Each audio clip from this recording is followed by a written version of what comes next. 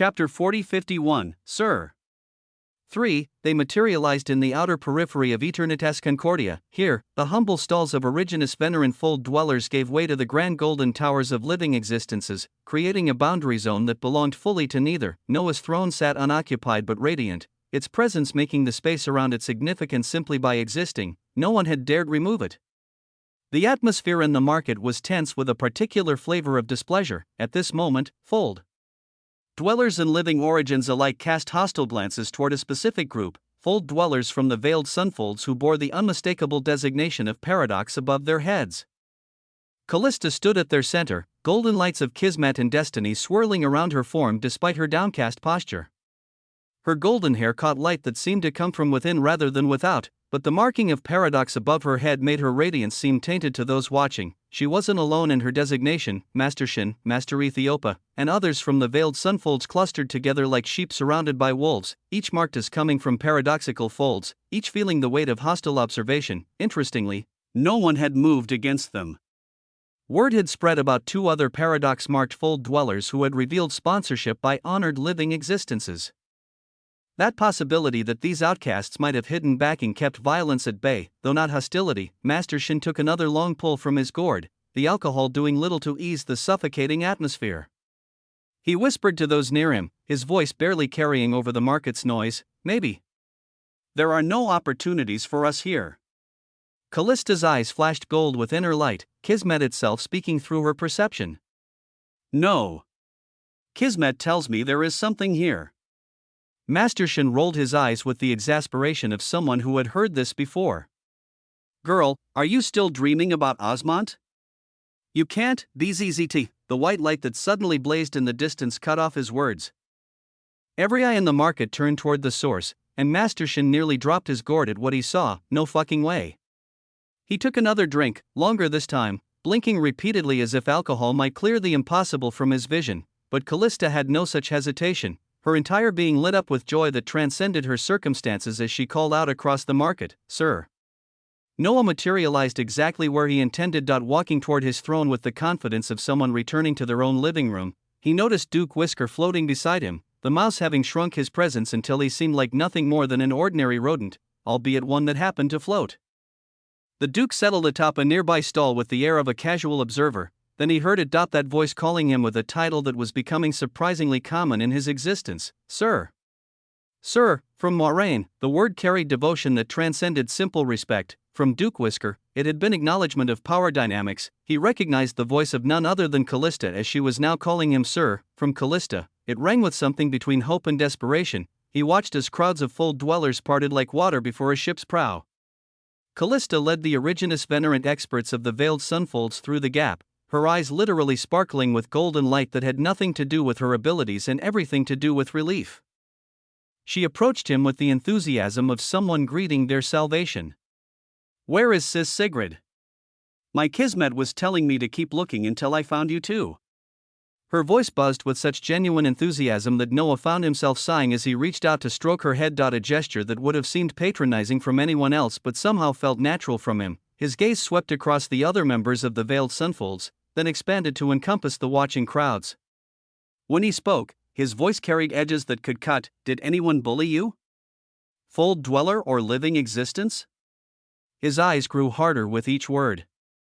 "If they did, the thread didn't need to be completed." The marketplace erupted into motion as beings who moments before had been casting hostile glances suddenly remembered urgent business elsewhere. Fold dwellers scattered toward different stalls. Living existences found reasons to examine things in the opposite direction. The speed of their dispersal was almost comical, if not for what it revealed about Noah's current standing in Eternitas Concordia. Callista, Master Shin, and the others stared at this exodus with expressions that cycled through shock, confusion, and a desperate need for explanation. What had happened? Why did Osmont, a fold dweller just like them, inspire such fear in beings that should have been able to crush him without thought? "No," Callista said hesitantly, her voice small with confusion. "No one bullied us. They just watched." Noah nodded, accepting this. He moved to his throne with grace, settling into it as if it had been carved specifically for his form. His gaze swept across the marketplace. Trades are back on. His voice carried with the clarity of a bell through the market air. Anything from the doorways to the loom, especially herbs. And if I like them, a bowl shall be traded. With gestures, 2 radiant glass woks materialized beside him. Each one contained soup that gleamed with inner light, cut-up marine lifeforms swimming through broth that could elevate existence itself. Multiple stacks of golden bowls appeared as well. Callista and the others stood frozen, trying to process what they were witnessing.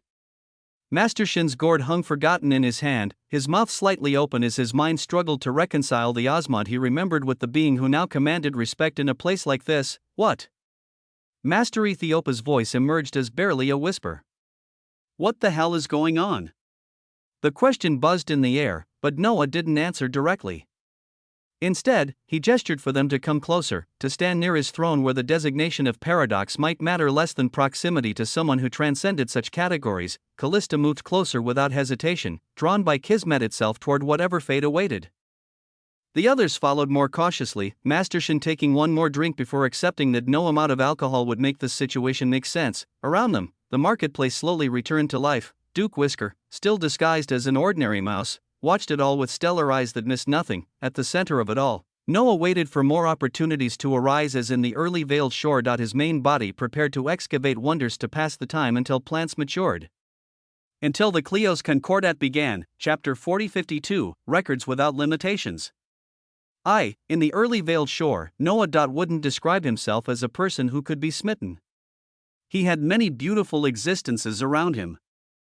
Beings he cared for deeply, loved in ways that transcended simple emotion, but smitten suggested something uncontrolled, overwhelming.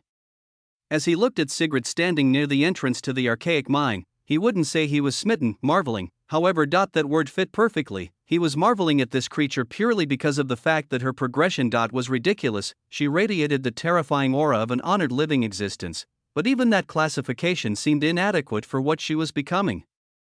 The white light of order that emanated from her organized everything it touched, making the chaotic patterns in the mine's entrance stones arranged themselves into perfect harmony.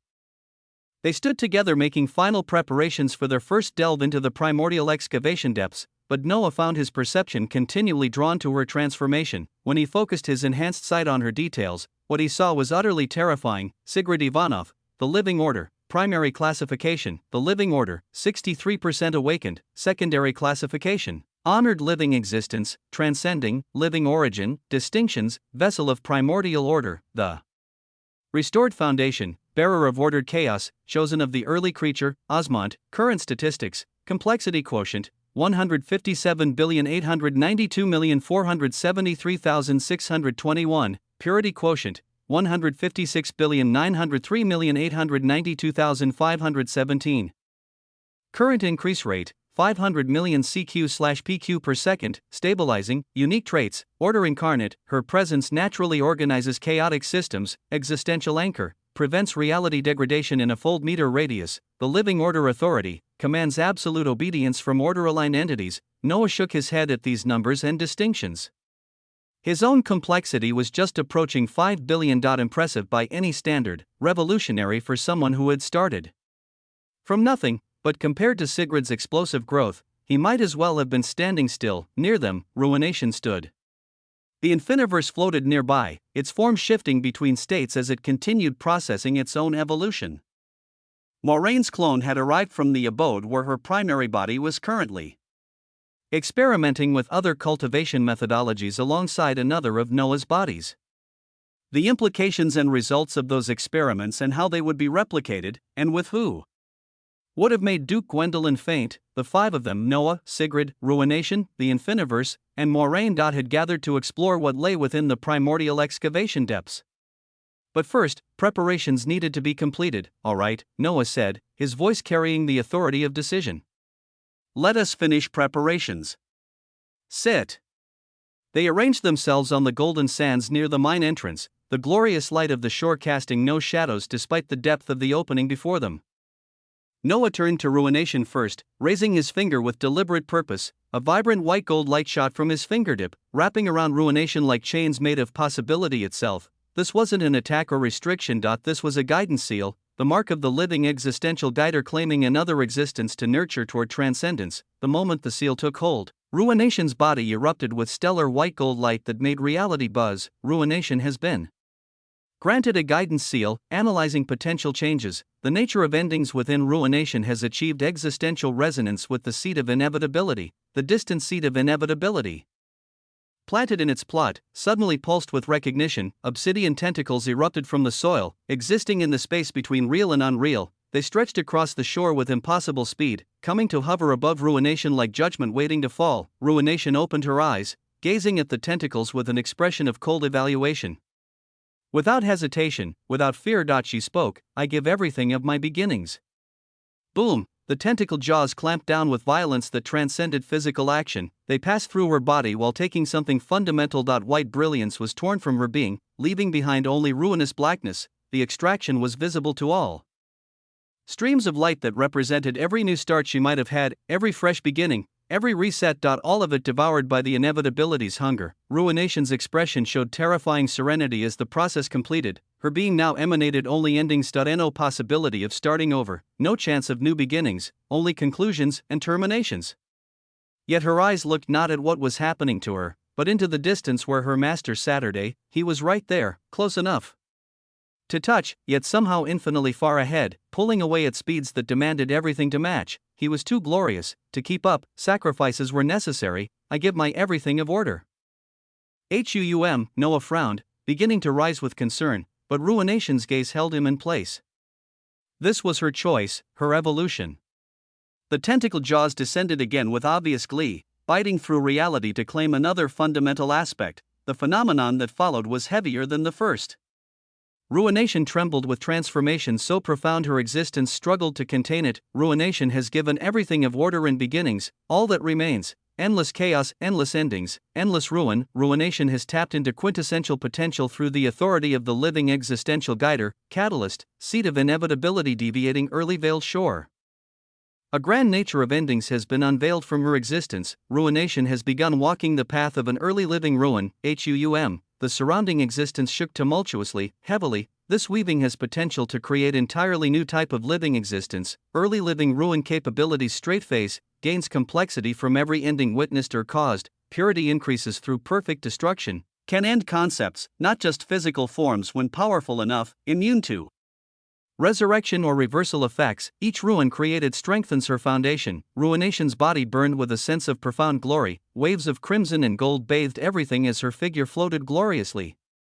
But it still seemed like she was not done, because on her forehead, a glorious glyph began to form. Due to the nature of her transformation, Ruination is ending all of her complexity and previous glyphs to the task of forming a Cleo's glyph of ruin. Effect. Touch brings inevitable ending to all things. Growth, exponential based on significance of endings. The early living Ruination, is completing a glorious and quintessential transformation, and is looking forward to embarking on path of endless ruin. The waves of crimson and gold slowly subsided, but they were no less grand. Chapter 4053, Records Without Limitations.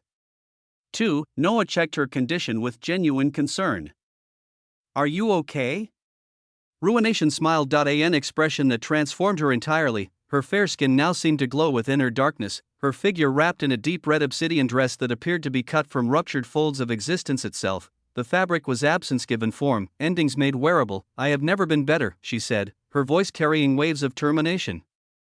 "For you, Master, I will chase endings all the way to the earliest folds. Where I need to." Noah shook his head with a mixture of pride and concern, then raised his hand to release multiple rays of white gold light. The guidance seal shot out like stars being born, seeking every existence within the early veiled shore. Henry, Kazuhiko, Emperor Penguin, Adelaide, Athena, Anna, Barbados, his mother, everyone who had chosen to follow him into impossibility. Scintillating lights landed on all present, each seal adapting to its recipient's nature. Some blazed bright, others dimmed to match quieter natures, but all carried the same fundamental blessing. The guidance of one who could lead living existences to transcendence. Noah turned to the Infiniverse, whose form had been shifting with increasing calmness since witnessing Ruination's transformation. "You're up next." The being that was the consciousness of the Infiniverse wheel itself trembled with anticipation. What would it give away? What would it become? The possibilities were infinite.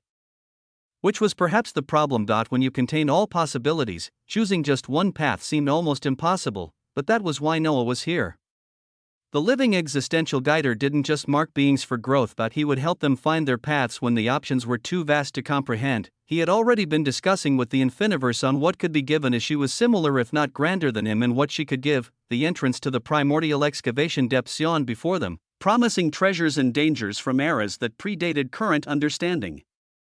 But first, his people needed to be prepared for what they might face. After all, you couldn't mine the bones of existence without being ready for existence to object. Noah gazed at the Infiniverse, the manifestation of the Infiniverse wheel of existence that held the early veiled shore at its very center. She stood before him as the consciousness of structure itself, the awareness that had developed within the framework that housed countless existences. Her spokes were all frequencies of existence containing countless domains of matter, dark matter, and antimatter. She was the architecture within which countless beings lived, loved, fought, and died without ever knowing their universe had consciousness, had will, had dreams of its own. The moment the guidance seal touched her, her body radiated waves of profound complexity that made the air itself reconsider its properties. Her entire existence pulsed, a pulse, such a simple thing, a pulse. Hearts did it billions of times without thought. Stars pulsed with radiation across eons. Even atoms vibrated with their own pulses. But this pulse was different. From this single pulse, the massive Infiniverse wheel of existence itself, hidden away in the null vein gravewake folds, shuddered with recognition. The tremor passed through every spoke, every frequency, every particle of matter and antimatter that comprised its incomprehensible bulk, and the early veiled shore, housed at the center like a heart within a chest, also pulsed in response. The Infiniverse rose from where she had been seated, and her ascension was revelation itself. Her dress seemed woven from existence's own dreams. Multicolored jewels that weren't merely decorative but functional, each one representing a different frequency she contained. They caught light that didn't exist, reflecting possibilities that might never be, creating an aurora of potential around her form. Her face carried the kind of beauty that transcended physical features. It was the beauty of music finding harmony after discord, of understanding dawning after confusion. When she spoke, her voice carried the resonance of billions of voices speaking in perfect unity. I give everything of my limitations. The words fell into the shore's atmosphere with weight that made reality reassess its rulings. Everything of her limitations, not some, not most, but everything. Noah's eyes blazed with glory of what she was attempting. A prompt materialized before his vision with urgency that suggested even the system that generated it was shocked. The Infiniverse has chosen to give an extremely fundamental part of her everything. Limitations define structure, boundaries, possibility itself. Without limitations, infinite expansion becomes possible. Without limitations, infinite collapse becomes possible. Warning. Outcome cannot be predicted. The tentacle jaws of the seed of inevitability flashed into existence. Above her, summoned by her declaration of sacrifice, but something unprecedented occurred. They didn't immediately chomp down. Instead, they hovered, almost hesitant, as if recognizing that what was being offered transcended normal feeding. The Infiniverse gazed up at them with regal certainty, no fear in her expression despite what she was about to lose. She raised her hands slowly, formally, as if conducting a ceremony that had been waiting eons to be performed. From her palms, something began to emerge. And it was not light or darkness, it was possibility itself crystallizing into form. It was every boundary she had ever possessed, every rule that kept her frequencies from colliding, every law that prevented her galaxies from occupying the same space, every limitation that made her finite despite containing infinity.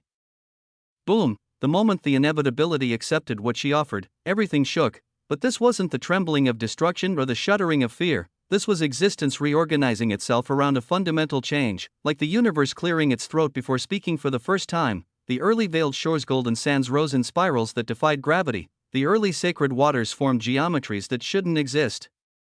Every tree, every plot, every construct began resonating with frequencies that had been locked away since before time was properly separated from space. Due to countless limitations being lifted, the Infiniverse is undergoing fundamental transformation.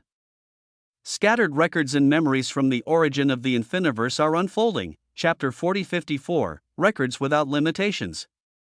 3. Brilliant multicolored waves of light continued to echo out across the early veiled shore as more prompts cascaded down. Without limitations to hide them, truths are becoming visible. Accessing archived data from collapsed timelines, records, and weavings of existence are being retrieved. A brilliant white light suddenly engulfed everything. It wasn't harsh or blinding, the light was the light of revelation, of understanding. Of veils being lifted, Noah found himself suspended in luminescence that had texture, that had meaning encoded in every photon. You are witnessing the history of what is now known as the infiniverse. Limitation removal has allowed access to memories thought permanently lost. Prepare for historical reconstruction. The white light began to resolve into something else, like fog clearing to reveal a landscape that had always been there, a record, a history. Noah found himself observing, witnessing with the clarity of someone watching the most important moment in history unfold. A scene began to construct itself from white light. He saw a vast stretch of land that dwarfed anything he had encountered. On it were silver-white glimmering sands. The silver-white sands weren't just beautiful, they were buzzing with potential. Each grain containing enough complexity to birth civilizations. Incandescent waters lapped at shores that extended beyond perception, while roiling mists wrapped around the edges like reality's own uncertainty about where this place ended and impossibility began. But paradise had been violated. Thousands of massive marine lifeforms. Ancient species whose very existence predated the categories used to classify life. Lay with their titanic bodies torn open. Their wounds weren't clean cuts but tears in existence itself, as if someone had reached into reality and pulled these creatures apart at the conceptual level. Their blood, crimson gold and luminous, painted the sacred waters with evidence of catastrophe. The land itself bore witness to destruction. Vibrant trees that might have been the ancestors of every tree that would ever grow lay shattered, their branches reaching toward skies that could no longer shelter them. Farmlands that had been cultivated with patience measured in eons were soaked with that same crimson gold blood, their carefully tended rows now graves for ambitions that would never fruit. Structures rose from this carnage like accusations, totems that touched clouds and anchored themselves in the world's foundation stood cracked but defiant. Ancient buildings whose architecture suggested purposes beyond simple habitation lay in various states of collapse. Geometric constructs that might have been art or might have been technology or might have been both sprawled across the landscape. Some still humming with dying energy, but it was the corpses that truly told the story. More than a dozen early creatures lay scattered across this continental expanse. Some had been cut in half with such precision that their severed portions still seemed to be trying to reconnect. Others showed signs of being unraveled and undone, their very existence being pulled apart thread by thread until nothing coherent remained. Still others displayed a more terrible fate, the complete decimation of the concept of existence within them, leaving bodies that were physically intact but fundamentally absent. Amidst this ocean of endings, a single early creature remained alive. She knelt in the blood-soaked sand, her dark hair falling past her shoulders in waves that seemed to move with their own sorrow, her eyes dark pupils that spoke of depths without end, freely streamed golden tears that fell to mix with the blood below. Each tear that fell seemed to carry within it the weight of witnessing everything you loved become nothing. She wasn't looking at the carnage around her. Her gaze, filled with hatred that transcended emotion to become force itself, was fixed on 9 figures standing before her, 9 early creatures, each bearing bone weapons. These weren't simple armaments, they were tools carved from the bones of existence itself, each one containing an entire fold within their structure. Compressed existence weaponized and wielded with casual certainty. Why? Her voice cracked on the single word, then strengthened with rage that could have birthed wheels of existence. Why would you do this? They were farmers, scholars, wanderers. We had no part in your wars, your weavings, your grand designs. The leading early creature among the 9 stepped forward slightly. Age wrapped around him like a cloak, but it was the age of mountains, of concepts, not weakness. When he spoke, his voice carried the weight of someone who had made peace with atrocity. Why does anyone do anything? The question seemed genuinely philosophical rather than dismissive. Some act because they want to. Desire driving decision. Others act because they are commanded. Duty overcoming preference. All of existence operates on these 2 principles. Want or must. Choice or compulsion. He gestured at the devastation with his bone weapon, the movement causing reality to ripple. We wanted to let you be. Your shore was beautiful, productive, peaceful. But we must do this. The equation is simple when reduced to its components. The kneeling early creature's expression shifted from grief to something sharper. So, who is commanding you? Who has the authority to order this massacre? The silence that followed was heavy with reluctance. The 9 early creatures exchanged glances that suggested they wished this question hadn't been asked. That naming their authority would make their actions even more real. Finally, the leader spoke, his voice heavy with the weight of truth that couldn't be avoided, the living paradox. Boom, the name fell like a stone into still water, creating ripples of implication that spread outward endlessly. Why would the living paradox want this? What was it doing now? The kneeling early creature paled, her tears stopping as shock overwrote grief. Her teeth ground together with force that could have powdered diamonds, then she laughed out a sound devoid of humor but full of defiance. Legacy, she said, the word given weight by her approaching death. Every creature that has ever existed leaves one, whether they know it or not. Some leave legacies of creation, building things that outlast them. Others leave legacies of destruction, tearing down what others built. She looked at each of the 9 in turn, memorizing their faces. Your legacy will be one of obedience. You'll be remembered. If you're remembered at all, as the hands that held the weapons, not the minds that chose the targets. Pawns who confused following orders with strength. Chapter 40-55, Records Without Limitations. 4. Her gaze returned to the leader. The living paradox's legacy will be one of fear. They command because they're terrified of what exists without their control. Every tyrant's legacy is ultimately fear dressed up as strength. She pressed her palms against the blood-soaked sand, and something fundamental shifted in the air. And my legacy? My legacy will be one of defiance. The leader's eyes widened with sudden understanding. Stop her. But it was already too late. The moment her declaration completed, the continental stretch of land. This impossible early veiled shore that had sheltered so many. Began to crack, not just physically, though the physical cracks were visible enough, spreading like lightning across the landscape. These were conceptual fractures, existence itself choosing to break rather than be possessed. The shore split with violence that transcended destruction. Corpses of early creatures were flung in all directions like toys discarded by an angry child. The beautiful structures, the farmlands, the sacred waters. All of it shattered into fragments that immediately began flying apart, driven by the force of a dying early creature's final act of rebellion. Noah watched as his perspective followed one particular fragment. It shot away from the devastation like an arrow loosed from reality's bow, carrying within it a seed of what had been. He felt time compress and stretch as he watched this fragment's journey. Eons passing in heartbeats.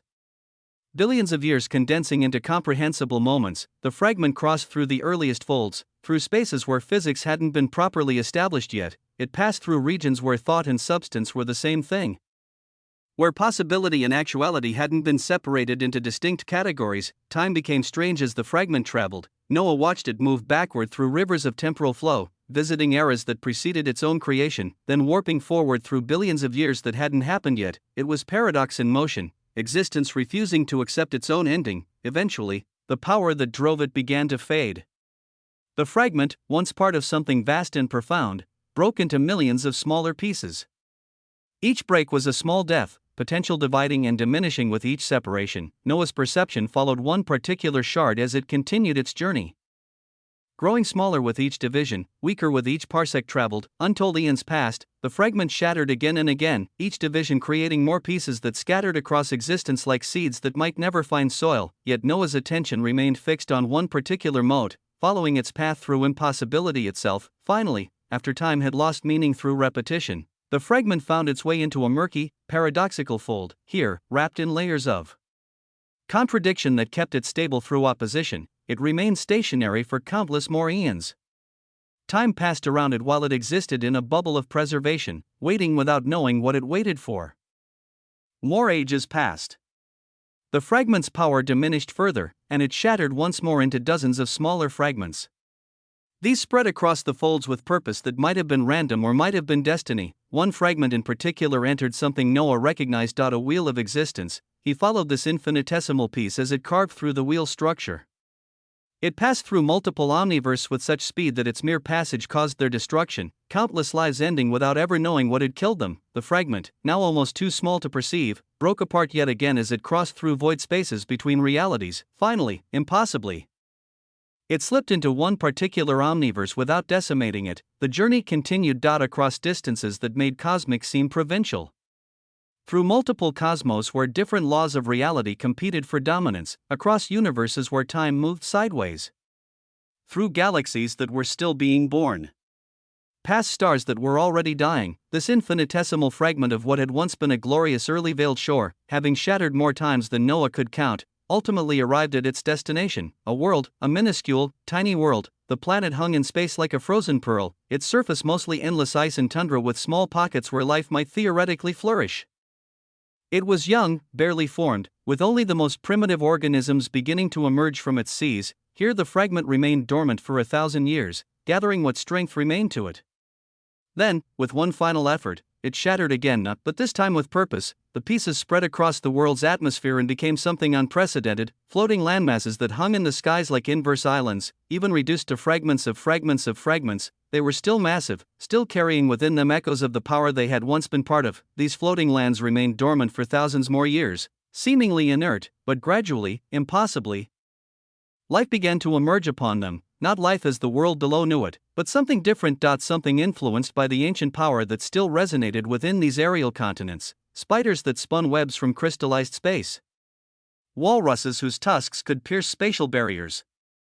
Mammoths whose trumpeting created small tears in reality. Penguins that were unfathomably arrogant and prideful with their beaks raised high. These creatures mutated, evolved, developed in ways that shouldn't have been possible. On one particular floating landmass, they became more than animals. They became intellectual beings, capable of thought and planning. Noah's perception focused on one particularly arrogant penguin.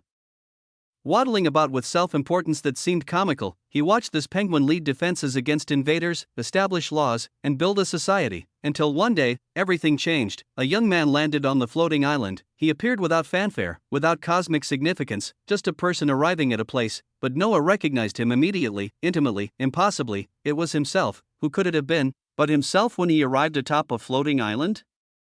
Atop the spiritual land of Thr Beast World. Boom. The memory shattered like glass struck by a hammer of truth. The vision fractured, scattered, dissolved back into the white light from which it had emerged. Noah found himself back in his early veiled shore, his perception returning to the present as prompts cascaded before his eyes. The record of the origins of the infiniverse wheel of existence has ended. The infiniverse began as a fragment of a shattered early veiled shore. That shore was destroyed through the actions of 9 early creatures under the living paradox's command. The defiant legacy of its original owner lives on through the infiniverse. The infiniverse has witnessed its own origin and accepts its nature, transformation continuing. The infiniverse stood before him, her form now radiating something beyond what she had been. Without limitations, she had become possibility itself. Not infinite, but indefinite, capable of becoming whatever was needed. I remember now, she said, her voice containing multitudes of understanding. I remember being a shattered piece of countless shattered pieces. I remember traveling. I remember becoming less. To eventually become more. She looked at Noah with eyes that held the weight of eons. And I remember when your feet landed on the spiritual land, Master. I remember. Chapter 4056, Osmantian. The infiniverse remembered the day he had walked onto her for the first time, not the grand consciousness she had become, but the small floating spiritual land she had been in that frozen beast world. The memory blazed through her with clarity that transcended simple recollection. It was carved into her fundamental nature. The moment everything changed, she moved toward Noah. When she reached him, she lifted him from his seated position on the golden sands with hands that contained frequencies, yet touched him with infinite gentleness. I had been a shattered piece, she said, her voice carrying melancholy. A fragment of countless other fragments that had been losing their luster since the earliest folds. Each break made me less. Each division reduced what I could become. Her eyes, those windows into infinite possibility, gazed at him with intensity that transcended gratitude. With the passage of more eons, the spiritual lands in that beast world and in other places, all those shattered fragments would have lost more energy. We would have broken again and again until we were nothing. Dust to dust. Ashes to ashes. Memory of memory. That was the future that should have happened. She paused, her hands still holding his as if afraid he might disappear if she let go, but then an anomaly appeared. As she spoke, she began to lower herself, and Noah immediately shook his head, gesturing that she didn't need to do this. But the infiniverse continued her descent until she knelt before him, her form radiating regality even in submission. An anomaly with infinite mana stepped onto a spiritual land, and impossibilities became real. Limitations that had defined existence since the earliest folds suddenly meant nothing. Her voice grew stronger, more certain. Today, I broke off and gave away my limitations to that seed, but truly, the day you became my owner, the day you attained ownership of that small spiritual land, I was already free of limitations. She looked up at him, her eyes containing depths that held glory. I was saved from another shattering. From dissipation. From becoming nothing. While still kneeling, the Infiniverse took Noah's right hand with both of hers. She brought it to her lips with calm reverence, pressing a kiss to his hand that sent brilliant white gold light erupting between them. The moment of contact created resonance that made existence itself take pulse. Her complexity surged exponentially, each second multiplying what she was, what she could become. Across the early veiled shore, the sacred totems responded to this moment. They rang without being struck, their bells creating harmonies that shouldn't exist. Each tower sang its own hymn, yet somehow they wove together into something greater. A song of recognition, of transformation, of possibility finally achieving its potential. The Infiniverse words continued, I could have been many things. From a spiritual land to a world. From a universe to a cosmos. I could have been an omniverse, a reality, a wheel that held other wheels. She pressed his hand against her forehead, the contact making reality shimmer. But none of those things could have happened without you. The light between them intensified, creating aurora that painted the shore in colors that had no names. It was magisterial, even though I was a piece of a shattered early veiled shore. Even though I carried within me echoes of that ancient power, that was not the main reason I stand where I am today.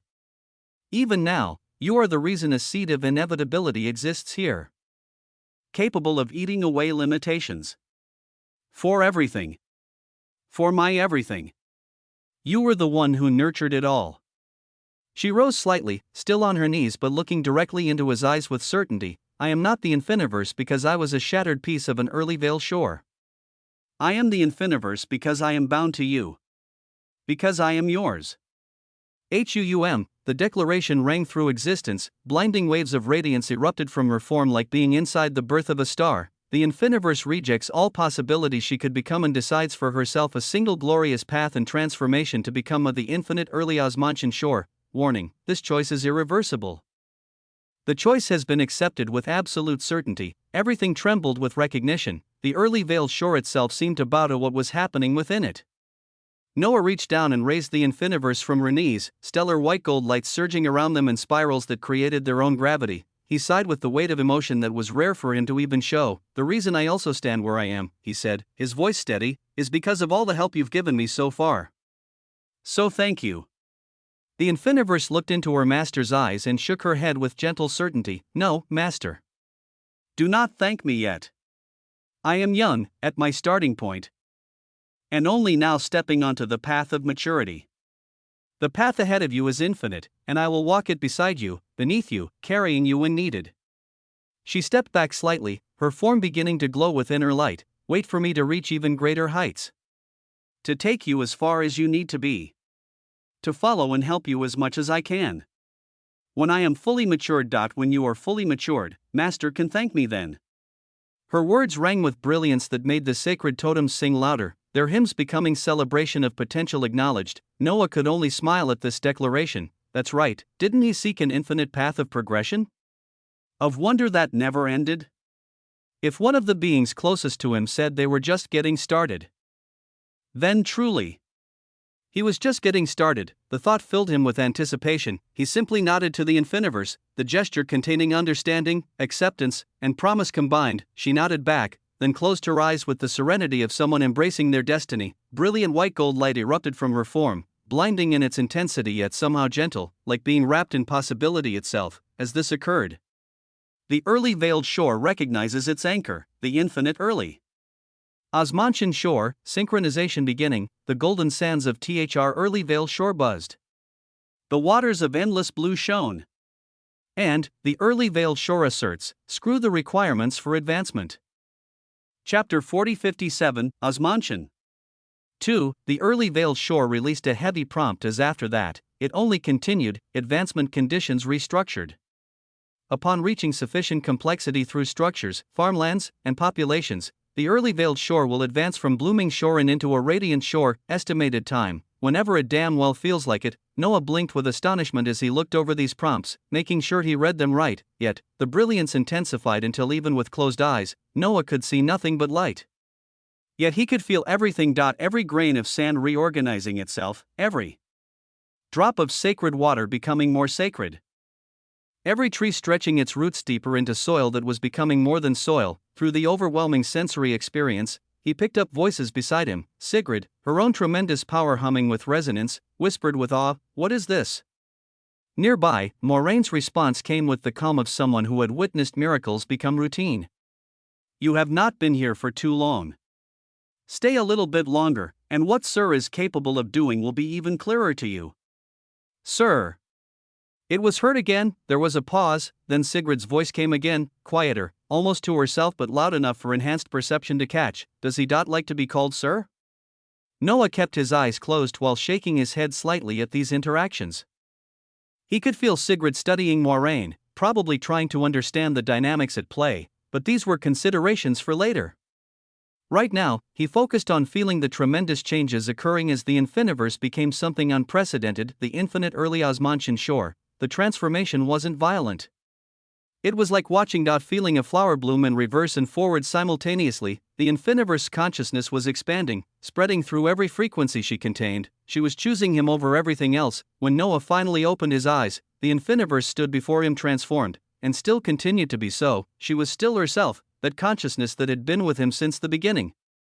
But now she was also becoming something more, the infinite early Osmantian shore. At this time, she looked at him once again. "Master," she said, and the word carried new meaning, new tyranny, new quintessence. Around them, the early veiled shore, the collaborative space they had created together, hummed with potential that made the impossible seem like a starting point. They were, all of them, just getting started. The rich and the poor in existence. There have always been the rich and the poor, separated by more than wealth. Divided by a veil of understanding so complete that neither side could truly comprehend how the other lived. The poor imagined the rich as freed from all worry, swimming through life on currents of gold. They couldn't conceive of the particular anxieties that came with abundance. The paranoia about who truly cared for you versus your resources, the weight of maintaining what you'd gained, the hollow echo in rooms too large for any voice to fill. The rich imagined the poor as simply lacking what they had, not understanding that poverty created its own culture, its own innovations, its own forms of wealth that couldn't be measured in currency. They couldn't grasp the richness of community born from shared struggle, the creativity that emerged from limitation, the particular freedom that came from having nothing left to lose. Neither side truly saw the other. The veil between them wasn't just economic. It was existential. But then there were those who lived inside the Infiniverse. Here, rich or poor meant nothing. There was only power, and power was abundant to the point of absurdity. Deep within the Infiniverse, inside a particular frequency of existence that hummed with its own laws of physics, stretched a world that defied understanding. This was a planet that had decided to be the size of a cosmos, and yet it remained a solid stretch of land that extended for untold light years in every direction. Upon this impossible expanse lived quintillions of beings. A number so vast that counting them would take longer than most civilizations existed. In one small corner of this world, small being relative when a corner could be larger than most solar systems, rose a citadel that housed mere millions. The air itself was thick with golden manna of Helios, so concentrated that breathing was like drinking liquid power. Occasionally, the oversaturation would spontaneously manifest as elemental sprites, beings of pure manna that flickered into existence, giggled with voices like ringing bells, then dissolved back into the atmosphere. At the edge of the citadel stood a two-story building that would have seemed modest if not for the fact that its walls were carved from crystallized space and its windows opened onto different seasons simultaneously.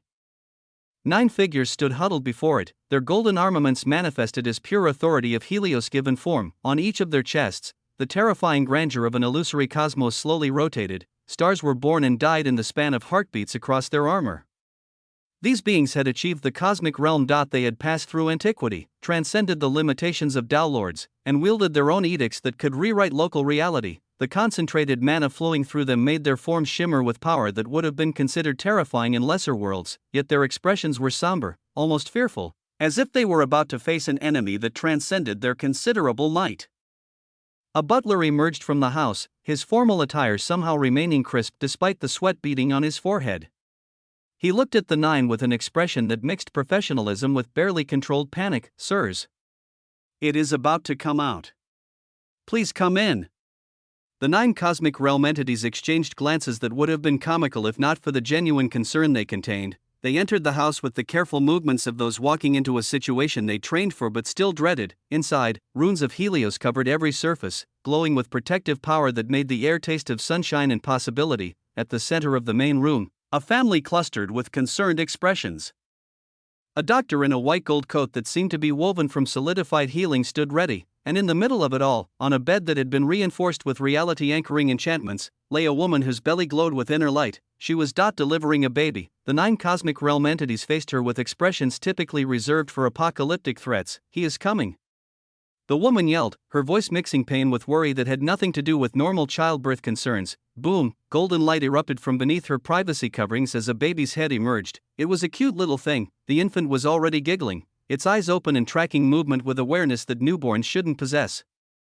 More concerning were the tendrils of energy that immediately began gathering around the child, drawn like iron filings to a magnet. Get ready! One of the cosmic realm beings shouted. The first 5 seconds of life are the most dangerous. They positioned themselves strategically around the room as an immense influx of energy poured into the newly born baby. Then, with a pulse that made reality hiccup, a terrifying aura erupted from the infant. On its tiny chest, a galaxy blazed into existence. A newly born baby had achieved the cosmic realm. Chapter 4058. Everything has its uses. The infant giggled. A sound that was objectively adorable yet carried undertones that made the 9 warriors tense. Its mother smiled with the exhausted joy of successful childbirth, seemingly unconcerned that her baby possessed power that could shatter continents. The leader of the 9 roared with the urgency of someone who had seen what happened when they weren't fast enough. Get ready! Boom! The baby looked around with eyes that contained swirling nebulae, took its first step, and it was not a crawl, it was a step through space itself. Cracks spread across the reinforced floor as the infant shot toward a wall with the speed of a cosmic projectile. One of the cosmic realm entities materialized instantly, a golden shield of pure Helios authority manifesting to contain the baby's trajectory. The infant bounced off, completely uninjured, laughing with the pure joy of play. What followed was controlled chaos. The baby flew around the room, trying to headbutt everyone and everything with the enthusiasm of a puppy that happened to possess reality warping power. The 9 entities worked with practiced coordination, containing each movement, reinforcing walls before impact, creating barriers of solidified space to prevent the infant from accidentally demolishing the house and then citadel. This wasn't unusual. This was life in the Infiniverse. Babies could be born at the universal realm or cosmic filament realm, arriving in existence with power that took others years to achieve. Specific squads of adventurers were formed not to fight dragons or demons. They were formed to contain newly born entities until they developed enough cognizance to understand concepts like please don't accidentally shatter the neighbor's house. It was a system that worked, mostly. The casualty rate for houses in cities was astronomical, but actual injuries were surprisingly rare. As such a wonder was occurring, without warning, white gold light bathed everything. The transformation of the Infiniverse into the infinite early Osmantian shore sent ripples through every frequency, every world, every impossible corner of its vast expanse. In that one house, as the baby continued its rampage of joy, one of the cosmic realm entities cursed with the frustration of someone whose difficult day had just gotten worse. What is it now? What is it? The answer came in sensation. The atmospheric golden manna throughout the citadel, already so dense it was nearly solid, suddenly doubled. The baby, mid-flight toward another wall, suddenly blazed brighter as its single cosmos began to grow larger, but so did the cosmos of the hunters. The mother was in wonder. The doctor, maintaining professional composure despite the chaos, checked his instruments that turned out to be utterly useless. The baby, now possessing a larger cosmos on its chest and power that could reshape star systems, giggled again and tried to eat one of the containment shields. It was a glorious scene. The Infiniverse held many wonders, countless miracles that would have been impossibilities anywhere else. Entire civilizations that existed in the space between heartbeats. Cities built from crystallized manna. Oceans of liquid time where philosophers went fishing for concepts, and life inside of it was unfathomably grand. Even the mundane, like birth, became exercises in controlled catastrophe. Even the simple act like containing a baby required power that could reshape worlds. This was what it meant to exist inside something that was the Infiniverse, that had been nurtured by someone with infinite mana, that had chosen to become something unprecedented. In the Infiniverse, now the infinite early Osmantian shore. Power wasn't just abundant, it was the baseline for existence itself. far from the infiniverse, in the transcendent paradoxical folds where reality questioned its own rules, the doorway to the loom stood. The living origins had departed, leaving behind only the taste of failure in air that shouldn't have taste. Now the living paradoxes moved through the space, following Duke Schrödinger as he walked the winding obsidian crimson pathways with the air of someone strolling through a garden. Duke Elagabalus floated beside him, his radiant obsidian crown rotating above his head like a captured black hole. The crown cast shadows that existed in more dimensions than light should create, and his expression carried the weight of someone processing disturbing information. The weavings of paradox within this doorway, he began, his voice measured and grim, they're forever altered. Look at how it flows now. In patterns, in sequences that repeat and resolve. The chaos that should define this space, the wild unpredictability that makes paradox what it is. He gestured at the walls around them, where white light had left its mark like scars on reality. It's been made ordered. Tamed. This isn't how paradox should behave. Schrödinger nodded calmly at this assessment, his beggar's appearance somehow making his lack of concern more pronounced. He continued forward with steady steps that suggested he had expected this. Duke Davidicus approached from behind, her form radiating power that seemed barely contained by existence itself. She had leaped from honored living existence to Duke with speed that defied normal progression, and even now her authority continued to expand into realms that made other dukes observe her closely. When will we put the animated corpse of the early creature into play? Her eyes blazed as she spoke, intensity making the air around her waver. I have all this power, yet I feel stifled that I cannot even use it properly. With the animated corpse, reaching the loom will be. Schrödinger shook his head. The gesture so simple yet carrying enough weight to stop her mid-sentence. Davidicus frowned, her carefully maintained composure cracking slightly. She held her emotions back. Everyone here knew the terrifying power Schrödinger wielded, had seen glimpses of what he could do, but in her current position, with the power she now commanded, did she truly have no say? She alone controlled that animated corpse of an early creature. Surely that counted for something, as if reading her thoughts. And perhaps thoughts were just another paradox he could observe. Schrödinger turned to look at her directly, his eyes, ancient despite his beggar's appearance, contained depths that suggested he had seen this scenario play out before. Many times, with many different players. Do you feel powerful now? His question emerged with the gentleness of a teacher addressing a student who had learned just enough to be dangerous. Do you believe you can do anything? That with a mere corpse of an early creature, even the loom will be within your grasp? Chapter 40-59, Everything has its uses. 2. Before she could respond, 5 distant roars echoed through the twisted passages. The sound of inevitabilities hunting, their cries carrying paradoxes that made them simultaneously near and far, approaching and retreating. Schrödinger didn't even glance in their direction, his focus remaining entirely on Davidicus. Eons ago, in the earliest folds, even early creatures. Living ones, not animated corpses, could not enter the loom. Living existences tried and were turned away or transformed beyond recognition. Fold dwellers who attempted it simply ceased, edited out of possibility. He began walking again, forcing Davidicus and the others to follow as the roars grew closer. Now you have obtained a corpse. Not even a complete one, but fragments held together by your will and paradox. Do you think this grants you the power of a genuine early creature? Do you believe you can walk across the folds unfettered? That nothing can kill you now? His voice carried no mockery, only the patient tone of someone explaining why fire burns to a child who had just been mesmerized by pretty flames. Do not be drunk on power, O Davidicus. That intoxication has killed more beings than all the wars in existence combined. Boom, 5 inevitabilities burst from the twisted space ahead, their forms writhing masses of tentacles that existed in states that predated the separation between is and isn't. Several dukes immediately prepared to engage them, paradoxical energies beginning to manifest, but Schrödinger raised one hand, a simple gesture that carried absolute command. Everyone stopped. He floated forward alone, approaching the inevitabilities with the confidence of someone greeting old friends. Davidicus clenched her fists, her expression ashen.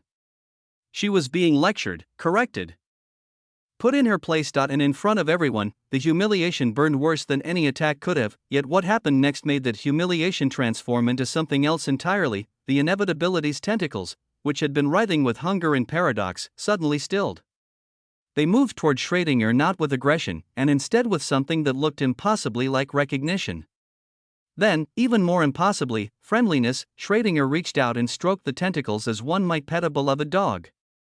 The gesture was so casual, so natural, that it took several moments for the observers to process what they were seeing. This was just the tip of the power Schrödinger possessed.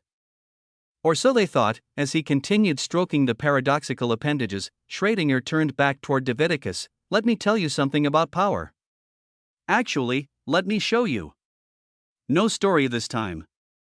His smile contained layers that contradicted themselves. Go ahead. Use your newfound strength that you draw from that little corpse, and attack me. The challenge buzzed the air like a paradox waiting to resolve. Davidicus felt her confidence evaporate. She looked toward Duke Elagabalus and the others, seeking support or perhaps hoping someone would intervene. But when her gaze met theirs, they turned away with the synchronized precision of those who wanted no part in what was about to happen. She sighed, frustration mixing with apprehension, and turned back to face Schrödinger. Her body began to seethe with terrifying obsidian waves mixed with white radiance. The paradoxical power of death-given motion, authority that could unmake existence itself. She gathered this power, feeling it course through her with intensity that made her feel truly invincible. This was the might of an early creature, even if borrowed from a corpse.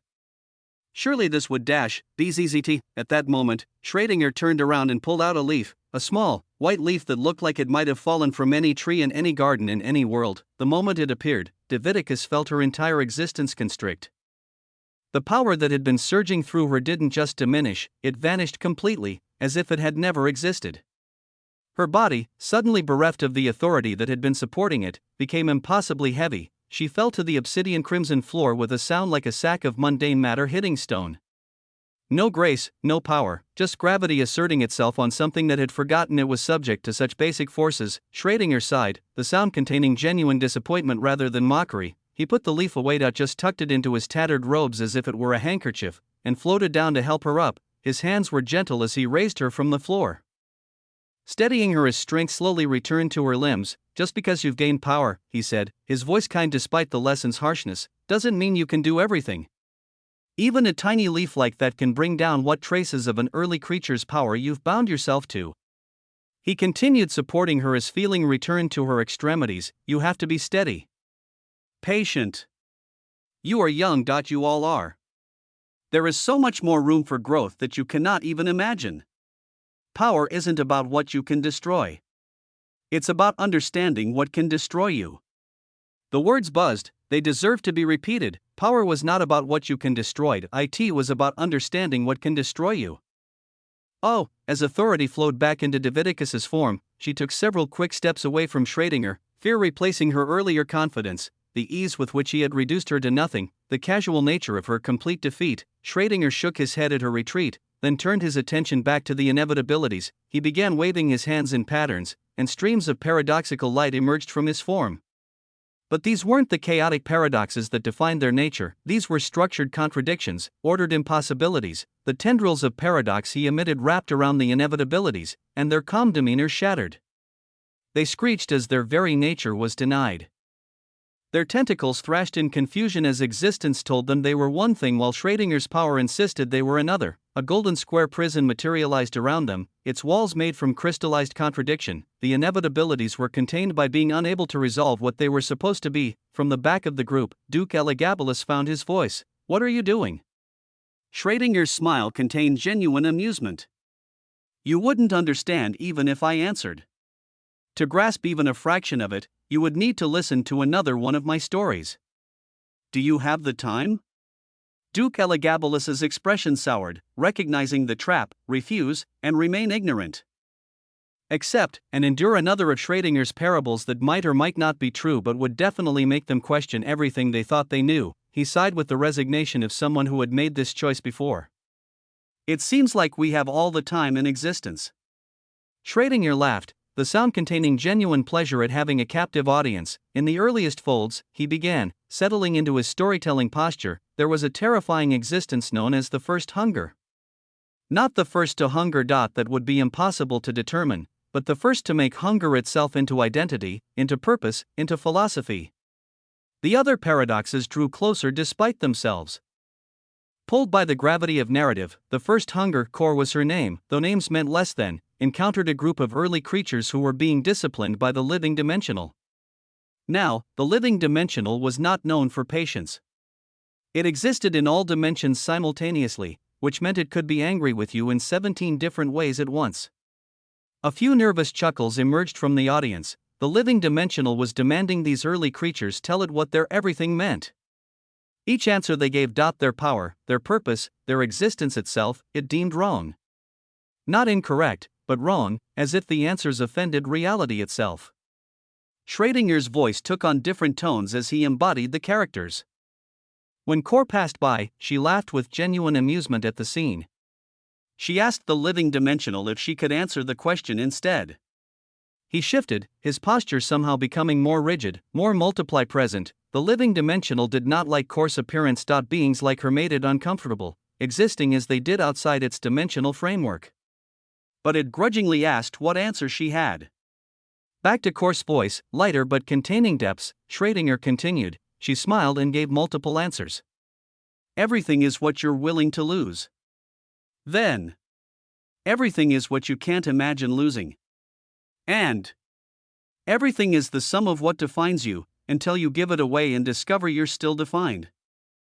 The gathered paradoxes listened with rapt attention despite themselves. Then Core looked directly at the living dimensional and asked if she should tell it what its everything meant.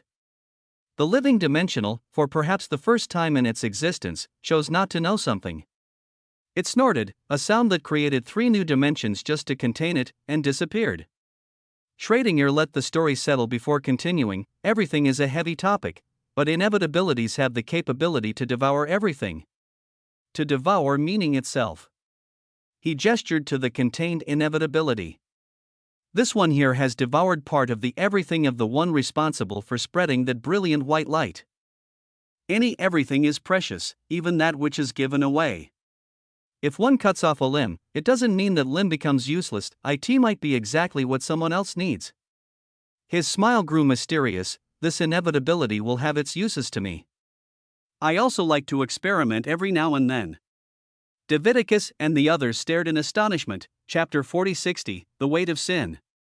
An inevitability could have its uses. The words hummed in the twisted air of the doorway like a paradox waiting to be resolved. The powerful living paradoxes gathered around Schrödinger stood in various states of bewilderment, their expressions ranging from confusion to contemplation, even after listening to his stories.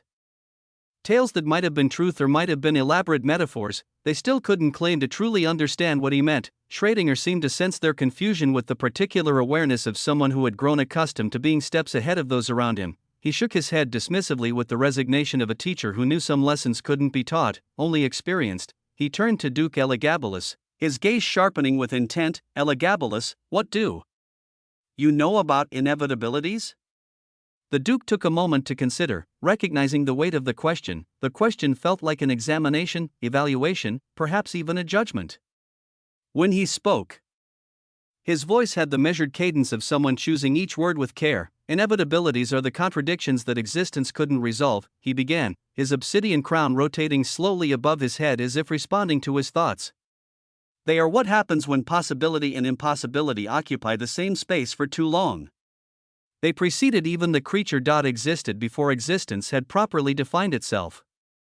He paused, gathering his thoughts like someone arranging pieces on a board only he could see. He seemed about to continue when Schrödinger nodded and began speaking out again, somewhat correct. Inevitabilities are hunger without satiation, seeking without finding, destruction without purpose. But somewhere along the line, and the histories disagree on when or how, there came to be a division. Mutated inevitabilities and regular inevitabilities. 1 will accept what you choose to give. The other simply takes, caring nothing for choice or consent. Schrödinger's smile bloomed slowly. Mutated inevitabilities and inevitabilities. He let the words settle into the space between them. Mutated. This is a unique word, don't you think? It implies change from an original state. Deviation from what should be. His expression grew more serious, the weight of ages pressing through his beggar's appearance, the sin that paradoxes carry. The sin of inevitabilities is intricately connected to our lives. He looked at each of them in turn, his gaze carrying questions that transcended simple curiosity. you all may not have been alive at a time when living paradoxes did not produce inevitabilities just by coming together. But I remember. I was there when it changed. The admission sent ripples through the gathered dukes. To have existed before paradoxes created inevitabilities meant Schrödinger was older than most could comprehend. Older than the current structure of existence itself. I think about it often, he continued, his voice growing softer but somehow more intense. Did we deserve this unique way of existence imposed upon us?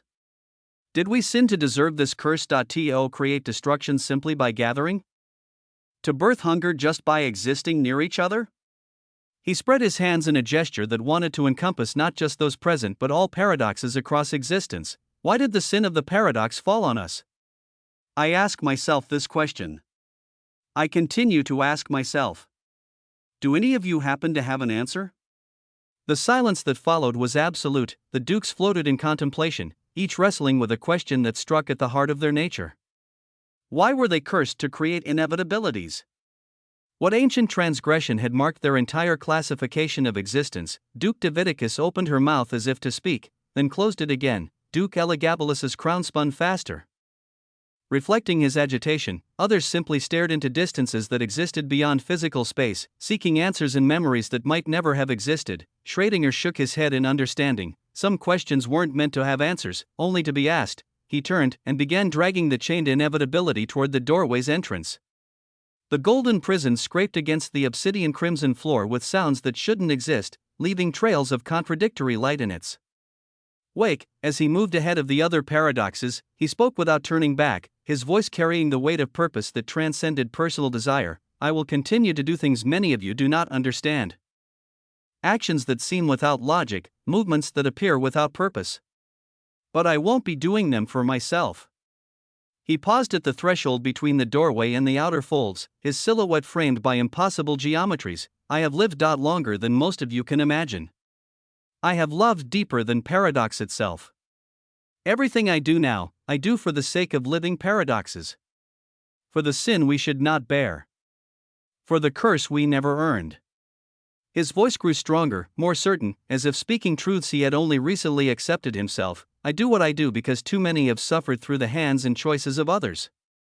Because decisions made in the earliest folds still echo through existence. Shaping fates that were never consulted about their shaping. I do what I do for all living existences, whether they know it or not. Whether they would thank me or curse me for it. Then, with a shift that was purely Schrödinger, his serious expression cracked into a self-deprecating smile. Or who knows? Maybe I'm doing it all for myself in the end. Such is life. Such is existence. We tell ourselves stories about our motivations and hope they're true. With those words, he disappeared through the entrance, dragging his imprisoned inevitability with him. The dukes of living paradoxes looked at each other with expressions that mixed confusion, respect, and the particular exhaustion that came from trying to understand Schrödinger. They sighed collectively. A sound that created small paradoxes in the air, and followed him once more. Among all the renowned living paradoxes in existence, few held as much pull and terrifying grandeur as Schrödinger. Whether they understood him or not, they would follow, because the alternative was missing whatever impossible thing he would do next. Chapter 4061, The Weight of Sin. 2. In Eternitas Concordia, Duke Whiskers sat atop the roof of a building with the casual air of a common mouse enjoying the view, but his stellar eyes were focused intently on the anomaly below. The being he considered either an early creature or one of the terrifying fold dwellers from the wandering territories. He watched as Osmond gave away multiple bowls of that precious soup, trading them for treasures from the doorways to the loom, but more interesting were the bowls he gave away. Freely. No trade, no bargain, just gifts to weak fold dwellers who seemed to know him. Duke Whiskers' perception pierced through surface appearances, reading the fundamental information of existence itself. These fold dwellers came from a paradoxical minor fold, and stemmed from the veiled sunfolds specifically. Their power levels were negligible by any standard that mattered. Yet Osmond treated them with genuine care, handing them bowls of treasure that could elevate existence itself. As they consumed the soup, their complexity and purity began surging upward with speed that would have cost fortunes to achieve. The mouse's whiskers twitched with thought. This behavior further validated the theory that Osmond was a powerful fold dweller from the wandering territories. They were known for their solidarity, their care for their own. But Duke Whiskers' instincts, honed across eons of existence, insisted it couldn't be that simple. There were layers here, depths that he hadn't yet fathomed. He found himself staring with perhaps too much concentration, his gaze carrying more power than intended. The weight of his observation must have registered, because Osmond looked up with a smile that suggested he had been aware of the scrutiny all along. "Do not stress and think about things too much," Noah called out, his voice carrying easily across the distance that should have muffled it. "Since I am in a good mood, I'm feeling generous, so you can have a bowl as well." Without waiting for a response, Noah scooped a bowl from one of the glass woks beside him. With a casual gesture, he sent it floating up toward Duke Whisker. The bowl was nearly 5 times the mouse's size, requiring him to adjust his position to receive it properly. Duke Whisker's eyes shone with genuine interest as he examined the contents. A stellar white gold soup that seemed to contain condensed possibility. Duke Whisker did not truly know what it was made of, but this single bowl held the meat of early living marine lifeforms that floated in early sacred water, creating a combination that shouldn't exist outside of the earliest folds. He knew not thr contents, but he gave Noah a simple nod of acknowledgement, recognizing the gesture for what it was. Then, with the practicality that defined him, he waved his tiny paws to produce a block of stellar cheese from wherever he kept such things. He dipped the cheese into the soup, watching it absorb the scintillating liquid. When he took that first bite, boom, his small body buzzed with resonance that went beyond simple nourishment. His existence itself was being refined, elevated, made more real than it had been moments before. He breathed out with contentment that transcended the physical, feeling determination crystallize within him like a new organ. Determination, he was filled with determination. That is good stuff. The words emerged with genuine appreciation. He continued eating, dipping block after block of stellar cheese into the soup with the focus of someone who understood they were consuming something precious. Around him, the busy market filled with fold dwellers and living existences watched the scene with bewilderment that bordered on outrage. This ridiculous merchant had just given away freely what others were offering treasures to obtain, first to unknown fold dwellers, now to what appeared to be a common mouse. What was the logic when he was simultaneously turning away others who came with significant offerings? They couldn't fathom it because they didn't understand the intricate web of weavings and power playing out before them. At that moment, Duke Whisker received a mental message from Duke Gwendolyn, her thoughts carrying frustration that blazed across the connection. "Duke Whisker, are you really of the stance to leave this as is? That is the living order. The young miss. She needs to be in the folds and care of living origins and nobody else." I say this knowing full well that we don't entirely know Osmond's origins, but he cannot get all this leeway. The young Mississippi, Duke Whisker shook his head, the gesture sharp enough to cut through her words despite her physical absence. He dipped another block of cheese as he formulated his response, ensuring each word would land with appropriate weight. "If you do not trust Osmond," he replied mentally, his voice carrying the patience of someone explaining something that should be obvious, "then trust the young miss." He took another bite, savoring both the soup and the point he was making. "You say she needs to do this or that? That she needs to be with the living origins? That she needs to follow all these prescribed paths? But that is what you believe she needs? If she truly is the living order, do you not think she knows what she herself requires?" Another dip, another bite. The soup really was exceptional. Simply trust in her judgment. "Do you think the living order would be moving with Osmond if she didn't want to? She should have sufficient power to leave whenever she chooses. If she doesn't even have the mere power to separate from someone like Osmond when desired, then she wouldn't truly be the living order. Would she?" He paused, letting that logic settle. "So simply. Trust in her. She is no child needing protection. She is order itself, choosing her path." In a distant place within Eternitas Concordia, Duke Gwendolyn received these words with an expression that cycled through several stages of emotion. Her features soured as she tried to find flaws in Duke Whisker's logic, but the argument was frustratingly solid. Chapter 4062, of Glory and Principles. She could only watch the distant scene of the man who had made her kneel for a drop of wonder. The memory burned, but as she examined it more carefully, she wondered whether maintaining hostility was wise when previously they had maintained a decent, even productive relationship. Her mind calculated possibilities with the speed of someone who had played political games for eons. He had the trust of the young Mississippi, now the trust of Duke Whisker. Duke Gwendolyn had lived long enough to see empires rise and fall on the strength of a few key relationships. She had witnessed friendships that reshaped reality and enmities that unmade folds. Words alone could forge or ruin everything. She clenched her fists, feeling the weight of what needed to be done. For the sake of the young miss, didn't she say she would do anything? If swallowing her pride and rebuilding bridges with Osmond was required, then that's what she would do. Not because she wanted to, but because necessity demanded it, all for the sake of order, for the sake of the young Mississippi. Okay. The word emerged as both acceptance and determination. She breathed deeply, then dove into the depths of her existence to rewire her mentality. It was a skill all long-lived beings developed. The ability to consciously adjust their perspectives when circumstances demanded it. Moments later, she reached out again, but this time her mental touch sought Osmond directly. No, she began, the correction showing her commitment to taking personal responsibility, wished to simply ascertain that the young miss is safe and to meet with her. What do you want in return for this? What do you want from the living origins? From a duke like me that I could provide? The message carried sincerity that cost her more than any treasure could have, but sometimes, the most valuable currency in existence was the willingness to admit you might have been wrong. In the market below, Noah's smile grew slightly wider, though he continued serving customers as if nothing had changed. He continued his movements with other bodies throughout existence, and truly, he was in a good mood at this moment. The transformation of the infiniverse into the infinite early. Osmantian shore was something worthy of celebration, far from Eternitas Concordia. In the early veiled shore, the overwhelming white gold light that had bathed everything began to dim, drawing itself inward to be contained within the infiniverse form. The light didn't disappear. It concentrated, becoming something more potent through compression. The infinite early Osmantian shore stands for the sake of elevating none other than the early creature, Osmont. The prompt buzzed before Noah's perception with weight that transcended simple notification. This was a declaration of singular dedication that reshaped what the infiniverse could become. During transformation, the infiniverse is dedicating emerging complexity as the infinite early Osmantian shore toward immediate assistance of her master, and is converging authority of all accumulated true sources in complexity of her transformation for the understanding of the failed seed of perpetual harvest.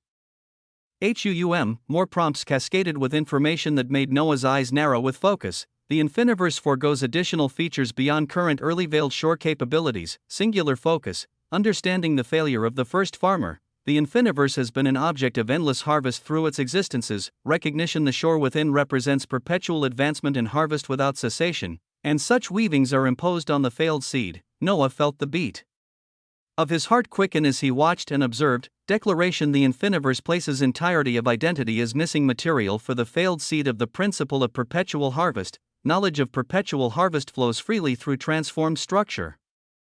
Noah looked with solemnity at the infiniverse, who stood tall and glorious in her transformed state. Her dress of multicolored jewels, each one a frequency made manifest, caught light of glory. She was possibility given form, and she had chosen to limit that possibility for his sake. She placed her hand over her chest, directly above where her heart would be if she were bound by such mundane anatomy. When she spoke, her voice carried the weight of absolute commitment. If I could give you my everything, Master, I would. Since I cannot, since everything is too heavy even for me to fully surrender, I will give everything I can for the things you want to achieve most. The declaration rang through the shore with the clarity of a bell that had never been struck yet always been ringing. The infiniverse stakes her everything on realignment and revitalization of failed seed. Her vast everything has been measured and found quintessentially sufficient and viable. Noah's eyes buzzed as he read the next prompt. Against all odds, the failed seed of perpetual harvest accepts weavings of perpetuity. The failed seed of the principle of perpetual harvest sheds its failure. The seed of the principle of perpetual harvest has been born. Boom, the moment arrived with force that made existence itself take notice. On the plot where the failed seed had rested in patient failure for untold eons, something unprecedented occurred. The seed began a change that transcended its own nature. A terrifyingly radiant green gold seed arose from the soil, its emergence causing ripples through reality that would be felt in places that hadn't been invented yet. The seed appeared as a golden core with a verdant leaf flowing behind and beneath it, as if the leaf were both shadow and throne, support and declaration. Titano, massive and ancient, felt his existence buzz with recognition that transcended memory. For the first time since his awakening, he felt belonging. Fundamental rightness. The aura emanating from the seed matched something within him, something that predated his consciousness, an aura of ancientness. The quality of having existed before existence properly organized itself. A glimpse of Data Principle, he looked toward Noah and the radiant infiniverse with an expression that his simple features struggled to convey. Was this actually home? Not just a place to be, but a place where his nature was understood, even celebrated. His eyes buzzed with possibility. Chapter 4063, of Glory and Principles. Two figures materialized near the floating seed with the ceremony of those approaching something sacred. Yashinami appeared first, her form resolving from possibility into presence. Her crimson eyes weapons and windows simultaneously, burned with longing and recognition that spoke of memories too deep for words. Her dark hair flowed like liquid night, and her dress seemed cut from shadows that had learned to be solid. Beside her, Hydron manifested with equal gravity. The goat's form might have seemed mundane if not for the weight of ages she carried, the knowledge contained in eyes that had seen the rise and fall of concepts themselves. Both gazed at the seed with expressions that mixed wonder and pain. Where they had come from. The shores of early creatures, the wandering territories, there had been glimpses of authority like this, the authority of a principle. But those had been fading echoes, dying lights of what once was. Would they truly witness something like that again here? Not just witness, but participate in its birth? Yashinami's voice emerged like a song that had been waiting eons to be sung. It echoed across the shore with haunting beauty that made existence and everyone else pay attention. Principles were there to protect when all else failed, she began, her words carrying the weight of witnessed truth. When early creatures hunted with hunger that knew no satiation, principles stood as shields for those who could not shield themselves. When inevitabilities devoured with appetite that transcended reason, principles were there to reverse what should have been irreversible. Dum. Dum. The beat LF glorious drums began to be heard. Her voice grew stronger, more certain, as if drawing power from memory itself. Principles cradled orphans whose parents had been edited from existence. They aided those whose need transcendence what help could provide. Principles established standing that could not be devoured, foundations that remained when everything else was stripped away. The poetry of her words created its own rhythm, its own music that resonated with something fundamental in the shore itself. As Yashinami's melody continued, the sacred totems began to buzz with sympathetic vibration. Their bells rang out a unique melody. Not the hymns they had sung before, but something older, more fundamental. Hydron began to move, her hooves creating rhythm on the golden sands. But this wasn't random movement. This was ritual given form, dance that had been choreographed before choreography existed. Each strike of hoof on sand echoed melodiously, creating counterpoint to Yashinami's words and the totem's bells. Rituals of old and early bloom once more. The early veiled shore is gripped with atmosphere of complexity and glory. Advent of seed of perpetual harvest elevated through ceremony, due to enabling its emergence. The infiniverse gains right to forge a glorious glyph. The Cleo's early living existential seed glyph of the principle of perpetual harvest. On the infiniverse forehead, light began to coalesce, not just any light, but the condensed possibility of what principles meant. The Cleo's glyph that began forming there wasn't simply powerful. It was conceptually overwhelming, a mark that declared its bearer had touched something that transcended normal hierarchies of power. The infiniverse herself had transformed further. She now floated above a verdant gold leaf that served as both throne and declaration, mirroring the leaf that supported the seed itself. The synchronicity wasn't coincidence but recognition. The seed acknowledging its savior by sharing its imagery.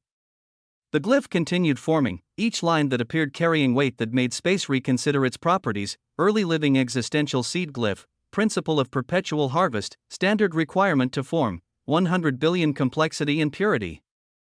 Grants utilization of 1% of the principle of perpetual harvest's power, due to actions bringing its fruition. The glyph forms naturally for the infiniverse. Infiniverse transformation enables automatic formation. Waves of brilliance erupted from the infiniverse, encompassing Noah in light that felt like being wrapped in possibility itself. Verdant gold leaves began blooming around him. Simply deciding to exist, as if they had always been there and were just now choosing to be visible. As the master of the infiniverse, early living existential seed glyph of the principle of perpetual harvest is available for construction. Reduced requirement for you, 25 billion complexity and purity. Noah's eyes blazed with tyrannical fervor as he read this. The possibility of accessing even a fraction of a principle's power. The implications were heavy. The seed of perpetual harvest burns with achievement and has began paying respect to its creator in failure and enabler of its success. A historical record of seed's purpose preparing for display. Record contains original intent and current actualization of the seed of the principle of perpetual harvest. from both the floating seed and the infiniverse transformed figure, green gold. Light flashed outward, it burrowed into the eyes of everyone present invitingly, carrying information too complex for simple communication. Even those in the abode of the early creature received this gift of knowledge. Historical record of seed of perpetual harvest shall unfold, all witnesses shall receive boons of harvest, before everyone's consciousness. The green gold light resolved into scene and substance, a history began to unfold before them, glory out scenes that many never even imagined. They found themselves observing, not traveling to but witnessing, the earliest folds, a place countless eons ago, when principles were ideas rather than forces. The scene that unfolded showed the first farmer in his element. He stood in a farming plot where green gold seeds grew in patterns that suggested mathematics given agricultural form. The first farmer himself appeared surprisingly humble, not the towering figure of legend but someone who looked like they had spent eternity working soil that existed before soil was invented. His hands showed calluses from handling tools that shaped existence itself, and his eyes carried the particular weariness of someone who had failed more times than success was possible. He held a single seed, cradling it with the care one might show a newborn universe. What I envision for you, he said to the seed. And impossibly, incredibly, the seed was listening, is to embody perpetual harvest. Not just endless growth, but the principle that effort invested should always yield returns. Effort invested should always yield returns. Chapter 4064, of Glory and Principles. 3. The seed pulsed with light that suggested consideration. I can grow without cessation, it replied, its voice like wine through grain that would never exist. I can ensure that what is planted always yields. I can make the soil rich regardless of its nature. The first farmer shook his head gently. That is mechanics. I speak of principle. When someone works towards something, anything, their effort should harvest results. When they plant kindness, they should harvest connection. When they sow knowledge, they should harvest understanding. You wish me to accelerate not just farming but existence itself. The seed said with growing comprehension. To make reality more generous with its rewards. Exactly. The first farmer's excitement made him seem younger, more vital. Imagine existence where trying always matters, where effort is never wasted, or even failure plants seeds for future success. You would make existence itself more fertile. Effort, trying, the seed pulsed brighter, its light carrying warmth that transcended temperature. I could speed the growth of not just plants but possibilities. Make patience yield results faster. Transform waiting from emptiness into active cultivation. Yes, and more, the first farmer continued, his words painting visions of what could be. You would be the principle that ensures harvest. Not guaranteeing success. That would break important lessons, but ensuring that something always grows from what is planted.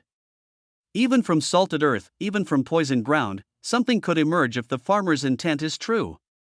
They continued this exchange, philosopher and possibility discussing what principle meant, but as their conversation reached its crescendo, the seed's light dimmed with sorrow. I am missing a critical component, it admitted, its voice heavy with the weight of incomplete potential. I cannot become a seed of perpetual harvest without a perpetual force of harvest driving me. The principle is sound, the mechanics are prepared. But the engine is absent. The first farmer's expression crumbled from hope to sorrow with speed that suggested practice. He had failed before. He would fail again. But this failure felt heavier because the success had been so close. He tried again, and still he failed. They watched such a thing happen again and again, until the first farmer cried. He cradled the failed seed against his chest, and when he spoke, his words carried the particular pain of dreams deferred. Even though I failed here today, there will come a time when principles bloom like weeds after rain. I will form seeds of principles one after another, until the very concept of principle must acknowledge my existence. His voice grew stronger, more certain. I will become the farmer of principles themselves.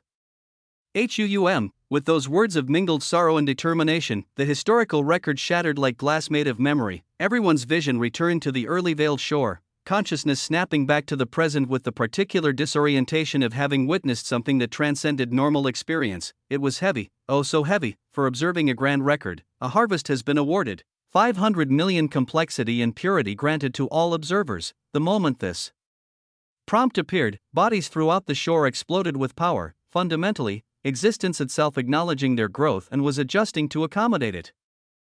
Sigrid gasped as her already tremendous complexity surged even higher, but this was not the main point of shock. She looked toward Noah with shock that transcended her usual composure, her eyes asking questions her mouth couldn't form. Beside her, Moraine maintained better control but couldn't hide the wonder in her expression as power flowed through her like rivers that had just discovered they were oceans. The early living existential seed glyph finished forming on the Infiniverse forehead with a pulse of completion that made existence acknowledge something new had been born. When she opened her eyes, waves of green gold brilliance exploded outward with force that was somehow both gentle and overwhelming. Early living existential seed glyph, principle of perpetual harvest, complete, HUUM, current access, 1% of the principle's authority, capabilities unlocked straight phase, harvest festival endowment, once per day, grant endowment to chosen target, complexity/purity gain based on recipient's existence and worthiness, minimum increase, 1 billion, maximum increase, undefined, perpetual growth field, 100-fold radius of accelerated development, all growth, physical, existential. Conceptual, increased by 10,000%, affects plants, beings, and concepts equally. Field moves with Infiniverse, effort multiplication, any work performed within sight gains exponential returns. Failed attempts plant seeds of future success, these seeds activate when conditions align, no effort is ever truly wasted, fertility beyond soil, can make anything capable of growth, ideas can be planted and cultivated, emotions can be farmed for power, concepts can be harvested once matured, recursive harvest, each harvest creates seeds for next harvest, each generation 10% more potent than previous. Can stack infinitely with patience, works on abstract concepts? The first farmer's blessing, daily blessing that prevents total failure. If something would fail completely, minimal success occurs instead, turns nothing into something small but real. Cannot be blocked or negated. Noah read through these capabilities with alarm that transformed into shock, then evolved into something approaching awe. The implications of even one of these abilities were staggering. Together, they represented power that was just The Infiniverse looked at him with eyes that contained universes of devotion. This, she said simply, will be one of my first gifts to master. The word first hung in the air with promise that suggested she was, indeed, just getting started. Around them, the early veiled shore itself seemed to pulse with new potential. The birth of a principle, even a seed of one, had changed something fundamental about what was possible here. The golden sands seemed more golden. The sacred waters seemed more sacred. The very air carried possibility that hadn't existed moments before. The seed of the principle of perpetual harvest floated in its plot, glowing with satisfaction of purpose finally achieved.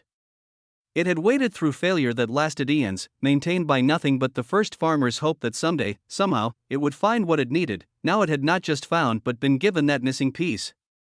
The Infiniverse nature as perpetual force, Noah's manna as a perpetual force. Infinite, growing, expanding, never ceasing. Had been exactly what was needed. Chapter 4065, Effort. In the early veiled shore.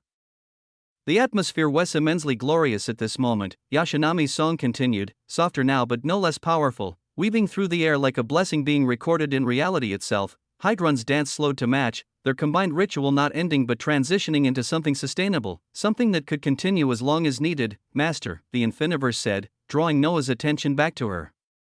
This is just the beginning. The seed will grow. The principle will genuinely bloom. And as it does, as I do, as we all do, the harvests will become richer. She gestured to the seed, to the shore, to everyone present. The first farmer dreamed of reality where effort always mattered. Where trying always yielded something. Where even failure planted seeds. Her smile contained certainty that transcended prediction. We will make that dream real. Not just here, but everywhere you choose to plant your influence. Noah nodded slowly as he thought through everything. The first farmer had wanted a few things when first talking to the seed: existence where trying always matters, where effort is never wasted, where even failure plants seeds for future success, ensuring that something always grows from what is planted. But in the end, he had failed. But from that failed seed, something had grown, effort had mattered. He was only missing a perpetual force, as Noah provided just that. How glorious was such a thing? Noah had to step into the earliest folds to even have the capability of doing that was insane. He then had to meet fold dwellers and survive an attack of a mad early creature, and only then did he obtain a failed seed from a sorrowful first farmer. And now, here he was, how glorious, how quintessential, all that was left to do now. He looked straight at the terrifying glyph on the Infiniverse as he spoke out. let me get a feel of this harvest. Harvest, the word carried weight that transcended its agricultural origins. It was result made manifest, effort transformed into reward, the reality's acknowledgement that what was planted had grown into something worth gathering. But what exactly was harvest in the context of existence itself? Was it simply the collection of what had grown, or was it something more fundamental? The principle that effort, any effort, deserved recognition. The early living existential seed glyph of perpetual harvest represented something the first farmer had dreamed of: existence where trying always mattered. Not a guarantee of success, but an assurance that effort planted seeds, even in failure. That work performed with intention would yield something, even if that something was simply the wisdom to work differently next time. Noah contemplated this as he stood in his transformed shore, feeling the weight of what had been accomplished. He had put in effort. Decent effort, he would say with characteristic understatement. From that first moment of awakening to infinite manna, through the creation of his shore, the gathering of his people, the navigation of weaving of existence, all of it had been effort compounded upon effort. Now, it was time to see the results. Time to witness the harvest that such effort had cultivated. The infiniverse moved with the fluid certainty of someone who needed no instruction, who understood her purpose with clarity that transcended communication. The glyph on her forehead blazed with green-gold radiance. It appeared as a leaf, verdant and golden simultaneously, filled with such concentrated power that looking at it directly felt like witnessing the concept of growth itself. The leaf seemed alive, pulsing with determination, of seeds pushing through stone, of roots finding water in deserts, of life refusing to accept that it couldn't flourish. It was effort and harvest unified, the promise that one would always lead to the other. When the infiniverse spoke, her voice carried weavings that resonated with the fundamental nature of growth itself. Your efforts are mighty, Master, and your harvest should be even more so. She rose slightly, the green gold leaf beneath her feet supporting her like a throne that existed in dimensions beyond the merely physical. Endowment, true endowment is not gift but recognition. It is existence acknowledging that effort has been invested. That work has been performed, that intention has been focused toward purpose. Her eyes blazed with the certainty of principle made manifest. It is existence itself saying, "You have planted. Now reap." She raised her hands, and the glyph on her forehead erupted with light that didn't blind but revealed. Upon my Master, the harvest festival endowment shall bloom. The declaration rang through the shore with the force of natural law being established. Around Noah, reality responded with enthusiasm that suggested it had been waiting for this moment. Vibrant gold-green leaves materialized from nothing, spinning around him like lotuses caught in a whirlwind of their own making. Each rotation carried within it the glow of perpetuity that was cyclical harvest leading to planting leading to harvest again. The leaves didn't just spin, they sang. Their movement created weavings of grain fields stretching beyond horizons, of orchards heavy with fruit that would seed new orchards, of effort transforming into result with the certainty of existence. You have been blessed by the harvest festival endowment, existence, and worthiness measured, classification, undefined. Worthiness exceeds standard parameters, recalculating based on expanded metrics. From harvest festival endowment of the seed of perpetual harvest straight face, complexity. Gained, 33,000,000,000. Purity gained, 33,000,000,000,000. The sensation that flooded through Noah defied simple description. It wasn't just power flowing into him, no. It was recognition on a fundamental level. The authority he felt exceeding anything he had experienced before, the dimensional lattices that true sources created, the living existential authority he had wielded, even the early existential authority he had touched, none of them compared to this coursing of the principle of perpetual harvest. It was like comparing a candle to a star, a drop to an ocean, a moment to eternity. What was a principle? Noah felt he could finally understand as the authority worked through him, transforming the small into the unfathomable with casual certainty. A grain of sand could become a wheel of existence. A moment of effort could become eons of result. Chapter 4066, Effort. 2. His work, his struggles, his attempts. All of them were being acknowledged not just for what they had achieved but for the effort they represented. Then something unprecedented happened. A memory surfaced. Not recent but ancient by his standards. He saw himself in those early days after dungeons had descended onto his home world. Every morning, waking with the same purpose, accumulate enough resources and knowledge to buy a fireball skill book. Such a simple goal, such mundane effort, yet he had pursued it with dedication that transcended its humble nature. day after day, the same routine. The same commitment. The same effort invested toward a goal that, in retrospect, seemed almost laughably small. The principle of perpetual harvest reached back. Impossibly, incomprehensibly, and touched that effort. Your efforts before touching manna have been recognized, they are worthy of harvest, retroactive acknowledgement initiated, complexity increased by 2 500 000 purity increased by 2 500 000 seconds later, before he could process this impossibility, another prompt arose, continued effort recognized across timeline. Exponential harvest multiplier applied, complexity increased by 2 500 000 purity increased by 2 500 000 How ridiculous, how magisterial, how could that kind of basic effort. The simple act of waking up and working toward a goal be worth such a harvest? Noah could only shake his head with incredulity as the boons continued to flow through him. His complexity soared past 40 billion, approaching 50 billion with speed that defied comprehension. Each increase wasn't just numerical. It was qualitative, his existence becoming more real, more present, more capable of affecting reality around him. With even the smallest effort, an unfathomable harvest would be granted. This was what the first farmer had dreamed of: existence that rewarded trying, that acknowledged work, that ensured effort was never wasted. This was merely 1% of a principle's authority. And it seemed to only be getting started. The Infiniverse smiled from her position on the green gold leaf throne, beginning to rise higher into the shore's eternal light. As she ascended, Noah felt his complexity surge again, responding to proximity to the seat of the principle she now embodied. Her voice echoed across the shore with the cadence of glory, each word carrying weight that made reality lean in to listen. Effort and work are to be rewarded, for they are the seeds from which all harvest grows. The planting of trees and herbs, the tending of soil and soul. All are effort made manifest. She raised her hands, and the glyph on her forehead blazed brighter, from the first furrow carved in earth that didn't yet know it was earth, to the last seed that will be planted when existence itself grows old. All effort connects, all harvest continues. Her words took on the rhythm of ancient invocation of unfathomable glory and wonder, her eyes blazing gold green. Roots that dig deep shall find water beyond drought. Leaves that reach high shall taste light beyond shadow. Seeds that dare to crack shall discover they were always meant to grow. By the authority of perpetual harvest, let growth exceed limitation. Let maturity arrive like dawn. Inevitable and welcome. Let the perpetual growth field bathe all in its glory. The shore responded to her words with enthusiasm that suggested it had been waiting eons for this moment. Every farming plot erupted with green gold light. The 9 early sacred trees pulsed with vitality that transcended simple growth. This wasn't just maturation, this was evolution compressed into moments. Seed of the tenders tree has reached full maturity, harvest ready. 27 tenders produced, expected. 10 tenders possess enhanced capability due to principal influence. Where the seed had been planted, a magnificent tree now stood.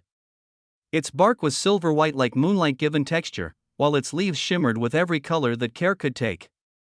The fruits hanging from its branches were unprecedented. Humanoid figures wrapped in translucent pods that pulsed with their own heartbeats. As Noah watched, the first pod opened, and a tender emerged. They were beautiful in the way dedication is beautiful. Not physically perfect but purposefully crafted. Their eyes held the particular wisdom of those born knowing their purpose. Their hands were made for nurturing, their voices pitched for comfort, their entire being designed to tend. 27 of them emerged in sequence, each slightly different but sharing that fundamental nature of care. They would tend the shore's plants, its creatures, its very essence. They would ensure nothing went untended, uncared for, unloved, and alongside them, seed of singular prosperity. Grass has reached full maturity, field coverage, 10,000 square meters achieved. The grass. The single grass. Spread like green gold fire across designated areas, each blade containing within it the promise of prosperity.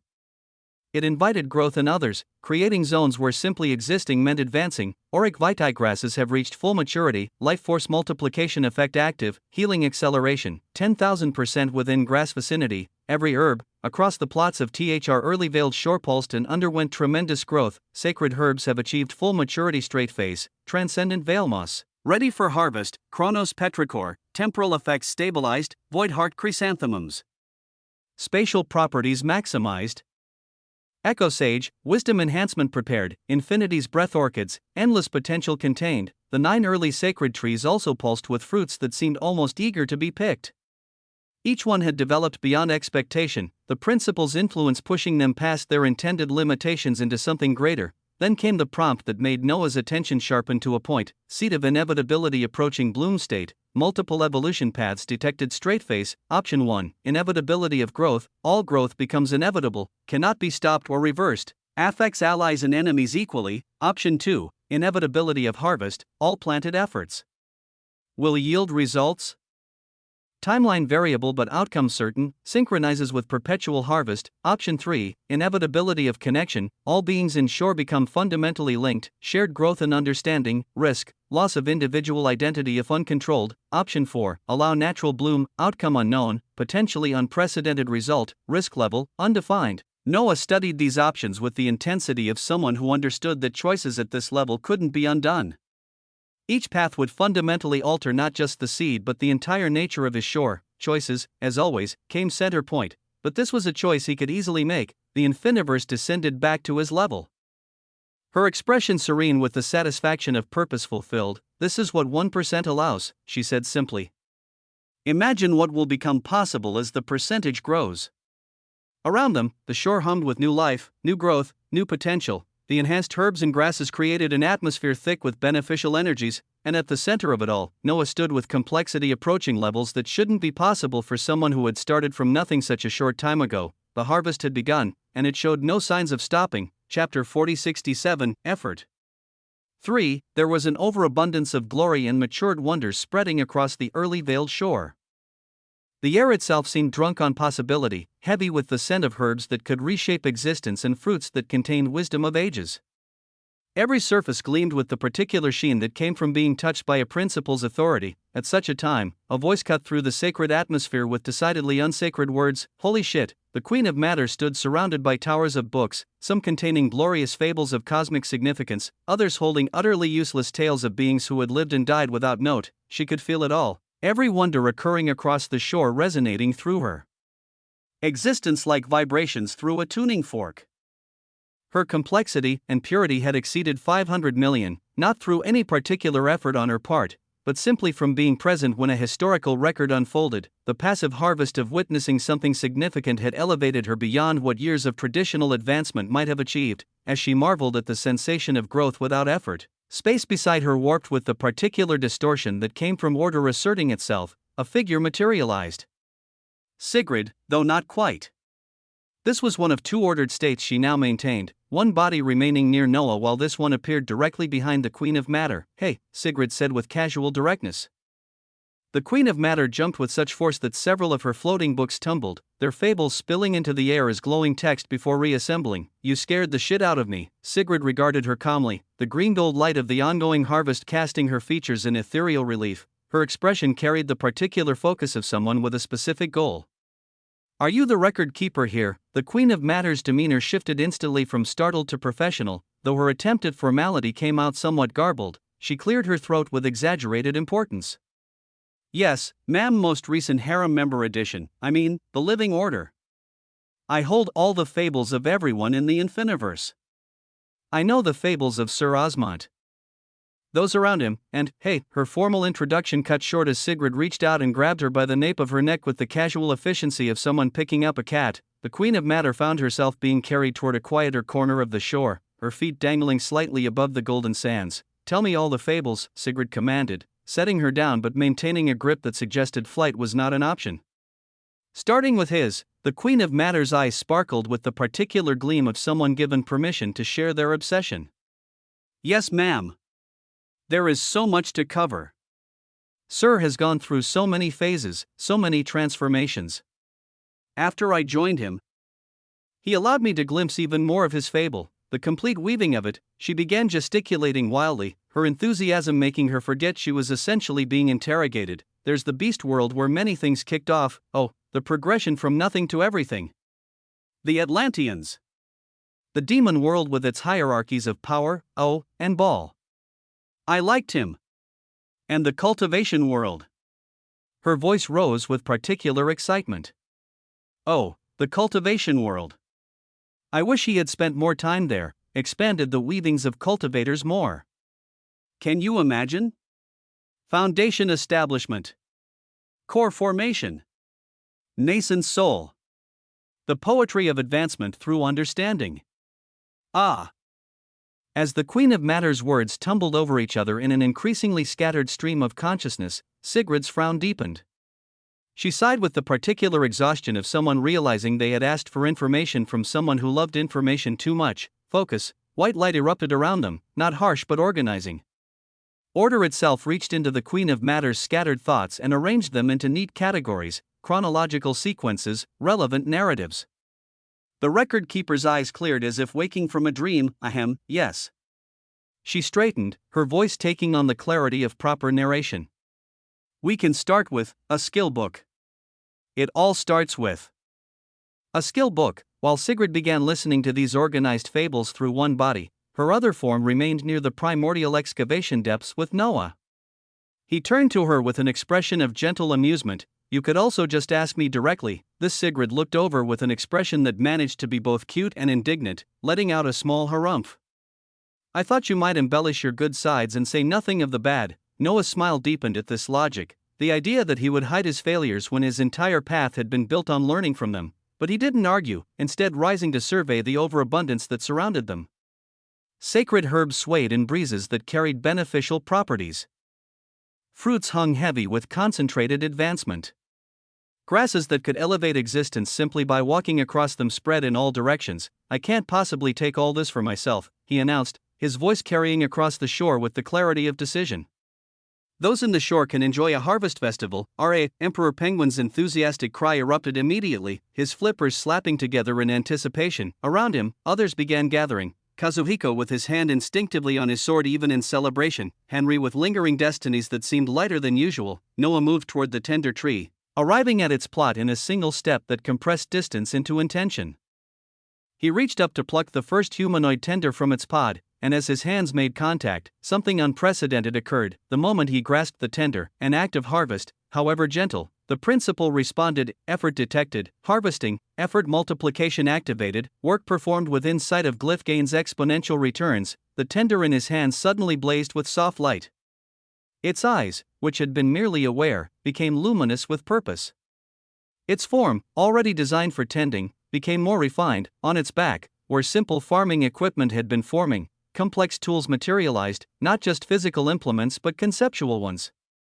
Tools that could tend to ideas as easily as plants. That could nurture potential as readily as soil. Tender enhancement through effort multiplication. Straight face, physical capability increased 1000%, intuitive understanding of all shore plants gained, can perceive and tend to conceptual growth, emotional nurturing capability added, efficiency transcends physical limitation. It was ridiculous. It was unfathomable. The simple act of harvesting had transformed what was already miraculous into something that defied classification. Chapter 4068, Effort. For, Noah continued, plucking each tender with the same care, and each one underwent the same transformation, silver-white humanoids with simple expressions adorned in farmers' overalls. 27 became a force that could tend not just to a shore but to the concept of growth itself. They arranged themselves in neat rows as he worked, their eyes shining with the particular brightness of purpose recognized and enhanced. Help me harvest everything, Noah instructed them, his voice carrying the gentle authority of someone who knew his requests would be fulfilled with joy. Store some in the sacred totems for preservation. Everything else goes to the center of the shore for all to partake. The tenders moved with synchronized grace that transcended training. This was instinct elevated to art. Their backs formed baskets that seemed to exist in more space than they occupied, allowing them to carry impossible amounts without strain. Their hands, as they touched each plant, each fruit, each herb, somehow left the sources stronger even while harvesting from them. Effort flowed through them too, and it received the same boons. They moved through the plots with efficiency that looked like dance, their movements creating patterns that themselves encouraged growth. Where they stepped, the soil became richer. Where they reached, plants yearned to provide their best yields. The shore itself seemed to celebrate their presence, recognizing them as part of its fundamental nature. As harvested wonders began accumulating at the shore's center, beings gathered with anticipation that transcended simple hunger. This was advancement made tangible, growth made consumable. Noah stood at the heart of this activity, closing his eyes to take it all in. Not just the external celebration, but the internal transformation. He turned his perception inward, examining what he had become. Noah Osmont, the early creature, 52,355 drops of blood, complexity quotient, 52,847,293,152, purity quotient, 52,847,293,152, glyphs, the creature's first lesson, sacred tools, the goad, sacred totems constructed, 37, parts of heart, first part, ventrialis, the primal root atrium of echoes complete, second part, Oruvian shard veil, the arterial convergence core complete, third part, myoculum primus, the living pump of trembling flow 3% complete. Total collective resistances, 1,103%, shore features, 37 sacred totems, primordial excavation depths, 9 matured early sacred trees, complete sacred herb garden, 27 enhanced tenders, seed of inevitability, approaching bloom, seed of perpetual harvest, active, planted, marine lifeform aquarium, expanding, abode of the early creature. Honorable entanglement mentions, the living order, Sigrid, awakening, moraine, arch-living existence, infinite early Osmontian shore. Infiniverse, early living ruin, ruination, the peacemaker, the great usurper, Titano, Duke Whisker, Duke Gwendolen, Duke Davidicus, early connections, core, first farmer, Hydron. Yashinami, he had come far. From someone scrambling to buy a skill book to someone who could freely talk to dukes of living existences, who could harbor the living order, who could birth THR's seed of a principle from failure. Yet as he opened his eyes and watched his people celebrating their harvest festival, he collected himself and contained his tyranny. The complexity he had gained was enormous, but the living existences existed at scales that made his current power seem quaint. The capabilities he had developed were impressive, but early creatures had done things that rewrote the fundamental concepts of reality. He had come far, yes, but the path ahead remained infinite. And that thought filled him with anticipation. The harvest festival continued around him, joy and growth intermingling in ways that would have been impossible anywhere else, and as it did, his eyes blazed with tyranny as he continued forging ahead. His eyes shone luminously as his voice echoed out commandingly, "Forge the early living existential seed glyph, principle of perpetual harvest." The command emerged as declaration, carrying the weight of someone who had learned that true power often spoke softly. Reality itself leaned in to listen, recognizing the authority in his voice. The moment the words completed, prompts cascaded before his vision with the particular urgency of fundamental change while green gold lights gathered over his body. Initiating glyph formation, early living existential seed glyph, principle of perpetual harvest, required 25 billion complexity quotient, required 25 billion purity quotient, current value sufficient. Proceed. Noah didn't hesitate. The moment his will confirmed the action, he felt the complexity and purity drain from him purposefully, like water flowing toward its destined basin. 25 billion units of accumulated power condensed and reformed, transforming from raw potential into structured purpose. The sensation was unlike anything he had experienced before. When he had formed his first Cleo's glyph, it had been like carving meaning into his existence. This was different. This was inviting a principle to take residence within him, to become part of his fundamental nature. His forehead blazed with green gold light as the glyph began forming. Unlike the violent eruptions of power he had witnessed before, this was almost gentle, a seed being planted in the soil of his being, roots spreading through dimensions of his existence he hadn't known were there, formation progressing, synchronizing with the seed of the principle of perpetual harvest, integration at 25%, 50%. 75%, the world around him shifted perceptually. He could suddenly see the effort in everything. The trees straining toward light were making effort. The sand accepting footprints was making effort. Even the air, moving to fill spaces, was engaged in work that deserved recognition. It was unfathomably glorious. Formation complete, early living existential seed glyph, principle of perpetual harvest, forged, access level, 1% of principle's authority, all capabilities of perpetual harvest now available. All the glorious capabilities that THR Infiniverse had just been able to utilize also became his. The glyph settled into place on his forehead, not replacing the creature's first lesson but complementing it, creating a harmony of purposes that resonated through his being. He could feel the capabilities flowing through him, the ability to grant harvest festival endowments, to create perpetual growth fields, to ensure that effort would always yield something. Without hesitation, he turned this power upon himself because, why the hell not? He loved abusing abilities the most, upon myself, The harvest festival endowment shall bloom, oh, from thr depths of his existence, the weavings of cheats dance with glee, chapter 4069, effort. The words carried different weight when speaking them about himself. It was not authority directed outward but recognition turned inward. The green gold leaves that materialized around him seemed more personal, more knowing, as if they could see every effort he had ever made, every struggle he had pushed through. Every moment he had chosen to continue when stopping would have been easier. Harvest Festival endowment activated, target, self, measuring existence and worthiness, warning, recursive loop detected, one who grants harvesting from themselves, calculating paradox resolution found, effort to help others harvest creates its own harvest, complexity gained, 24,000,000,000, purity gained, 24,000,000,000,000, boom, the influx of power was immediate but controlled, flowing back into him with the particular satisfaction of effort recognized.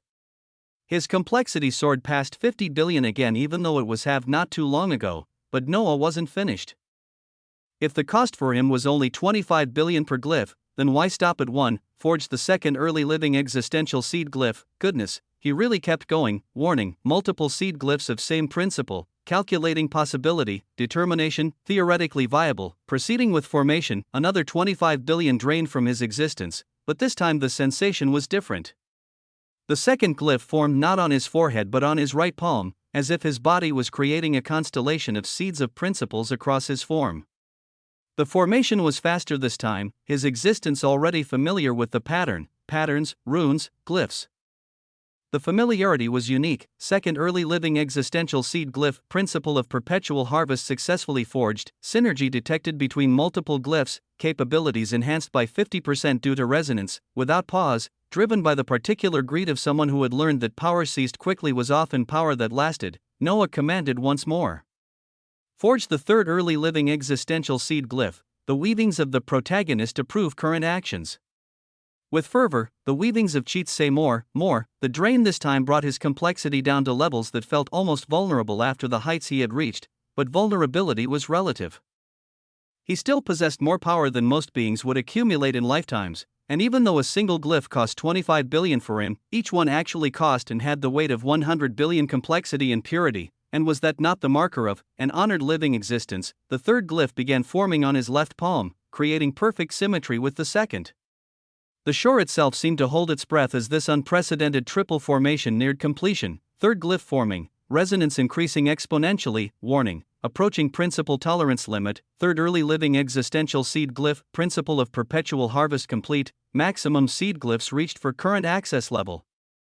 1% principal authority cannot support additional glyphs. Attempting formation of fourth glyph will result in failure. Noah felt the truth of this limitation. His existence was practically vibrating with the power of 3 seed glyphs, but even knowing this, a part of him wondered, forge the fourth early living existential seed glyph. The command emerged despite the warning, driven by curiosity about what failure at this level would mean. Formation attempted. Insufficient principal access, formation failed. However, effort has been made. Effort multiplication recognizes attempt, even failure plants seeds for future success. Complexity gained, 1000.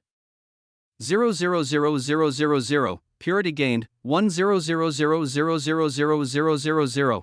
Noah smiled and even laughed at this ridiculous revelation. Even his failures would yield harvest now. The principle didn't punish attempts that couldn't succeed, it rewarded the effort of trying. Again, he made his intent known with but a word, formation of a fourth early living existential seed glyph, principle of perpetual harvest attempted again, insufficient principal access, formation failed. However, effort has been made. Effort multiplication recognizes attempt, even failure plants seeds for future success. But since it is the same failure, harvest is reduced, complexity gained, 500,000,000,000.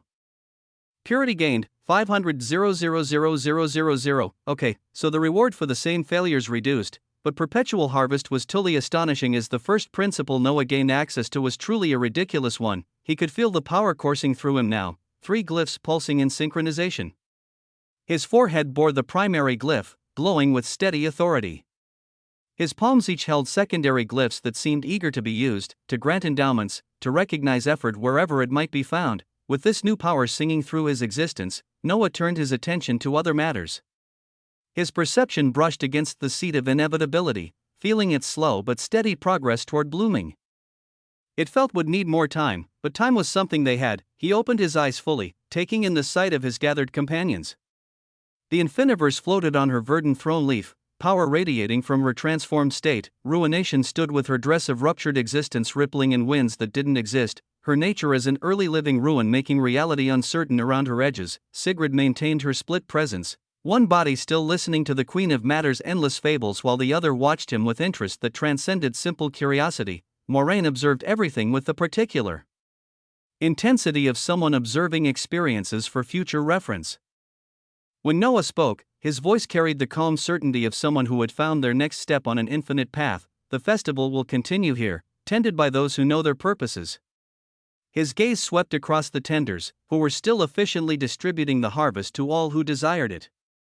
The shore itself will manage what needs managing. He stepped forward, and the three glyphs pulsed in unison, creating an aurora of green gold light that made him appear as something glorious. But we have depths to explore.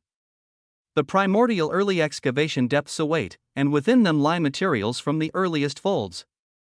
Ores that can enhance our shore. Crystals that can accelerate our growth. Memories that might teach us what we don't know we need to learn. He smiled as he said this because, was this not his discipline? His effort to continue doing things and not simply lie back and rest just because he achieved something great, and man, it felt good to simply do things. Chapter 40-70, The Depths. Noah paused at the threshold of the primordial early excavation depths, his hand resting against the archway of impossible stone. He could feel his complexity hovering at levels that, while still formidable, felt depleted after the massive expenditures of forging 3 seed glyphs. But he had 2 more early living existential seed glyphs pulsing with unused potential. 1 on each palm. And each one could grant a harvest festival endowment once per day. Why leave power unused? He murmured, raising his right hand to observe the glyph that gleamed there like a verdant star. Upon myself, the second harvest festival endowment shall bloom, HUUM. The response was immediate. Green gold leaves materialized from his right palm, spiraling around him with purpose that suggested they knew exactly what effort needed rewarding. These leaves seemed different from the first set, more knowing, as if they could see the effort of restraint, the work of not using power immediately, the patience that was its own form of labor. Second harvest festival endowment activated. Target, self, measuring accumulated efforts since last harvest. Note, effort to forge multiple glyphs recognized. Note, effort to lead others recognized. Note, effort of restraint recognized. Complexity gained, 21,000,000,000,000. Purity gained, 21,000,000,000,000. HUUM. The influx washed through him like a tide of validation. His complexity surged back toward comfortable levels, but he wasn't finished. His left palm blazed with its own eager light. Upon myself, the third harvest festival endowment shall bloom, boom. This time the leaves that emerged carried a different quality. They recognized not past effort but ongoing work, the effort of maintaining multiple bodies across reality. The effort of holding a shore together through will alone. The effort of being what others needed him to be. Third harvest festival endowment activated. Target, self, recognizing continuous ongoing efforts. Note, simultaneous existence maintenance quantified. Note, leadership burden acknowledged. Note, reality anchor role measured. Complexity gained, 19,000,000,000,000. Purity gained, 19,000,000,000,000.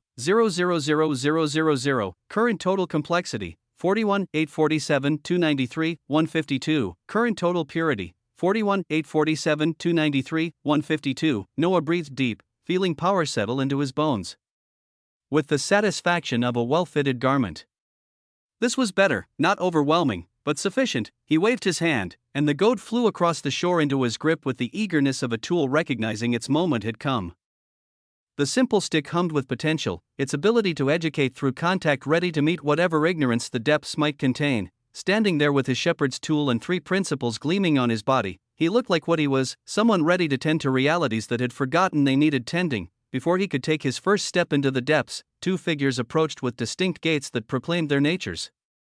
Hydrun trotted over with the particular arrogance of someone who had existed since before existence properly organized itself. She nudged him with her head, not gently, but with the force of someone making a point. Hydrun wishes you to know straight face. Don't die in there.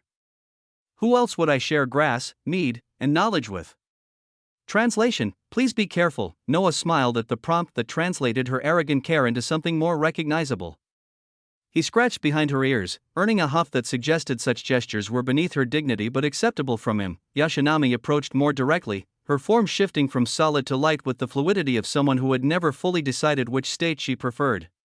Without ceremony or warning, she dissolved into radiance that wrapped around his head, condensing into an obsidian crown that seemed to devour light while creating its own. I finished devouring the corpse of that dead existence.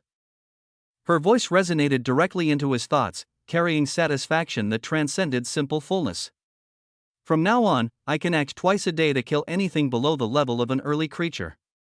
And in this form, I'm considered a tool. We can enter together without exceeding occupancy limits of the group. WAA, the crown settled onto his head with weight that transcended the physical.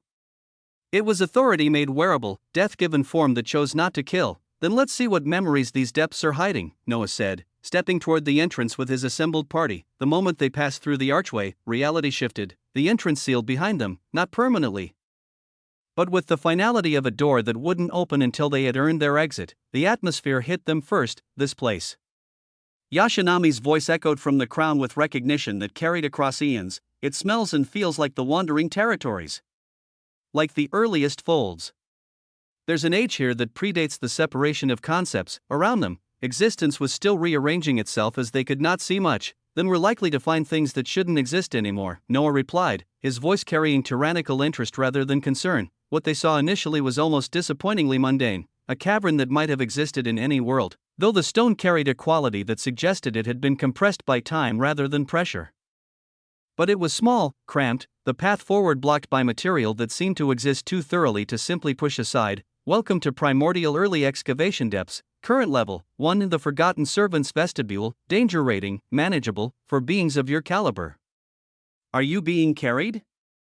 Possible encounters: remnant guardians, memory echoes, conceptual parasites. Warning: memories here may be infectious. The stones ahead of them pulsed with purple obsidian age that had weight, blocking their path with the stubbornness of reality that had existed too long to remember it could change. Allow me, Ruination said, stepping forward with the particular grace of someone who ended things professionally.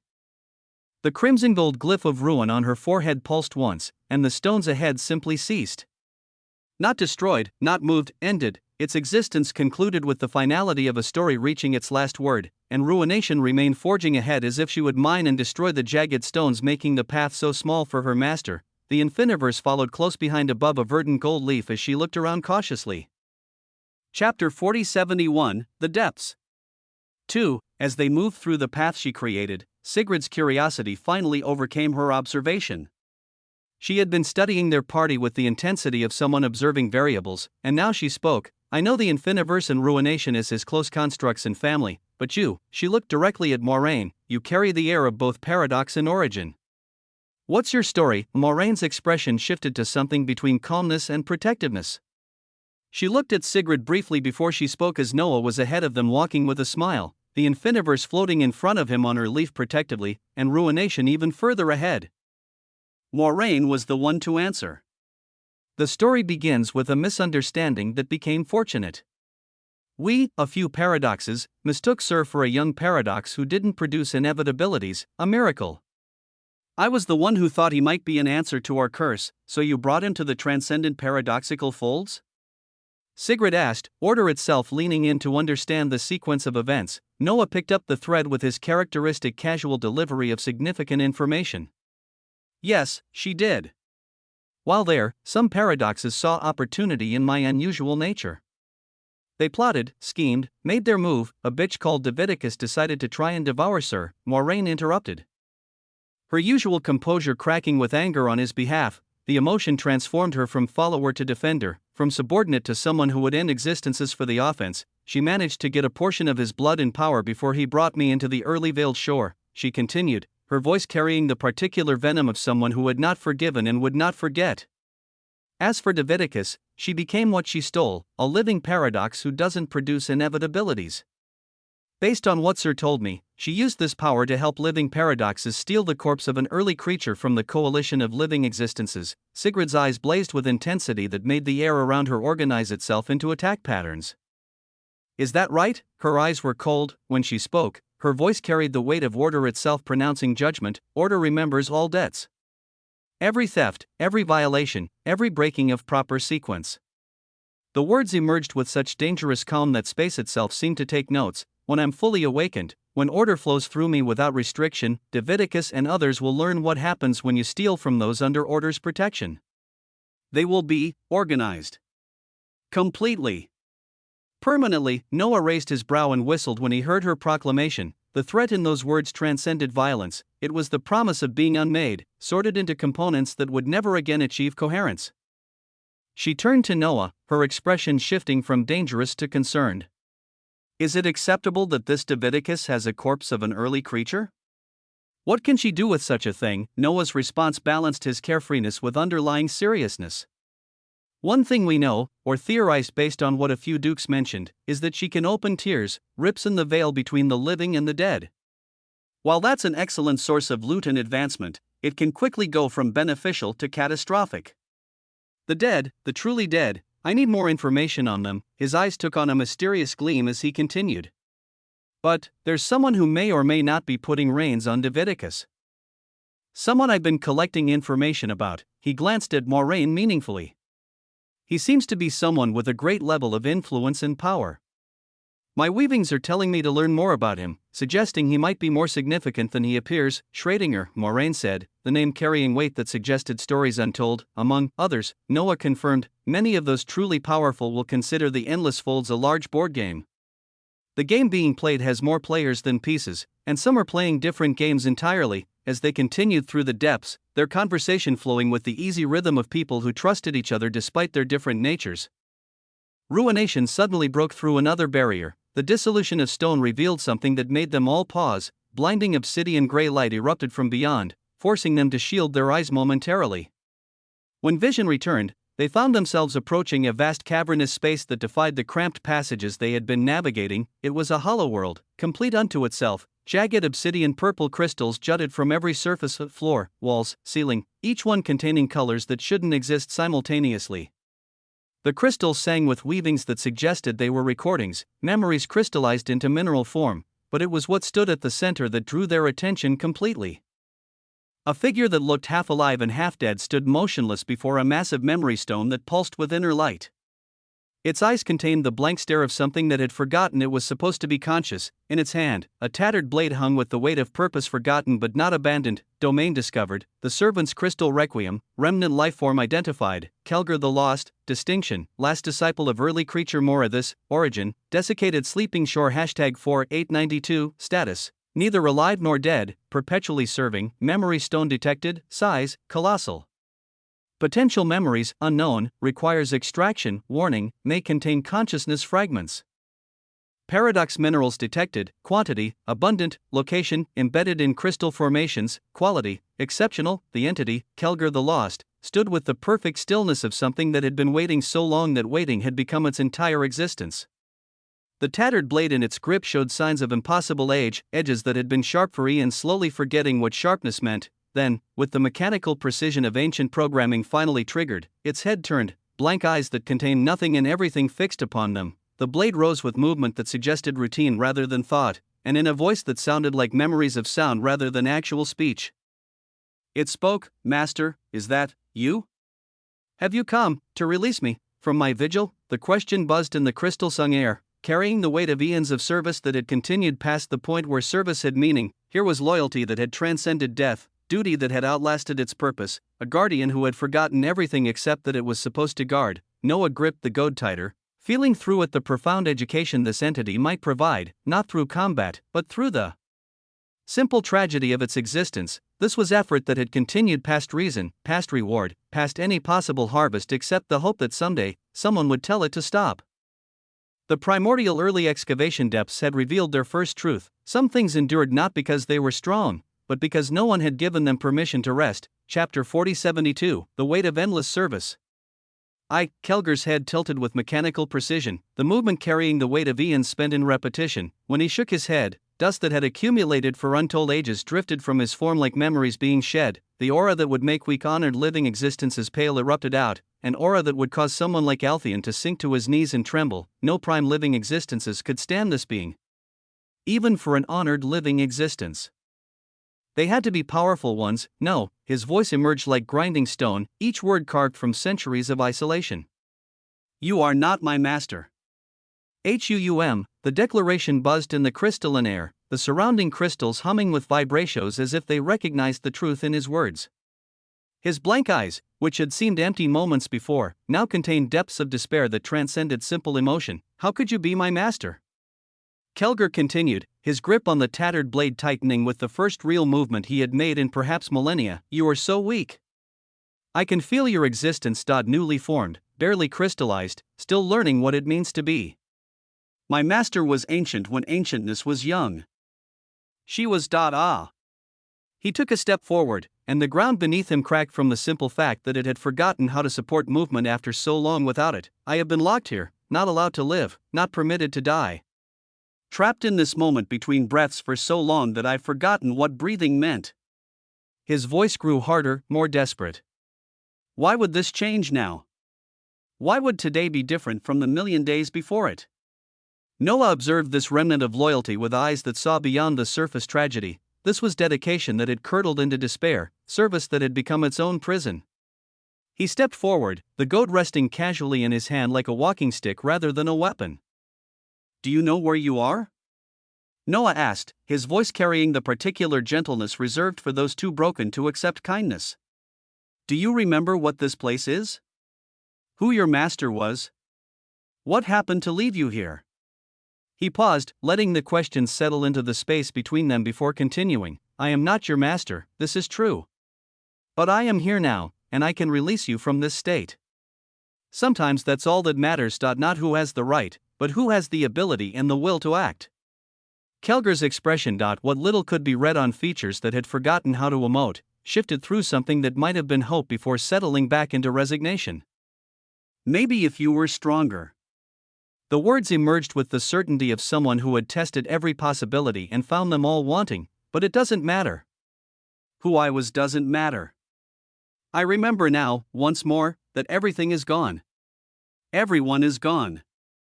The shore I protected, the master I served, the purpose I held. All dust, all nothing. His grip on the blade shifted, and for the first time since they had entered, he showed real animation. I only wish I was gone alongside everyone else. What happened next defied the sluggish pace of his previous movements. Kelger moved with speed that suggested all his stillness had been choice rather than inability. Early existential authority erupted from his form. Not the refined power of those who had cultivated it, but raw force that had been compressed by time into something denser than it should be. Around him, Cleo's glyphs began forming with terrifying rapidity. Not one or two. Hundreds, each one bearing the same symbol, the same concept made manifest: vicissitude, change. Alteration. The fundamental instability of all things. The idea that nothing remained the same, that all states were temporary, that even permanence was just change moving too slowly to perceive. The infiniverse tensed, ready to exert her principle. Ruination's dress of ruptured existence rippled with anticipation of endings to deliver. Sigrid's order began organizing attack patterns that would systematically dismantle this threat. Moraine's cultivation base hummed with power ready to be released, and yet, let me, Noah said simply, and that simple statement carried enough weight that they all stepped back. He moved forward with the casual confidence of someone approaching a dance partner rather than an opponent. The first step he took was recognized by his glyphs as effort. Movement with purpose, action with intent. The three early living existential seed glyphs pulsed in response, and his simple step became something more: effort detected, combat initiation, principle of perpetual harvest amplifying action, simple step spatial compression step, distance negation achieved. He crossed the space between them in a movement that didn't traverse distance so much as convince distance it didn't exist. Kelger's blade met the goad with a clash that sent crystalline notes ringing through the cavern. Boom! The impact should have shattered the simple stick, but the goad had its own nature. It existed to educate, and some lessons required surviving the student's resistance. This battle could go differently, Noah said as their weapons locked, his voice conversational despite the forces involved. I could help you live again, truly live. Or die, truly die. Whichever you prefer. The choice itself is what matters. Kelger's response came through action rather than words. The hundreds of vicissitude glyphs pulsed in unison, and suddenly Noah wasn't fighting one opponent but dozens of versions. Kelgar as he was, as he had been, as he might be, all existing simultaneously, the goad whirled in Noah's hands, each movement recognized as effort by his principles. When it struck the first vicissitude glyph, something extraordinary happened. Goad contact with hostile glyph detected, analyzing concept, vicissitude, definition, the quality of being changeable, mutable, subject to variation, counter-education initiated, existential truth being established. Straight face, change requires continuity to be meaningful. Without stable reference, change becomes nothing. Applying lesson, enforced stability, HUUM, the glyph didn't just shatter, it was fucking educated out of existence. Taught that its own idea contained the seeds of its negation. Where change was absolute, nothing could change because there was nothing stable enough to change from, but Kelgar had hundreds more, and each one represented a different aspect of change. Some made the air around them fluid. Others caused time to stutter. Still others suggested that victory and defeat were just perspectives that could be altered. I do not wish for your help, Kelgar said through all his versions simultaneously, creating a chorus of despair. I do not wish to live or die differently. I simply wish to cease.to stop being this thing that continues despite having no reason to continue. Cessation, cessation. Cessation. HUUM, Chapter 4073, The Weight of Endless Service. 2. Noah's response was to spin the goad in a pattern that shouldn't have been martial but was. Each rotation was effort, each contact with a glyph was work. And the principle of perpetual harvest recognized all of it, continuous effort chain detected, multiplier applied, x10, x100, x1000, each successful education strengthens next, goad achieving temporary transcendence, boom. The battle became something beautiful in its complexity. Noah moved through the forest of glyphs like a teacher through a classroom of unruly concepts, his goad dispensing lessons with each contact. The vicissitude glyphs tried to change him, alter his nature, shift his purpose, but each attempt met the immovable fact of his identity. He was the early creature, Osmont, and that truth was written too deeply to be edited. From the sidelines, his companions watched with varying degrees of awe. Moraine observed with the particular intensity of someone memorizing movements for future use. This was her sir not just fighting but educating reality itself about why it should behave differently. Sigrid watched order trying to assert itself through chaos, seeing in Noah's movements a different kind of organization. Not rigid structure but dynamic balance. The Infiniverse smiled with the satisfaction of seeing her master's efforts yielding exponential returns. Each action building on the last in a perfect demonstration of perpetual harvest. Ruination stood perfectly still, but her stillness contained appreciation for someone who could end things without ending them, who could bring conclusion through education rather than destruction. The battle reached its crescendo when Kelgar, driven by desperation that transcended strategy, brought all his remaining glyphs together into his blade. The weapon blazed with the combined force of hundreds of changes, becoming everything it could be simultaneously. Sharp and dull, whole and broken, existent and void, Noah met this ultimate expression of vicissitude with simplicity itself. The goad rose. And as it did, his three principles blazed in unison. The green gold light they cast didn't oppose the change Kelgar represented. It simply insisted that change, too, was a form of effort that deserved recognition. When goad met blade, the sound was like glass remembering it had once been sand. The blade shattered, not into pieces, but into possibilities, each fragment becoming what it might have been in different circumstances before dissolving into nothing. Kelgar stood disarmed, but the vicissitude glyphs continued forming around him. Slower now, desperate, like the last gasps of something that refused to accept its conclusion. Noah's goad swept through them with movements that had transcended combat to become almost gentle.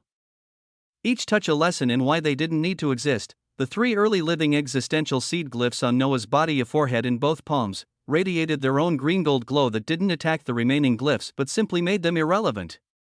In the face of perpetual harvest, change for its own sake seemed suddenly pointless. The last glyph faded, and Kelgar fell to his knees with the weight of someone who had been standing through all alone. He breathed heavily, his blank eyes closed for the first time in eons, and when he spoke, his voice carried the exhaustion of existence itself. I have served past purpose, waited past meaning, continued past reason.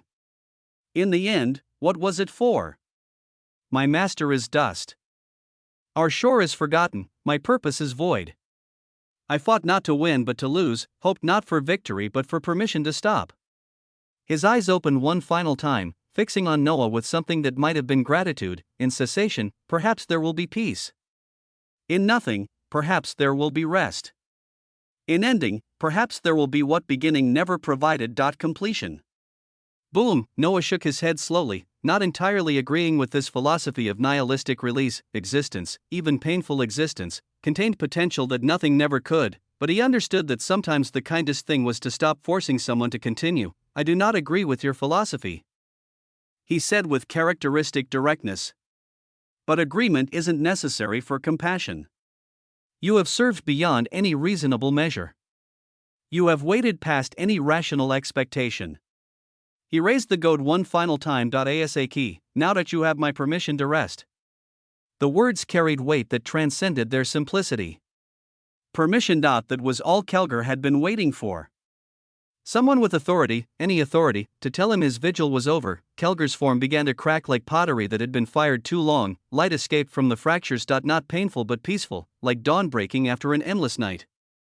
Each crack spread with purpose, creating patterns that might have been beautiful if they weren't so final.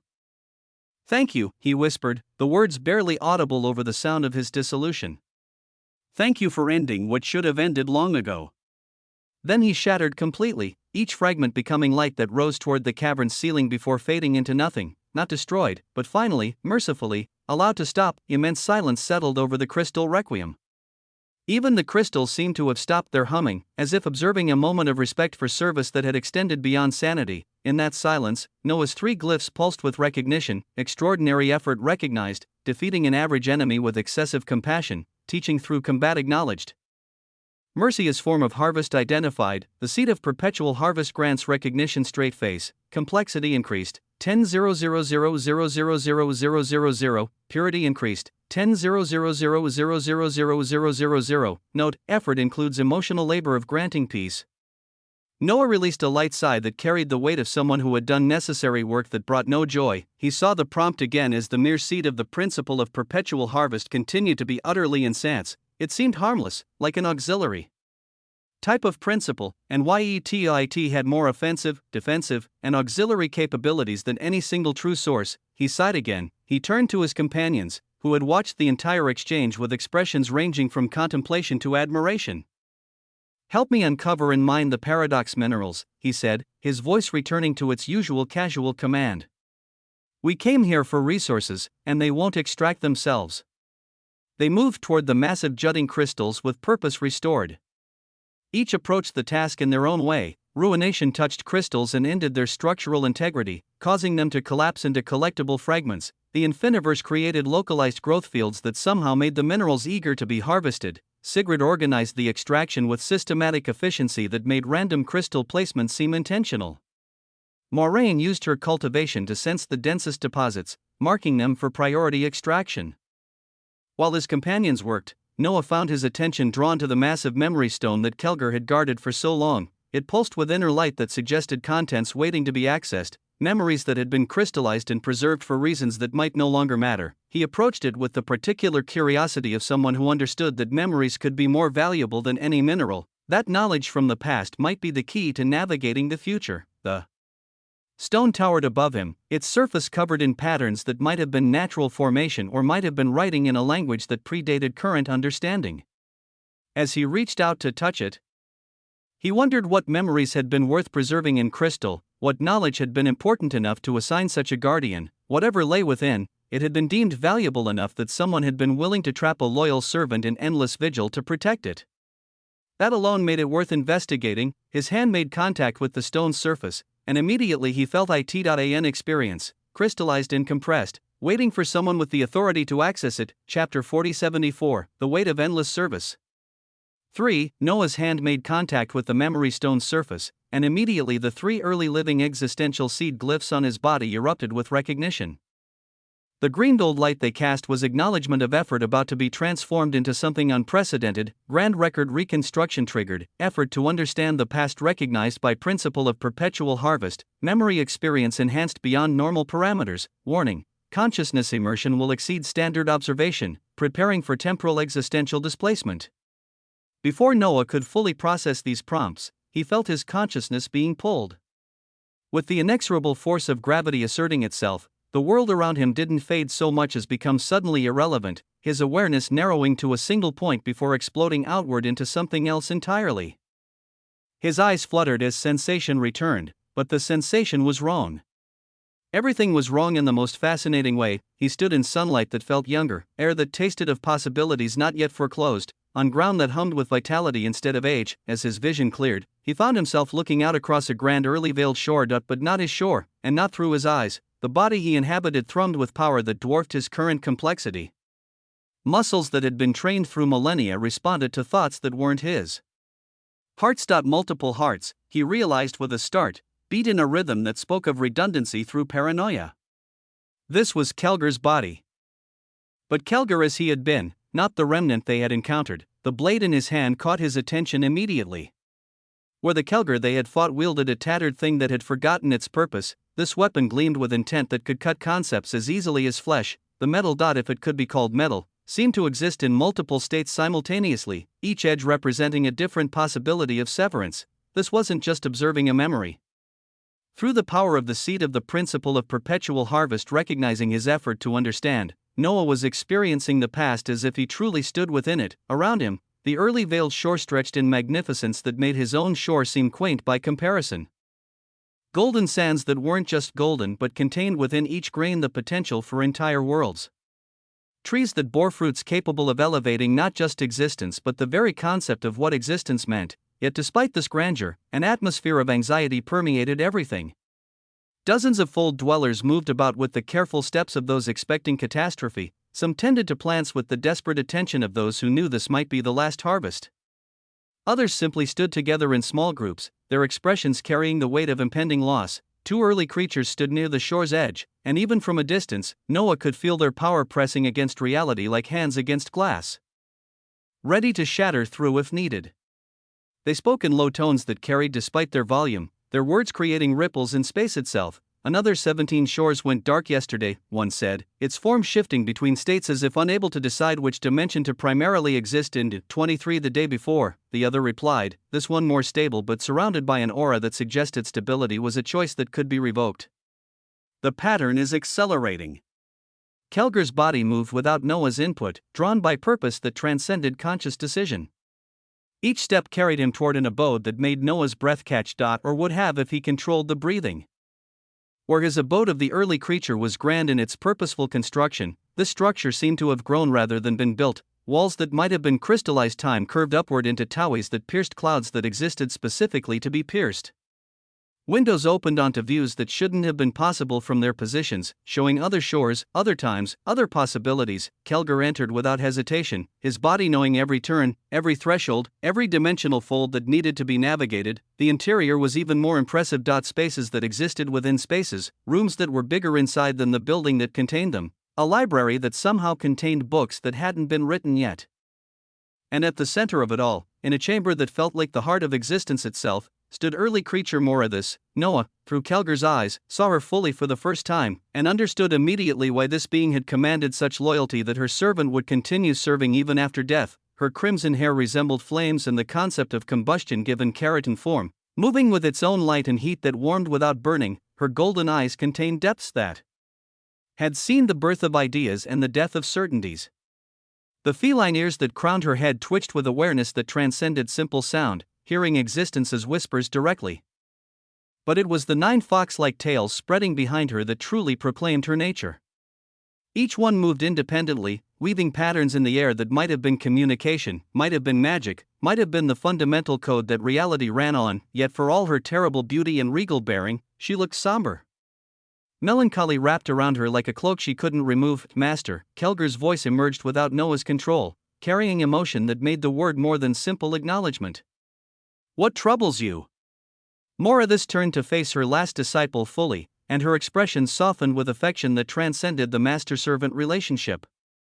Tell me, Kelger, she began, what do you think of the living existences? The living paradox, the living concept, the living dimensional, and all the others who wear thee as a crown?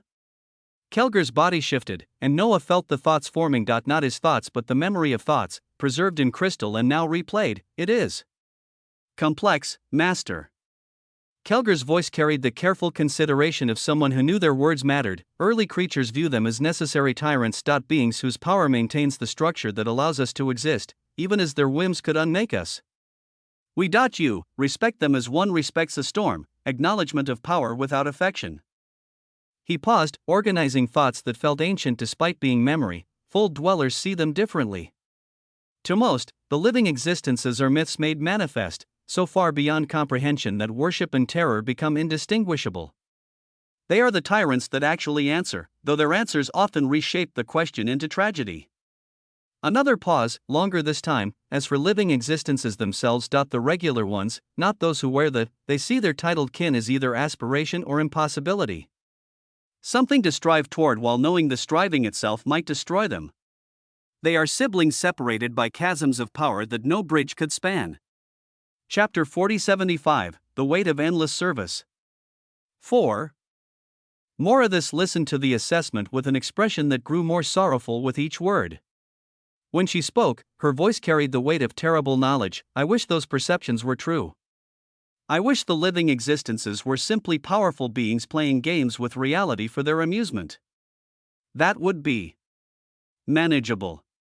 Predictable, even. She moved to a window that showed not outside but elsewhere, displaying shores that existed in parallel possibilities. The living paradox has broken the restraints placed upon it all those years ago. The words fell like stones into still water, creating ripples that would never stop spreading. It hasn't been long. Time moves strangely at those levels. But thousands of early veiled shores have shattered. Not destroyed, not conquered, but shattered, as if their very existence was retroactively made impossible. Her tales writhed with agitation that transcended physical movement. Nobody knows why. Is the living paradox doing this intentionally? Is it even aware of what's happening? Or is this simply what happens when paradox is allowed to exist without restraint? Reality begins to contradict itself out of existence? And what of the creature? Oh! She turned back to Kelger, and her golden eyes held depths of concern that Noah, even experiencing it secondhand, found overwhelming. Some say the living concept is involved, that thought itself has decided physical reality is too limiting. Others claim the living dimensional is folding spaces into themselves, creating pockets of existence that can't be accessed or escaped. There are even whispers that something else entirely has emerged. Something that the living existences themselves fear. Something dead. The weight of these revelations pressed against the memory itself, making it flicker at the edges. Something is coming for our earliest folds, Kelger. Something potentially catastrophic. We don't know what, we don't know why, we don't know how to stop it. We only know that shores are shattering like glass under pressure, and the pressure is increasing. She approached him, and even in memory, Noah could feel the warmth she radiated. It was existential, the comfort of being near something that cared about your existence. When it comes, and it will come, where would you rather be? The question stayed between them with weight that transcended words. It wasn't about physical location but existential position. Would he flee? Would he hide? Would he seek safety in distance? Kelger's response came without hesitation, emotion making his voice thick. With you. With everyone here. If existence ends, I would rather end alongside those who made existence worth having. Moradis smiled at this answer, and in that smile was both pride and sorrow, love and resignation. She reached out to touch Kelger's face with a hand that could unmake mountains. But touched him with gentleness that wouldn't disturb dust. My loyal disciple. My last disciple. Your devotion honors me more than. Boom, the memory shattered, not ended, not concluded, but shattered, as if the crystal containing it could no longer maintain coherence. Noah felt himself yanked back through layers of time and possibility, his consciousness snapping back into his own body with force that made him stagger. He stood again before the memory stone, his hand still pressed against its surface, but now he understood. The stone had contained the last moment of peace before catastrophe, crystallized and preserved by someone who knew that even memories of better times might become precious. The implications of what he had witnessed raced through his mind. The living paradox breaking restraints. Was this related to the current situation? The shattering of thousands of early veiled shores, and Moradis herself. An early creature of obvious power and compassion, reduced to nothing while her loyal servant continued his vigil forever. What force could accomplish such complete destruction? Grand record observation complete, living memory of unfortunate past experienced, effort to understand history recognized, complexity gained, 10000000000, purity gained, 10000000000, additional reward, blueprint acquired, common living early abodes of a shore. Can now construct residences matching early creature standards? Note, materials from primordial excavation depths recommended. The prompts seemed almost mundane after what he had experienced, but Noah understood their significance. He hadn't just gained power from observing the memory that he had gained understanding. The blueprint was practical, but the knowledge of what had happened, even incomplete, was invaluable. He looked at his companions, who were still mining paradox minerals with focused efficiency. How could one convey the weight of Kelger's loyalty, Moratis's concern, the implications of the living paradox's actions? More importantly, what did it mean for their current situation? If the living paradox had once shattered thousands of shores, what was stopping it from doing so again? Well, if the fucker is still around. Noah uttered calmly while shaking his head. The memory stone stood silent now, its purpose fulfilled but its presence still commanding. Noah removed his hand slowly, almost reluctantly. There was more to understand here, more connections to make, more patterns to recognize, but for now, he had enough to consider. The past had been harvested, and like all good harvests, it would need time to properly process what had been gathered. Noah took a single step and appeared beside Sigrid, watching as she worked with the particular focus of someone discovering new applications for her power. Tendrils of order extended from her form. Conceptual assertions that things should be organized, categorized, made comprehensible. The paradox minerals responded to her authority with reluctant compliance. Where they had been embedded in crystal formations that defied conventional mining, order simply insisted they should be separate, accessible, collectible. The minerals emerged from their housing like students responding to a teacher's command, arranging themselves in neat formations that awaited collection. What have you managed to mine so far? Noah asked, genuinely curious about the yields this unconventional method was producing. Sigrid turned to him with an expression that managed to be both proud and slightly exasperated. These things resist classification. They want to exist and not exist simultaneously, which makes storing them interesting. Anything that allows me to exercise order right now is good, as this works greatly. She handed him a collection of the paradox minerals she had extracted, and Noah examined them. Paradox minerals obtained, 47 units, state, existing/not existing, fluctuating, quality, exceptional, warning, may spontaneously decide they were never mined, additional warning, prolonged contact may cause holder to question their own existence, storage recommendation, convince them they want to be stored. Chapter 4076, The Weight of Endless Service. The minerals themselves were beautiful. They appeared as purple crystals that cast shadows in directions that didn't exist, their facets reflecting light from sources that weren't present. Holding them felt like grasping solid uncertainty. Noah smiled at the absurdity of it all. Materials that might retroactively decide they had never been collected, tools that could be forged from possibility itself. He carefully stored them in a space that he convinced to exist specifically for things that might not exist. You should experience the memory stone, he said, looking at Sigrid, then turning to include Moiraine, the Infiniverse, and Ruination in his address. All of you. Place your hands on it and see what it shows you. I experienced something significant.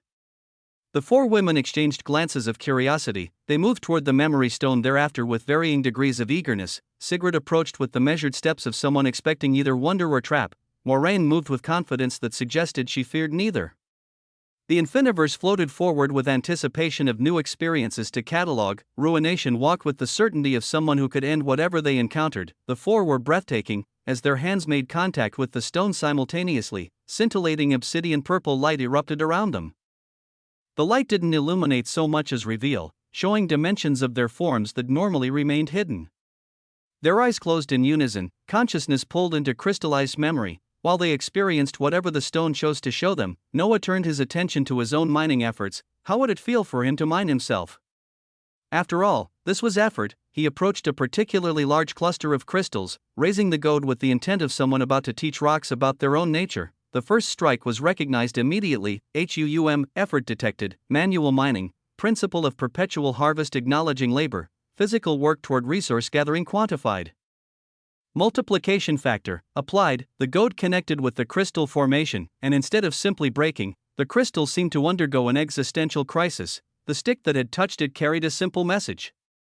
You exist to be harvested. The crystal's response was to shatter in a way that suggested it had suddenly understood its purpose.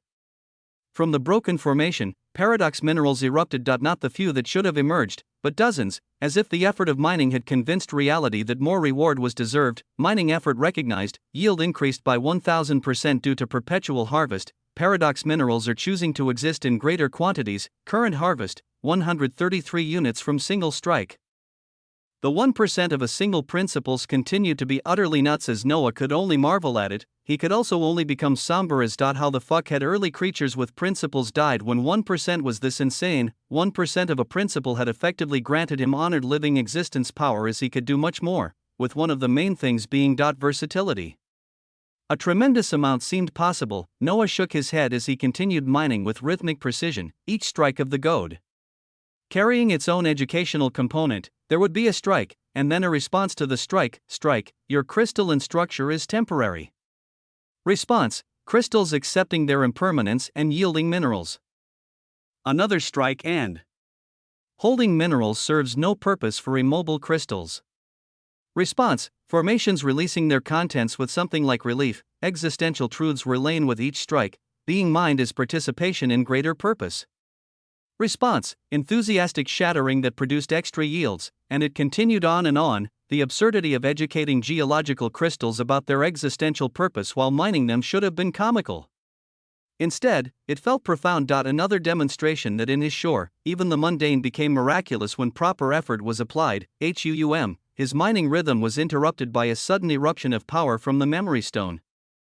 The four women touching it blazed with complexity that made the air itself denser. Purple obsidian light shot upward from their forms, carrying with it the weight of experience. Your companions have experienced enhanced memory immersion. Unlike you, they witnessed events through early creature perspective. The effort of luck and opportunity is also effort. Perpetual harvest recognizes serendipitous positioning. Sigrid has gained 25 billion complexity/purity. Moraine has gained 25 billion complexity/purity. Infiniverse has gained 25 billion complexity/purity. Ruination has gained 25 billion complexity/purity. Additional inheritance detected. Straight face. Early art of existence obtained. Morati's final conflagration creates temporary fire-based Cleo's glyphs. Temporary nature allows 100x power multiplication. Duration 7 seconds per glyph. Warning, may cause existence combustion in target area. Noah read these prompts with astonishment that quickly transformed into joy.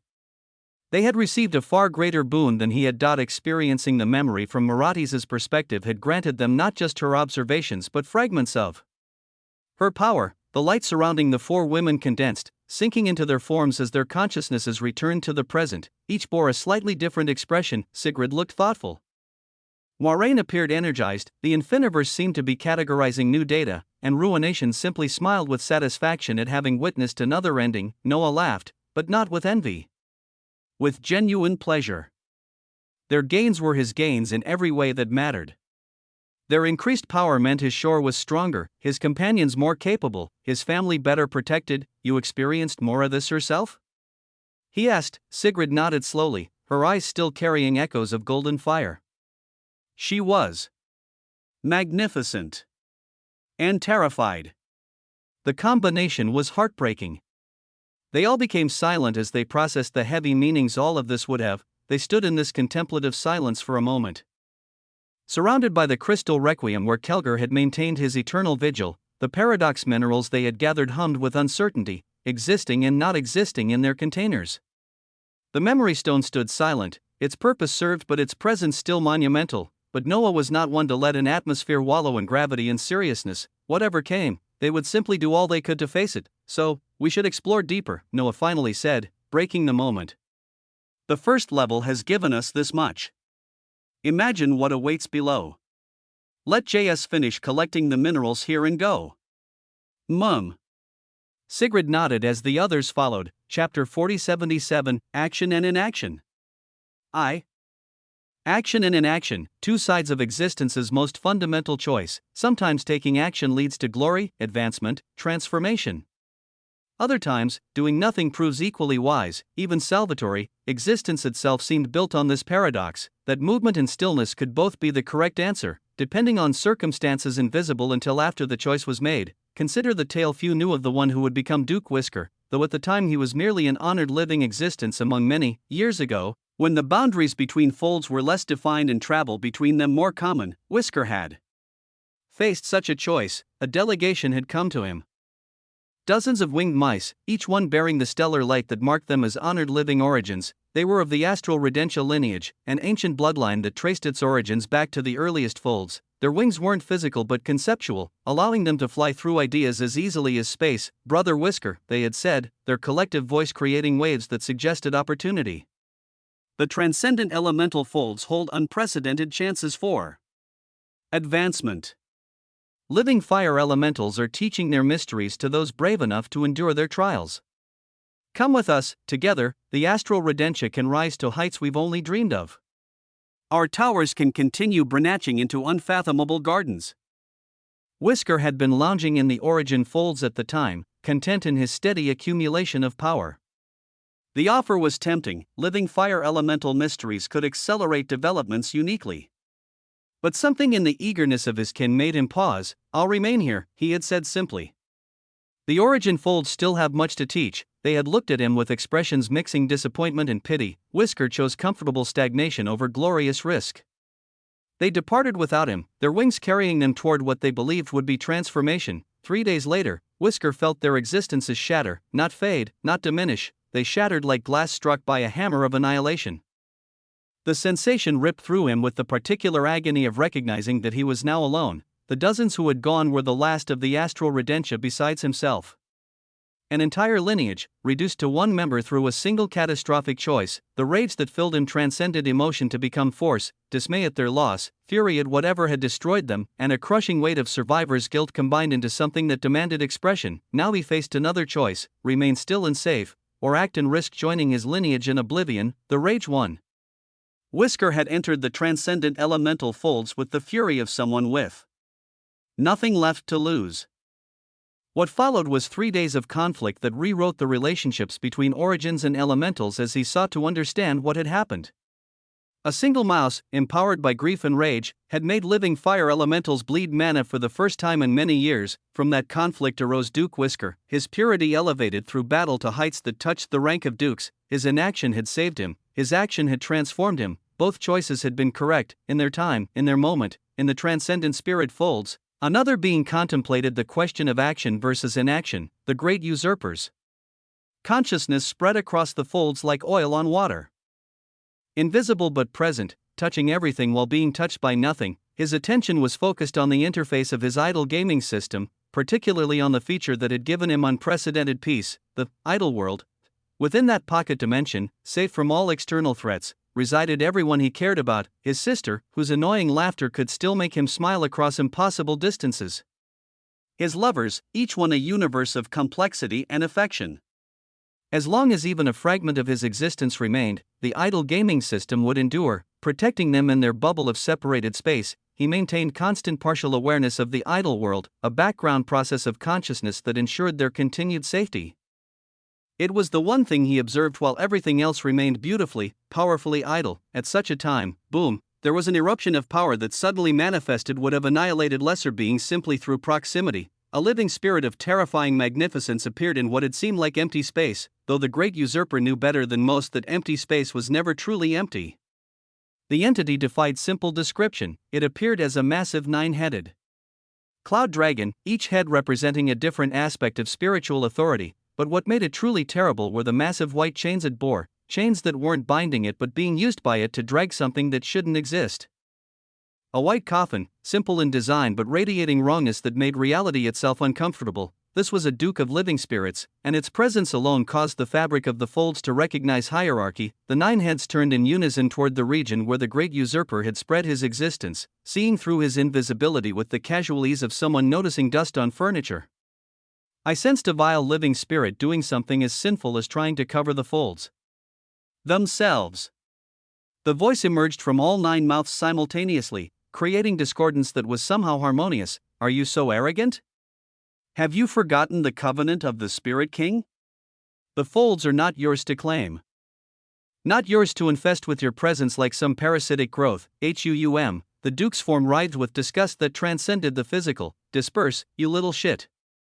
Return to whatever hole you crawled from, or I will teach you why even thoughts fear to spread too far in the spirit folds. without waiting for response, because what response could matter from something so beneath it? The Duke erupted with living spiritual authority, the power that emerged redefined space, establishing new rules about what could exist and how. Seas of authority descended toward the entire region, ready to disseminate not just the great usurper but everything that might have been touched by his presence.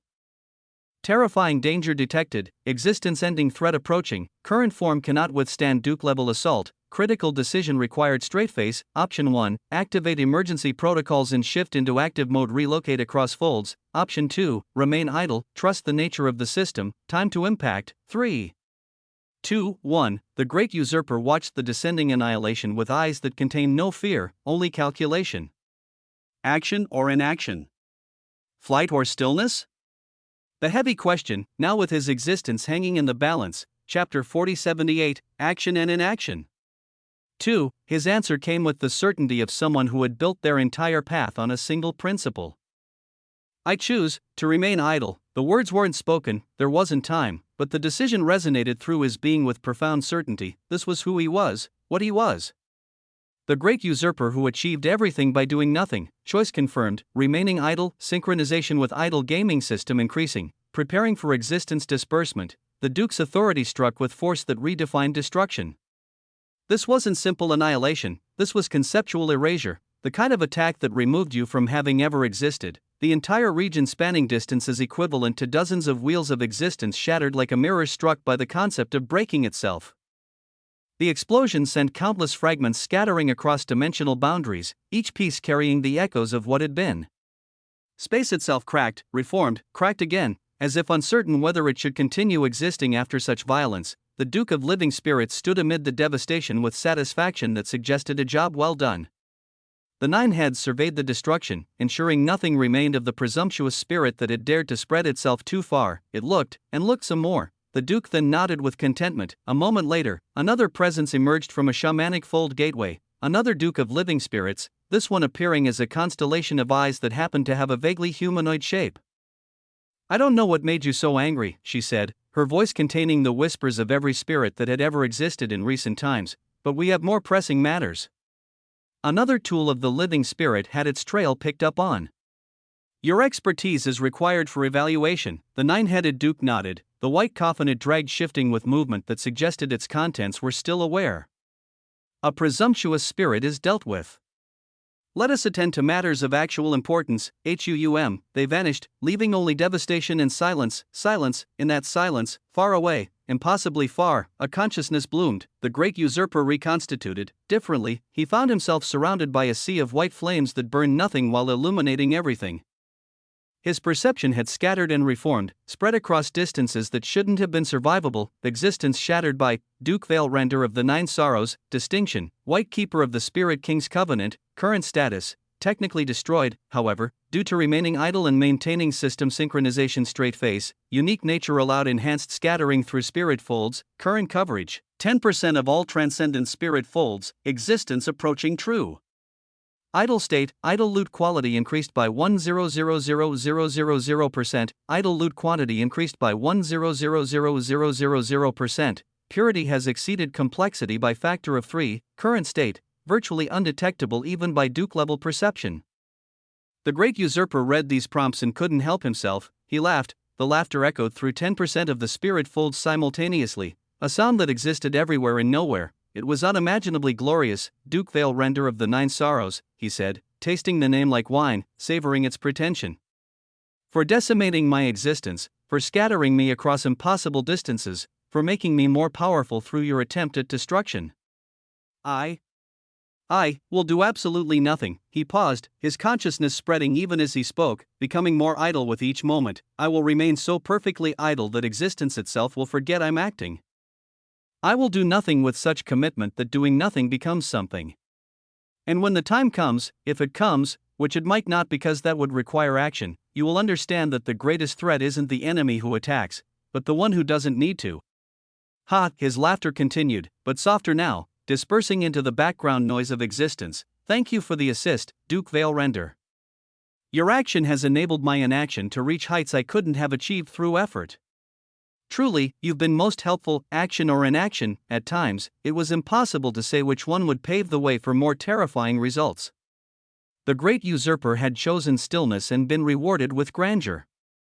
Duke Whisker had chosen both in turn and risen to heights that redefined what a mouse could become. Perhaps the real wisdom wasn't in choosing correctly, but in understanding that both choices were always available, always valid, always potentially catastrophic or miraculous depending on factors that might only become clear in retrospect, or perhaps not. After all, understanding itself was a form of action, and the great usurper had just proven that sometimes, not understanding, simply being, was its own form of power. Above the golden sands of the early veiled shore, where cerulean sacred waters lapped at beaches that existed in more dimensions than three, two figures engaged in conversation that would have consequences neither fully anticipated.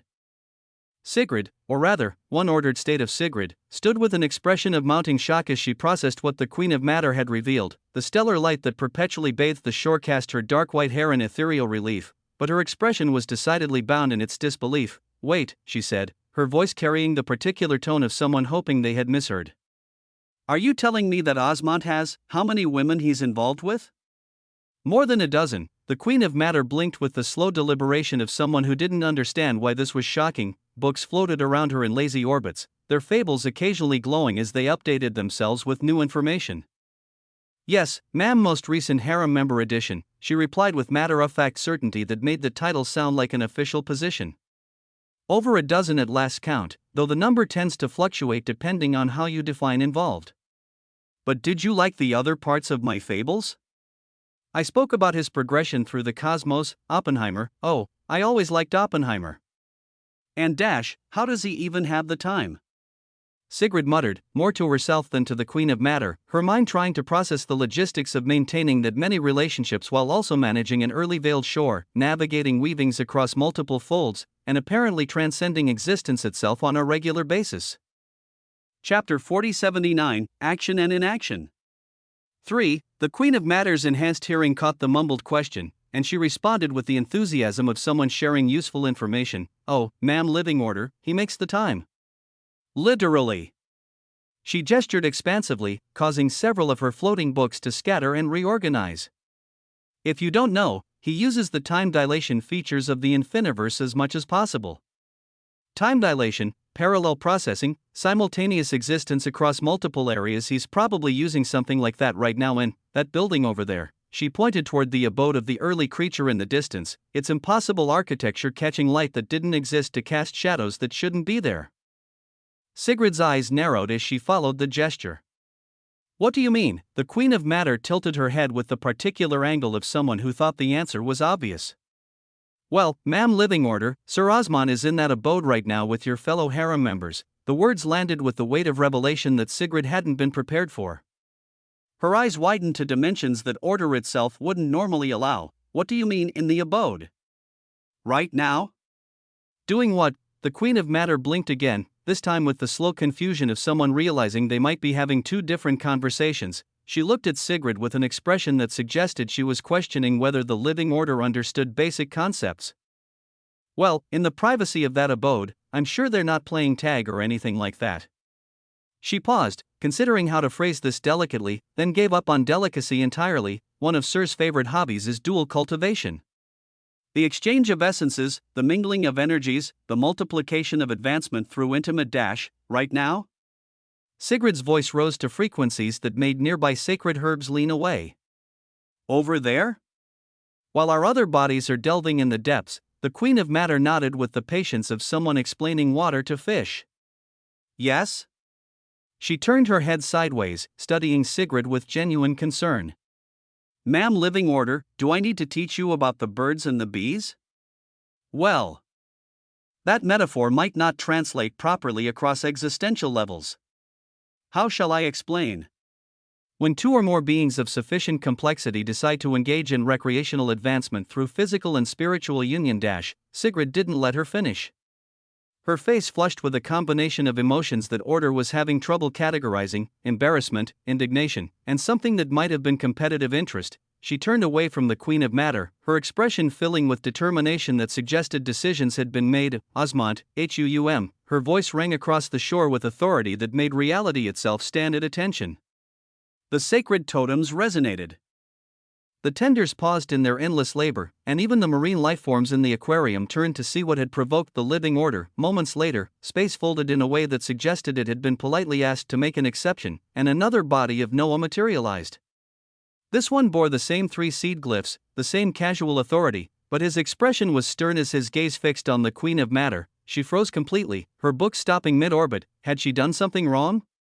Had she violated some protocol about discussing the Master's romantic arrangements? Was she about to be educated by the goat about proper discretion? Ooh? The eyes of the Queen of Matter pulsed with possibilities. But Noah's attention shifted immediately to Sigrid, who stood before him with the particular posture of someone who had identified a problem and intended to solve it. It seems, she said, managing to sound both cute and annoyed simultaneously, like a cat that had discovered its favorite napping spot occupied, that you need order in your life. You are too chaotic. Noah raised his eyebrows with the particular amusement of someone who enjoyed where this was going. Without warning, he stepped forward and embraced her, his arms wrapping around her with possessive certainty that made space itself jealous. I thought I had you? His voice carried that tyrannical confidence that made reality reorganize itself to accommodate his statements. Are you not order? My order. The words should have been overwhelming, the embrace should have been inescapable, but Sigrid, the living order who was still learning what that meant, managed to be both flustered and defiant. She broke free from his embrace with movements that suggested order had decided to be temporarily disorderly, grabbed his hand with authority, and began leading him toward the abode. You need a different kind of order, she declared, her voice carrying the particular tone of someone who had decided something and would not be dissuaded. You need to be set straight. Organized. Properly sequenced. WAA. Noah's clone shook his head with the exasperation. But he followed along without resistance, because sometimes the wisest action was inaction. Sometimes, surrender was its own form of victory. Their figures disappeared into the abode, passing through doors that existed in more states than open or closed. What occurred within those walls would remain unknown to others, though the abode itself seemed to pulse with satisfaction, as if it approved of whatever order was about to impose. Outside, the Queen of Matter released a breath she hadn't realized she'd been holding. Her books resumed their orbits, though several seemed to be glowing with the excitement of new fables being written. Another woman has fallen, she said to no one in particular. Though her tone suggested this was less lamentation and more observation of natural law, she pulled out a particularly large golden book from the collection orbiting her, its pages blank but eager to be filled. Humming a tune of melody, she looked around the early veiled shore with the eye of someone whose job was to observe and record. The shore bustled with activity that would have seemed impossible anywhere else. Tenders moved through the plots with mechanical grace, harvesting what had grown while planting seeds for future harvests. Each movement was purposeful, each action contributing to the perpetual cycle of growth and collection that defined this place. Each movement exerted effort as since it was under the gaze of the infiniverse and the early creature. The seed of the principle of perpetual harvest shone here as well. Chapter 4080, Fables and Pride. The gaze of the Queen of Matter drifted to the aquarium, where close to a dozen marine lifeforms now swam through early sacred waters that shouldn't have been able to exist outside the earliest folds. Each creature was a masterwork of evolution guided by impossible circumstances, fish that swam through time as easily as water, eels that existed in multiple dimensions simultaneously, something that might have been an octopus if octopi had decided that tentacles were too limiting. The sacred totems stood at their positions like guardians of possibility, each one humming with stored materials and barely contained power. Hydron grazed on singular prosperity grass and auric vitae grasses with the casual arrogance of someone who had existed before grass knew it was supposed to be eaten. Each bite seemed to make her more real, more present, as if the grass was teaching her new ways to exist. Sir Osmond continues to do things that pave the way for the unimaginable, the Queen of Matter said aloud, her words being recorded even as she spoke them. In all this grandeur, this impossible, improbable, absolutely absurd grandeur, I'm glad to be part of it. Even if I'm just a footnote on a single page of this grand fable, she sighed with happiness that transcended simple contentment. To be part of a story still being written. To watch legend being crafted in real time, what greater purpose could a record keeper ask for? A shift in the air behind her made her awareness spike. Temperature dropped and rose simultaneously as shadows gathered in ways that suggested they had always been there. A figure wrapped in darkness and frost materialized with the particular grace of someone who had made friends with contradiction. The Queen of Matter turned with a smile that suggested this was expected. Welcome, routine, Shadow Guard Knight. Help me record the most recent fable. The living order has just dragged one of Sir Osmont's bodies into the abode for what she called a different kind of order, and I need someone to help me speculate wildly about what that might mean. Night emerged more fully from her wrapping of shadows, ice crystals forming in the air around her despite the shore's warmth. Her expression remained unreadable, but something in her posture suggested amusement. Should we be recording such private matters?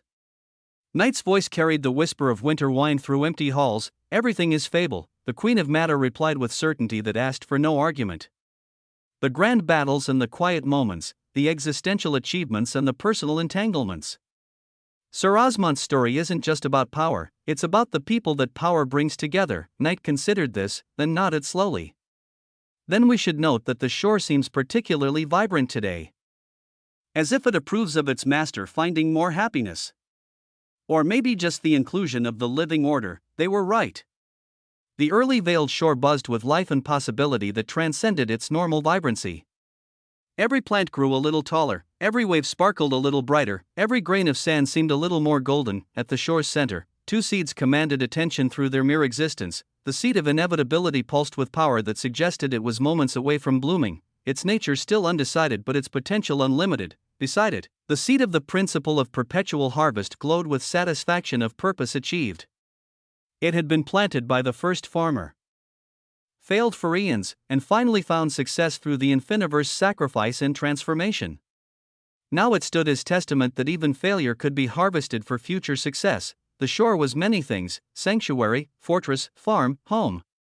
But more than any of these, it was proof that impossibility was just possibility that hadn't been properly motivated yet. Inside the abode, order was being imposed in ways that would remain private. Outside, life continued in its beautifully chaotic way, each being pursuing their own purposes while contributing to the greater whole, and somewhere in the primordial early excavation depths, other bodies of Noah and Sigrid, and Moraine for that matter, continued their delving, very much aware that their other selves were engaged in very different forms of exploration. Such was life in the early veiled shore, multiple things happening simultaneously, each thread weaving into an existence that no single perspective could fully appreciate. The Queen of Matter opened her golden book and began writing, her words capturing not just events but the feeling of them, the weight of them, the beautiful absurdity of beings powerful enough to reshape existence, choosing to spend their time on things as wonderfully mundane as relationships. Chapter 5731, she spoke as she wrote. In which order discovers that some chaos requires hands-on management. Night blinked as she shook her head. You aren't writing your own fanfictions again, are you? If Sir finds out, the Queen of Matter instantly grabbed Night's mouth white, looking around. With stern eyes, she spoke out. Don't speak loudly about this. Okay?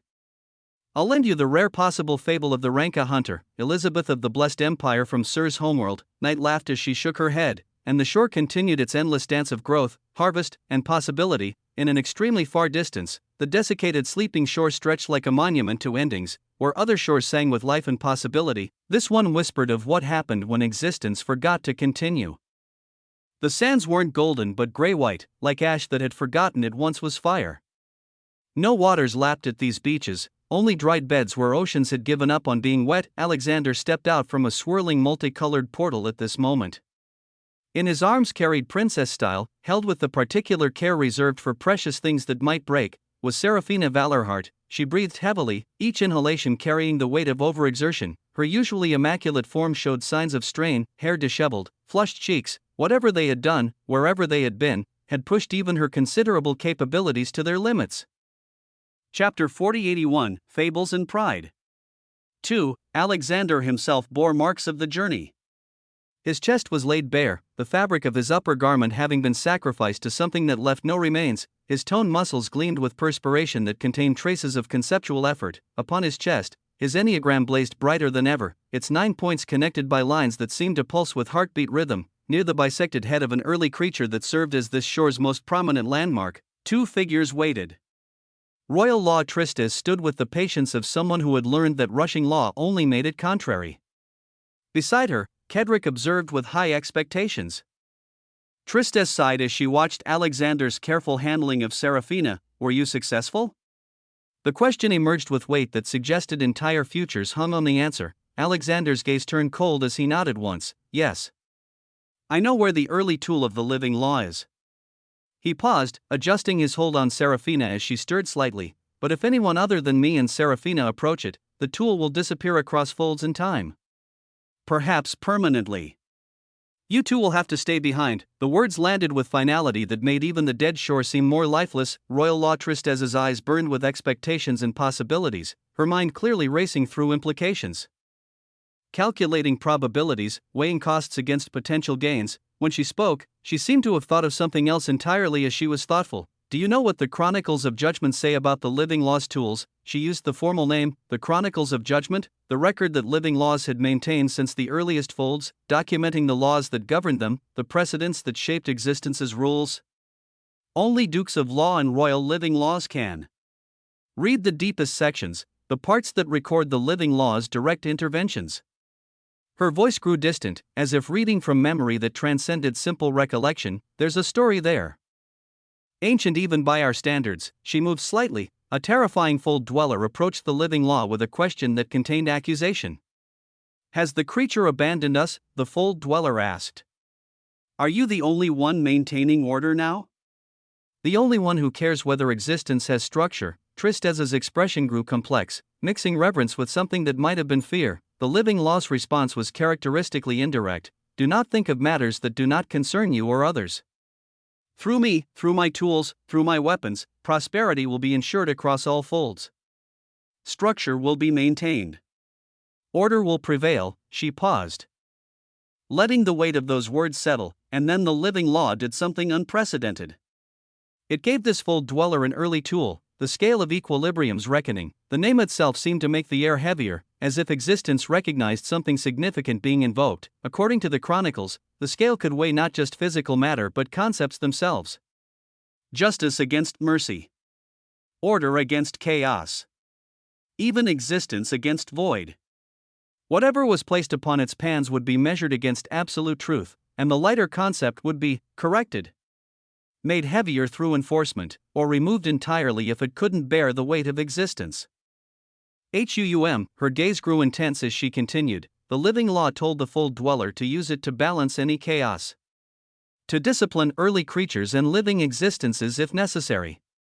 To ensure that power never grew so absolute that it forgot its responsibilities. Royal Law Tristez looked at Alexander and Serafina with eyes that had made their decision. The stern set of her features suggested this choice had been weighed and found necessary. Go. The single word carried more authority than lengthy commands could have. If you can obtain any tool of the living law, whether the scale or something else, it will be a boon for all living laws. We have existed too long on precedent alone. An actual tool would change many things. Alexander studied her for a moment, perhaps weighing her sincerity against necessity. Then he nodded simply. Without further words, he began walking toward the bisected head of the early creature. Each step seemed purposeful, as if following a path only he could see. The enneagram on his chest began to pulse brighter, its light synchronizing with something. As he drew closer, it became clear that Serafina also bore an enneagram on her chest that was shining the same manner. Together, they created a resonance that made the dead shore remember it had once been alive. The bisected head of the early creature, massive even in death, even split in half, began to respond with recognition. The two enneagrams weren't just symbols or sources of power, they were keys. And the desiccated sleeping shore was a lock that had been waiting eons to be opened. The air grew thick with possibility. The gray-white sands began to swirl despite the absence of wind. The dried ocean beds cracked in patterns. 3 seconds passed. 4. 5. Boom. The explosion was transitional, the sound of space deciding to be somewhere else. Where Alexander and Serafina had stood, only disturbed sand remained. They hadn't traveled in any conventional sense, they had been admitted, accepted, allowed entry to something that existed perpendicular to normal reality. Royal Law Tristez and Kedrick remained on the desiccated sleeping shore, the sudden absence of their companions making the desolation more pronounced. Tristez's demeanor shifted immediately from contemplative to commanding. The historian transformed into the royal law she was, authority radiating from her form like heat from forge-fired metal. Come, she said to Kedrick, her voice seeking no delay. We must prepare for the Clio's Concordat. Every law must be ready and every possible argument anticipated. She began moving with purpose that transformed walking into declaration. If they return with a tool before then. She let the sentence hang, but the implications were clear. A tool of the living law would shift many things, Kedrick followed, his own thoughts clearly racing through possibilities. Do you think they'll succeed? Tristez considered the question with the weight it deserved. Who the fuck knows, man? We are all just trying everything we can. Chapter 4082, Fables and Pride. 3. She paused at the edge of the shore, where a portal awaited to return them to the doorway to the loom, but if anyone can retrieve something the living law left behind, it would be them. Come on, weavings of existence continued to unfold across the folds. There were countless fables and countless players, with some not knowing just how terrifying the folds of others could be. While some sought tools of the living law in distant realms, others pursued something more fundamental, not artifacts of power, but power itself, and the knowledge of how existence could be transcended. In the transcendent paradoxical folds, there existed a region that defied even paradoxical standards. Dozens of obsidian rivers flowed here, but they followed no conventional physics. Some ran upward, others sideways. Several flowed through themselves in loops that had no beginning or end. The waters weren't water but liquidified contradiction, each drop containing the statement this does not exist while very clearly existing. At the center of these impossible waterways stood Schrödinger in his characteristic beggar's appearance. Though what surrounded him suggested anything but poverty of power, 5 inevitabilities lay still around him, not dormant, not waiting, truly still, in the way only dead things could achieve. These were the same inevitabilities he had imprisoned in the doorway to the loom, the ones that had devoured part of the living order's everything. Now their countless tentacles, which had once reached through dimensions to consume meaning itself, lay limp and purposeless, an inevitability that was 5. Inevitabilities, killed. The air thrummed with the terrifying complexity of paradox that Schrödinger emitted. He worked with the focused intensity of a surgeon operating on existence itself. His hands moving through the corpse of the nearest inevitability with purpose that transcended the physical. He was carving out everything, not the general everything, but the specific everything that the inevitability had consumed from the living order. The process should have been impossible. Everything, once devoured by an inevitability, may be gone forever, processed into nothing, may be. Yet here was Schrödinger, carefully extracting what shouldn't exist from something that barely existed itself. Behind him, the paradoxical rivers suddenly parted like curtains made of impossibility. Through the gap floated Duke Davidicus, moving with the caution of someone entering a space they knew they survived only through sufferance. Schrödinger had sensed her approach and allowed it. Without his permission, the rivers would have drowned her in contradictions that even her Duke-level existence couldn't reconcile. I did not mean offense before, she said immediately, her usual arrogance replaced with something approaching humility. I am patient, I'm trying to be. I'm just attempting to be like you. To reach your height, your power, your understanding of what paradox truly means. Schrödinger continued his work as she spoke, his hands never pausing in their extraction. When he finally responded, his voice carried the weight of someone who had seen too much to be impressed by ambition alone. It might be possible with enough work. He paused, adjusting his grip on something that wasn't quite matter but wasn't quite concept. But what I seek to do is something that not many will understand. The path I walk isn't about power in the traditional sense. He turned slightly, fixing her with eyes that contained depths of paradox that made her Duke-level perception struggle. Do you wish to know an utterly abysmal secret? Something revealed to me by something even I still do not fully understand? The question hung between them with weight. Davidicus floated closer, her entire being focused on this moment.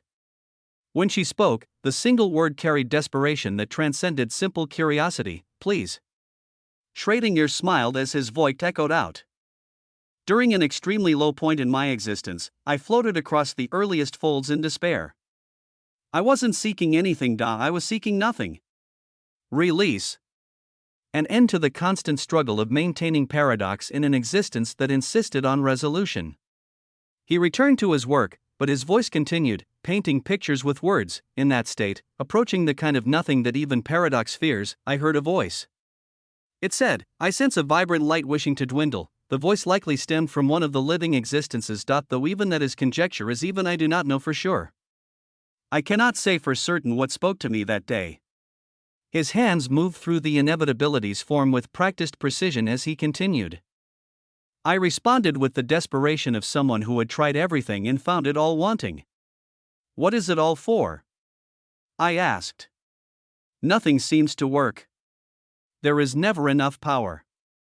Fold dwellers, living existences, even paradoxes. The vast majority of life will never reach the grandeur of the living existences or the creature.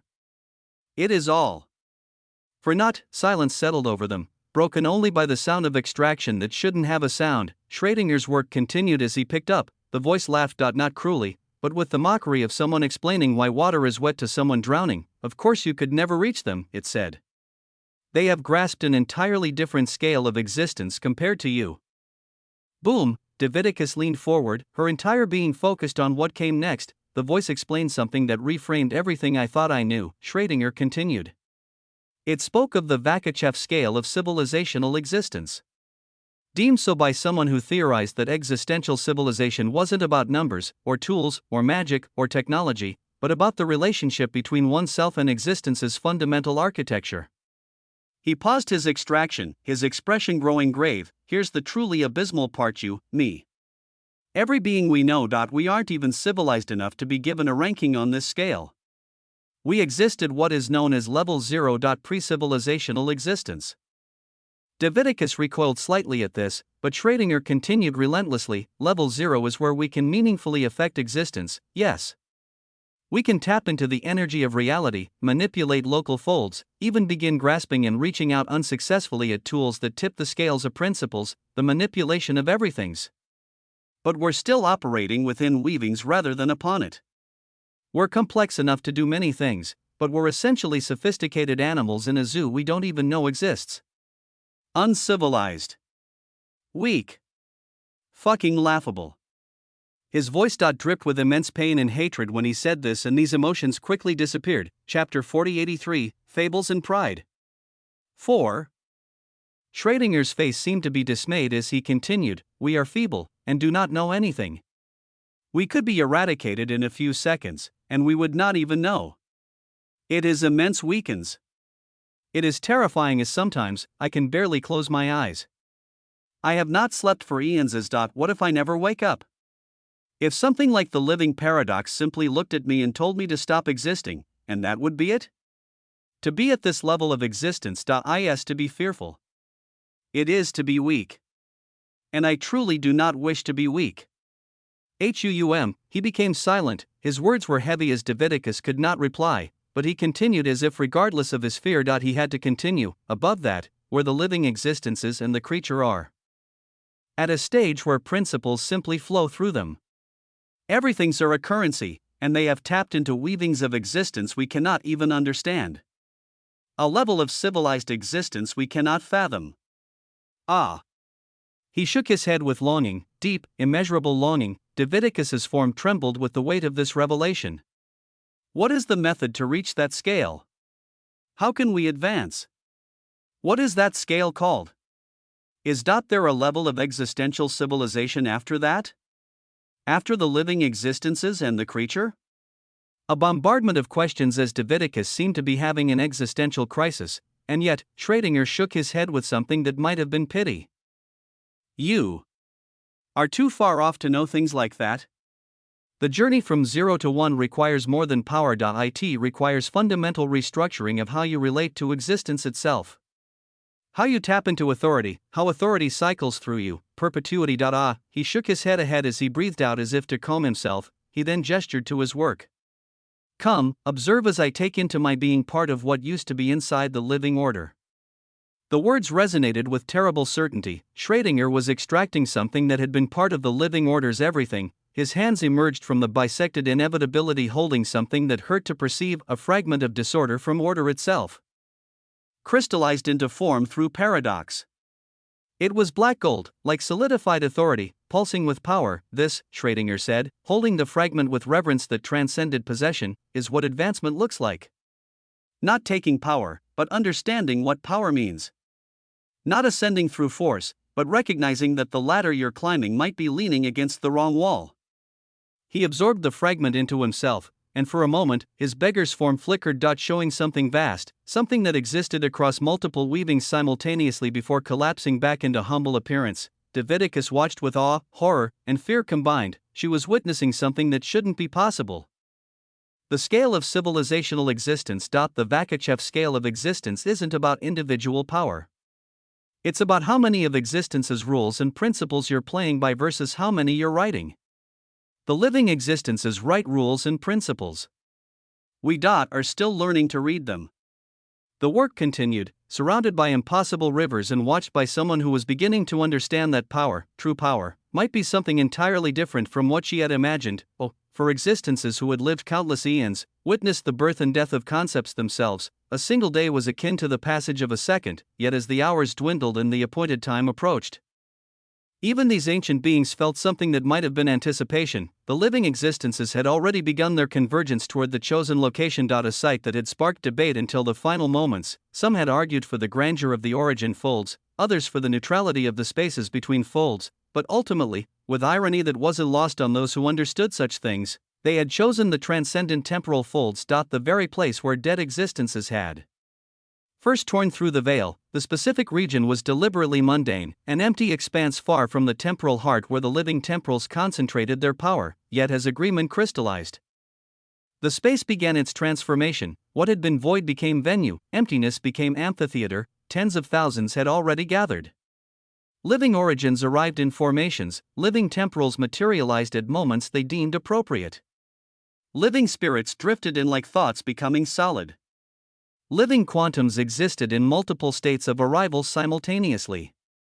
Living elementals burned, froze, flowed, and crystallized their way into being. Living dimensionals unfolded from spaces that shouldn't have had room for them.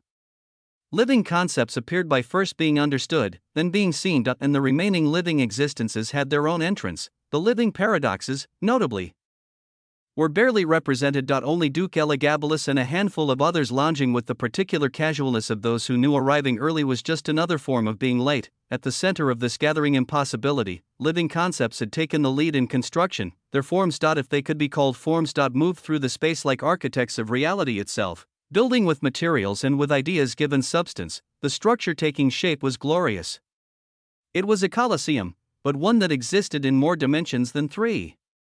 10 sections divided the space equally, each one attuned to the nature of its intended occupants. Portals marked each section.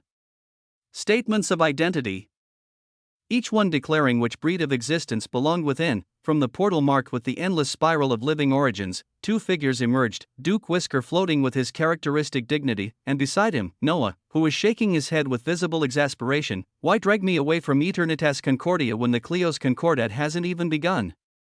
Noah's voice carried the irritation of someone interrupted from important work. Duke Whisker's whiskers twitched with amusement. All living existences arrive before the appointed time to provide input to the living concepts. How would you prefer your space designed? Your own area with specifications of your choosing? Or would you simply prefer to sit with the living origins? The suggestion of being lumped in with others made Noah's eyes shine with the light of someone who had just been offered an opportunity disguised as inconvenience. Okay, he said, his irritation transforming into interest. Let's see how everything is. Chapter 4084, Fables and Pride. The Duke Whisker began to float through the construction zone, his tiny form somehow maintaining dignity despite having to look up at almost everything. Noah followed, his perception taking in details that others might miss. The way living concepts didn't build but convinced space that it had always been built, the subtle hierarchies revealed in how different groups position themselves, the careful dance of power and pride playing out through architectural choices. That is Duke Vitialis there, Duke Whisker indicated with a subtle gesture toward a gathering of living elementals. He's instructing his throne be forged from flames that burn backward through time. For some, mere fire isn't sufficiently impressive anymore. Noah observed the Duke in question. A being whose form seemed to be combustion having an identity crisis, and there, Duke Whisker continued, directing attention to another section, Duke Voss of the living dimensionals. Duke Whisker calmly pointed out many things as Noah was able to observe the scale of the place where the Cleos Concordat would take place. The construction continued around them, reality being reshaped by living concepts. Noah watched as thrones were carved from crystallized time, platforms were woven from solid thought, and seating arrangements were negotiated. My dear Whisker, what an unexpected pleasure. The voice arrived with the weight of temporal authority wrapped in genuine warmth. A figure materialized from temporal flux with the precision of someone who knew exactly when they wanted to arrive and had arranged causality to accommodate. Golden hair that seemed to age and youth simultaneously, eyes that held the light of stars being born while watching them die. This was one of the 9 living temporal pillars. beings who supposedly maintained the temporal weave that kept they folds from collapsing into sequential chaos. Supposedly, but when Moiraine had been revealing to Noah the structures of living existences and how living temporals and living spirits were the only ones who had unique hierarchies of ruling and not Cleo's councils. She had also mentioned that the idea that 9 living temporal pillars being the ones to maintain the time of the folds was utter bullshit, and now, Noah actually got the chance to observe one such being. Living temporal pillar Kronos, Duke Whisker acknowledged, his tone carrying respectful wariness. Such formality between old colleagues seems almost insulting to our shared history, Kronos replied, his attention shifted to Noah with the focus of someone who could see through time itself. And who commands enough respect to receive Whisker's personal attention? The temporal threads around you are fascinating. They bend without breaking, accelerate without losing cohesion. Hey, I actually cannot even see a few seconds of what your future time could be when even for dukes, I could at least see a few minutes. What's that about? Who do you represent? Noah met the ancient being's gaze steadily. I'm simply here to represent myself. Simply, and myself. 2 words that rarely belong in the same sentence at gatherings like these. Kronos' expression grew more intrigued, his presence making nearby beings unconsciously check whether they were experiencing the present or just remembering it. Most beings represent factions, ideologies, or abstract principles they barely understand. But you're remarkably self-contained. Your timeline doesn't leak into others' futures. That requires either tremendous ignorance or tremendous control. I can't figure you out.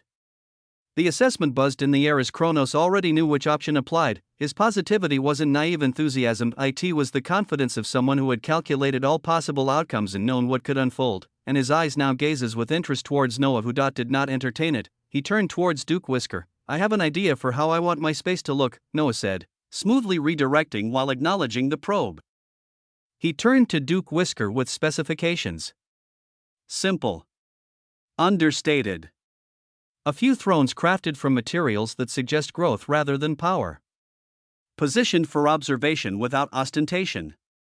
Duke Whisker floated off to convey the specifications, leaving Noah with the temporal pillar whose presence made causality nervous. Kronos said conversationally, his smile fading slightly, I've existed long enough to see patterns repeat until they become laws. Patterns are the one thing I always see, and yet I cannot see yours. Why is that? A heavy question. He studied Noah with eyes that saw through more than just space, and as Noah faced the gaze of this powerful being, he remained calm and looked ahead as Duke Whisker returned. Your specifications have been conveyed, Duke Whisker announced, returning with timing. The living concepts were intrigued. Your space will be carved out between living origins and living laws. Between 2 living existences. It would undoubtedly be unique. The living temporal pillar, Kronos, had none of his questions answered as he smiled at this as he rose up. He was a type of being that was supremely powerful, but unbothered. I look forward to seeing what someone who simply represents himself contributes to the Concordat. In my experience, those who claim the least often have the most to offer. Or the most to hide. Either makes for excellent entertainment. I just came for introductions because the timeline of Duke Whisker here became chaotic and murky. You will have to be careful. With that perfectly calibrated mixture of compliment and warning, Kronos dispersed into temporal probability. Duke Whisker and Noah floated calmly as around them, the 10 living existences continue weaving in and out calmly. At such a point, Duke Whisker gazed towards Noah while sending a mental message only he could hear. All living existences are represented here, but not the living order, right? You mentioned multiple thrones for your section. Do you plan to bring the living order here? Duke Whisker asked such a question as Noah smiled. He sensed the terrifying waves of complexities surging in this area as a grand stage formed, with royal living existences carrying gloriously powerful and prideful gazes moving in the distance to make sure their proper grandeur was displayed here. Was such a thing still important? The hubris? The pride? The sheer fact that some thought themselves higher than others as they moved to preserve their dignity through any means necessary. Noah shook his head as his reply to Duke Whisker was a simple one, we will see. Truly, they would all see. Chapter 4085, Losses and Gains. There are existences accustomed to winning. Beings for whom victory is not achievement but expectation. for whom success is the baseline from which all other experiences are measured. When such beings experience loss, the sensation transcends simple defeat, it becomes existential crisis, a fundamental questioning of identity itself. If you are defined by winning, what are you when you lose? There were those existences, and then there was Noah. At this moment, he lay upon a vast white sea, his body carried by gentle waves that had once been cerulean but now shone with stellar radiance. The light of order had bombarded these waters so thoroughly, so completely, that they had forgotten their original color and adopted a new truth. The waves moved with purpose that transcended physics, supporting him with the particular care of water that had been organized into knowing exactly how to hold someone. He stared at a ceiling inside an isolated pocket dimension in the abode of the early creature, and for perhaps the first time in his rapid ascension through impossibility, he had to admit something that sat strangely in his consciousness: he had actually lost, during his dual cultivation with the living order. Despite all his complexity, despite his multiple seed glyphs, despite being the early creature, Osmont, he had lost, not devastatingly, not humiliatingly, but definitively. Sigrid's complexity and purity had exceeded his own, and he had learned firsthand what that distinction of the truly meant when attached to a living existence. Basically, he was manhandled by his girl. The prompts floating before his vision offered consolation that transcended simple comfort, extended intimate connection with the living order, awakening, completed, duration, temporal manipulation extended, 72 subjective hours, understanding of order fundamentally enhanced, existential resonance achieved, purity gained, 55, 000000000, complexity gained, 25, 000000000. Note: differential gains reflect order's preference for purity over complexity. Additional note: being dominated by the living order has its benefits. The boons were indeed terrifying, so even though he had lost control, had been the one guided rather than guiding, he couldn't truly call it defeat. The gains were unfathomable. His understanding of order deepened beyond what solo cultivation could have achieved. Get up and stop making it seem like you were ravaged. Sigrid's voice cut through his contemplation with the particular mix of affection and exasperation that had developed between them. She stood nearby, tying her white hair into a ponytail with movements that were efficient yet graceful. The pure white robe she wore seemed to glow with its own light, or perhaps it was her light, order itself radiating through simple fabric. Noah rose from the stellar waters, droplets cascading down his bare torso like liquid starlight seeking return to the sea. Each drop caught light that shouldn't exist, creating momentary prisms before rejoining the vast white expanse. His lower body was adorned with pure white pants that seemed cut from the same conceptual fabric as restraint itself. He looked at Sigrid with seriousness that transformed his usually tyrannical confidence into something heavier. All 10 living existences that we've heard of have shown themselves to be larger than anything we could fathom. His voice carried weight that made the white waters still their movement. Your awakening is the resurgence of the living order, gaining power that reshapes reality just by existing. But there's so much we don't know. So much that remains hidden. He stepped closer, his gaze intense enough to make order itself pay attention. Are you confident that as you keep awakening, as you attain more of the living order's power, that everything about you is remaining you? The question hung between them with importance, because if anything feels off. If you sense something foreign trying to assert itself, tell me now. I can always take matters into my own hands. The implication was clear. He would rather stop her awakening, rather limit her power, than lose her to something wearing her face. Sigrid moved toward him across the stellar white sea, her steps creating ripples that organized themselves into perfect concentric circles. She sat beside him, then shifted to lay her head on his lap, looking up at the ceiling with eyes that contained depths of contemplation. Her arm reached upward, fingers grasping at something invisible. Perhaps trying to capture certainty in a situation that offered none. I was just a girl who lost her entire family, my whole lineage, based on the orders of those above me. I didn't ask to become the resurgence of the living order. I still don't understand how it's possible. But what happened, happened. Now I'm here. She paused, her hand still reaching towards something beyond the ceiling. I may not have my family anymore, but I've found something else. Someone else. Her gaze shifted to meet his. I was terrified you would be like the living origins. Someone who only wanted to use me for what I represented. But then you brought me here. You showed me your shore, your family, your mother who accepted me with a single word. Your people who treat me as myself rather than my title. Her expression softened with vulnerability that the living order probably shouldn't show. With all of this, my heart is at ease. Which is why, even though I can feel something terrifying arising inside me, power that wants to organize everything it touches, I feel like I can handle it. Because you're here. She placed her hand on her chest, closing her eyes as if listening to something within. I'm beginning to obtain pieces of memories from an extremely long time ago. The earliest folds. They're hazy, like looking through water at stars, but they're becoming clearer as I grow more complex, more pure. These memories. They'll have answers. About what happened. About what's coming. Her eyes opened, finding his with intensity that made the white waters around them ripple. Besides, you've bound me, haven't you? The question was rhetorical, acknowledging the connections between them that transcended everything. If I ever go crazy, if the living order somehow overwrites who I am, you can simply put me under control.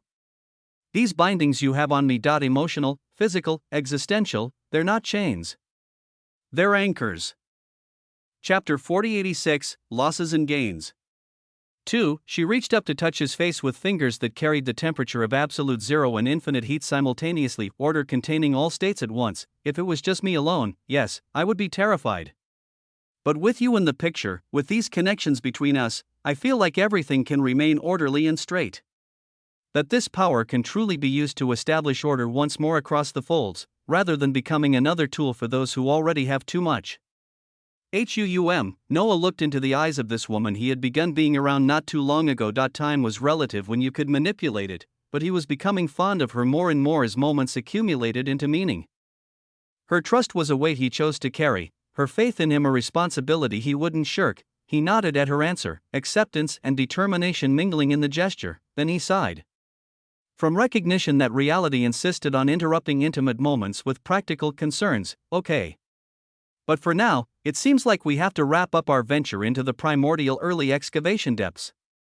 He shifted slightly, his expression growing more serious. The 9th level is proving to be a bit difficult. The 9th level, after the first level's revelations, Noah, Moraine, Sigrid, Ruination, and the Infiniverse had continued their descent through the primordial early excavation depths for hours that felt like days. Each level had presented new challenges, new treasures, and new understanding of what the earliest folds had left behind. The results of their delving were profound, each discovery amplified by Noah's 3 glyphs of the principle of perpetual harvest, or of early resonance obtained, 47 units, enhanced by perpetual harvest, 470 units total, uses, shore construct enhancement, abode, aquarium, totems, refinement possible, 1 ingot equals 100 MCQ/PQ when consumed, note, enough to upgrade. Entire shore infrastructure, crystallized temporal fragments obtained, 234 units, enhanced by perpetual harvest, 2,340 units total, primary use, instant century growth for plants, secondary use, permanent soil enhancement when powdered. Note, sufficient to accelerate shore's agricultural evolution, essence gems obtained, 13 units, enhanced by perpetual harvest, 130 units total, direct consumption, 1 billion CQ/PQ per gem, alternative, dissolve in sacred waters to summon eminent/Cleo's marine lifeforms. Note, strategic reserve for rapid advancement or shore population, paradox minerals obtained. 156 units, enhanced by perpetual harvest, 1,560 units total, primary use, forge tools functioning beyond normal.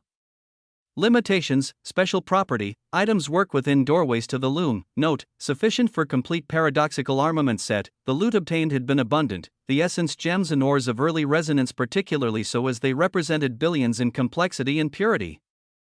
But perhaps the most peculiar discovery had been an early creature artifact on the 5th level, the slipper of existential humiliation, classification, worn early creature artifact, left foot only, alignment, living quantum authority, somehow, condition, well-loved, translation, beaten to hell, primary ability, conceptual diminishment, when used to strike beings or authorities. Target becomes small and meaningless, affects scales with wielder's contempt for target, note. Particularly effective against those with inflated self-importance, secondary ability, quantum embarrassment, target exists in superposition of dignity and humiliation, observers collapse wave function toward whichever is more brutal. Warning, may cause existential crisis in beings. Additional note, right slipper presumably still being worn somewhere. Noah contemplated this absurd arsenal while stroking Sigrid's hair, his consciousness split between the intimate moment in the abode with many others and his main body standing in the 9th level. The contrast between peace and danger, between victory and challenge, defined his existence now. The previous 8 levels had presented terrifying existential hazards. Environments where paradox itself attacked, where concepts became hostile, where the mere act of observation could unmake the observer. These hazards had slowed their progress more than any enemy could have. Until now, they had encountered no other remnant lifeforms besides Kelgar. Only hostile environments and the endless need to break through crystallized reality to continue forward. The 9th level changed that. They stood now in an environment that defied simple description. Waves of living conceptual authority saturated the space with pressure that made breathing an act of will. The realm stretched vast and broken. Gray bronze earthen fragments and crystals floated everywhere, filling space with chaotic patterns. Each piece, from pebble to boulder, carried lethal conceptual authority. A single impact from even the smallest fragment could injure an honored living existence, each one containing concepts that shouldn't be weaponized.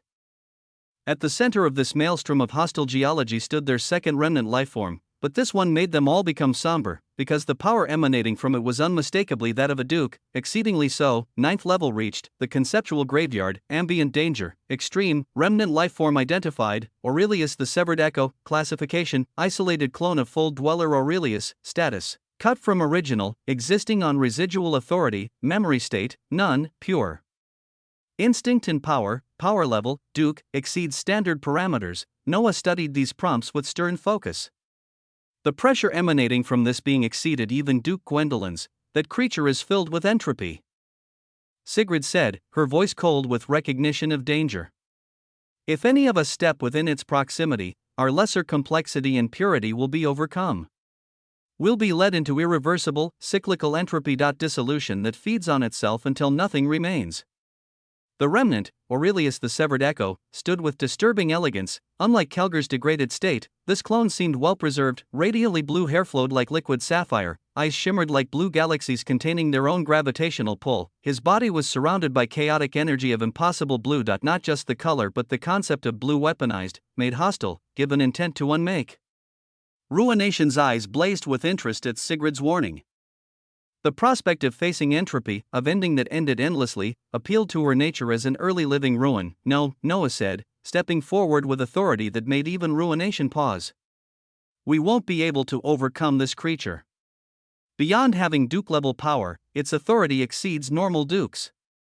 He paused, and his eyes flashed with something devilish, but that doesn't mean we cannot at least make an effort. Chapter 4087, Resistance. The word effort carried special weight now.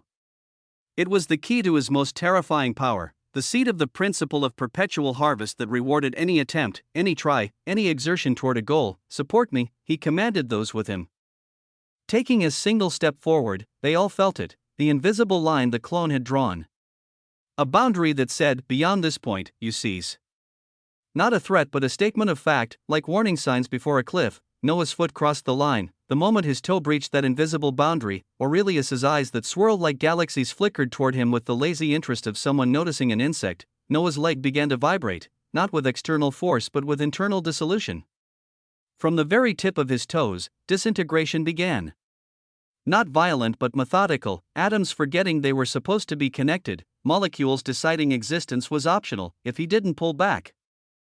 His leg would cease entirely within seconds, but Noah's complexity and purity blazed with defiance. Behind him, Sigrid's body erupted with order's light, imposing structure on chaos.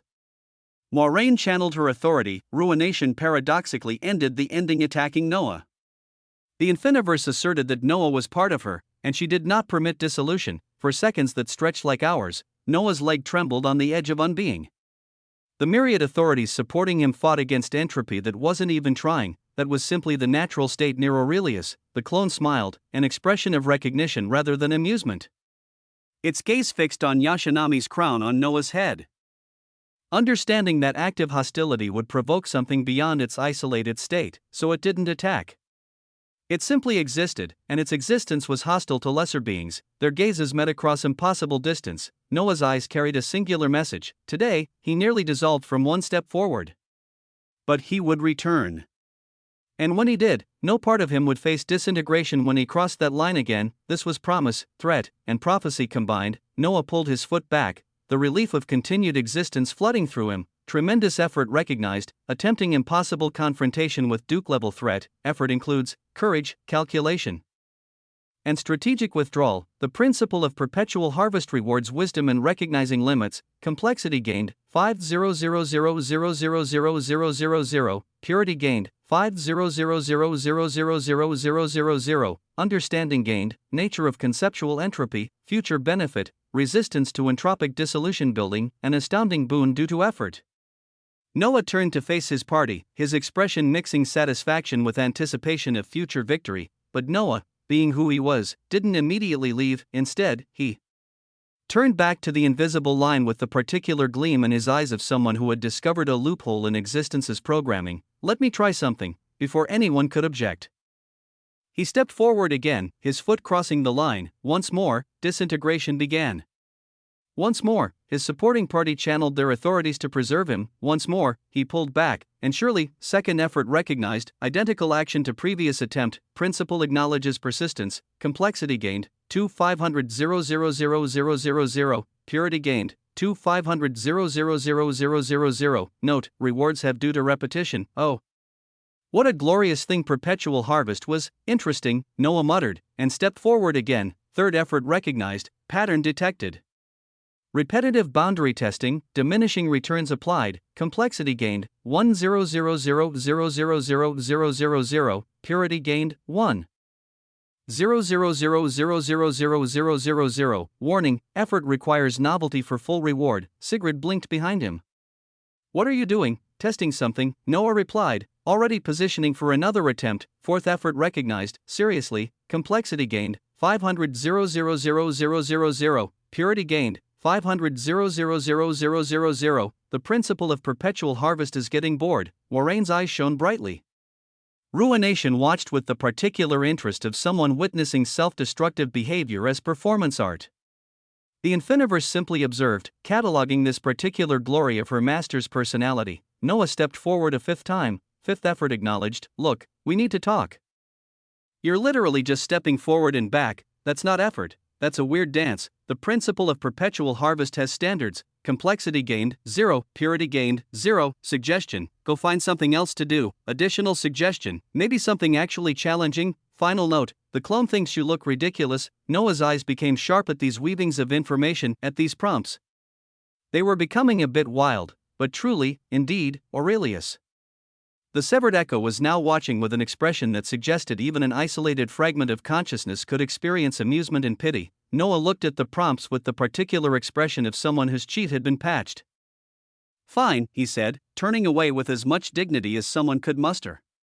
Now we can go. As they began their ascent back through the levels, Sigrid moved beside him. Behind them, the 9th level remained, Aurelius still standing in his maelstrom of conceptual hostility.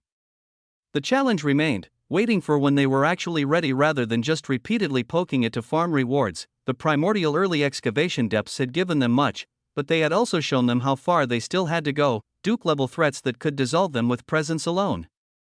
Mysteries buried in stone and memory.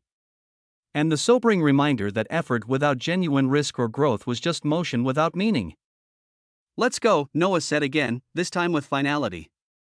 The Clio's Concordat awaits as there are last-minute preparations. The entrance to the primordial early excavation depths released them back onto the golden sands with the gentle finality of a door closing on completed business. All defeated remnant lifeforms remain so, but materials will regenerate and be available for mining after some time. A prompt flashed as Noah and his party emerged, each carrying the weight of their discoveries and the satisfaction of resources well earned.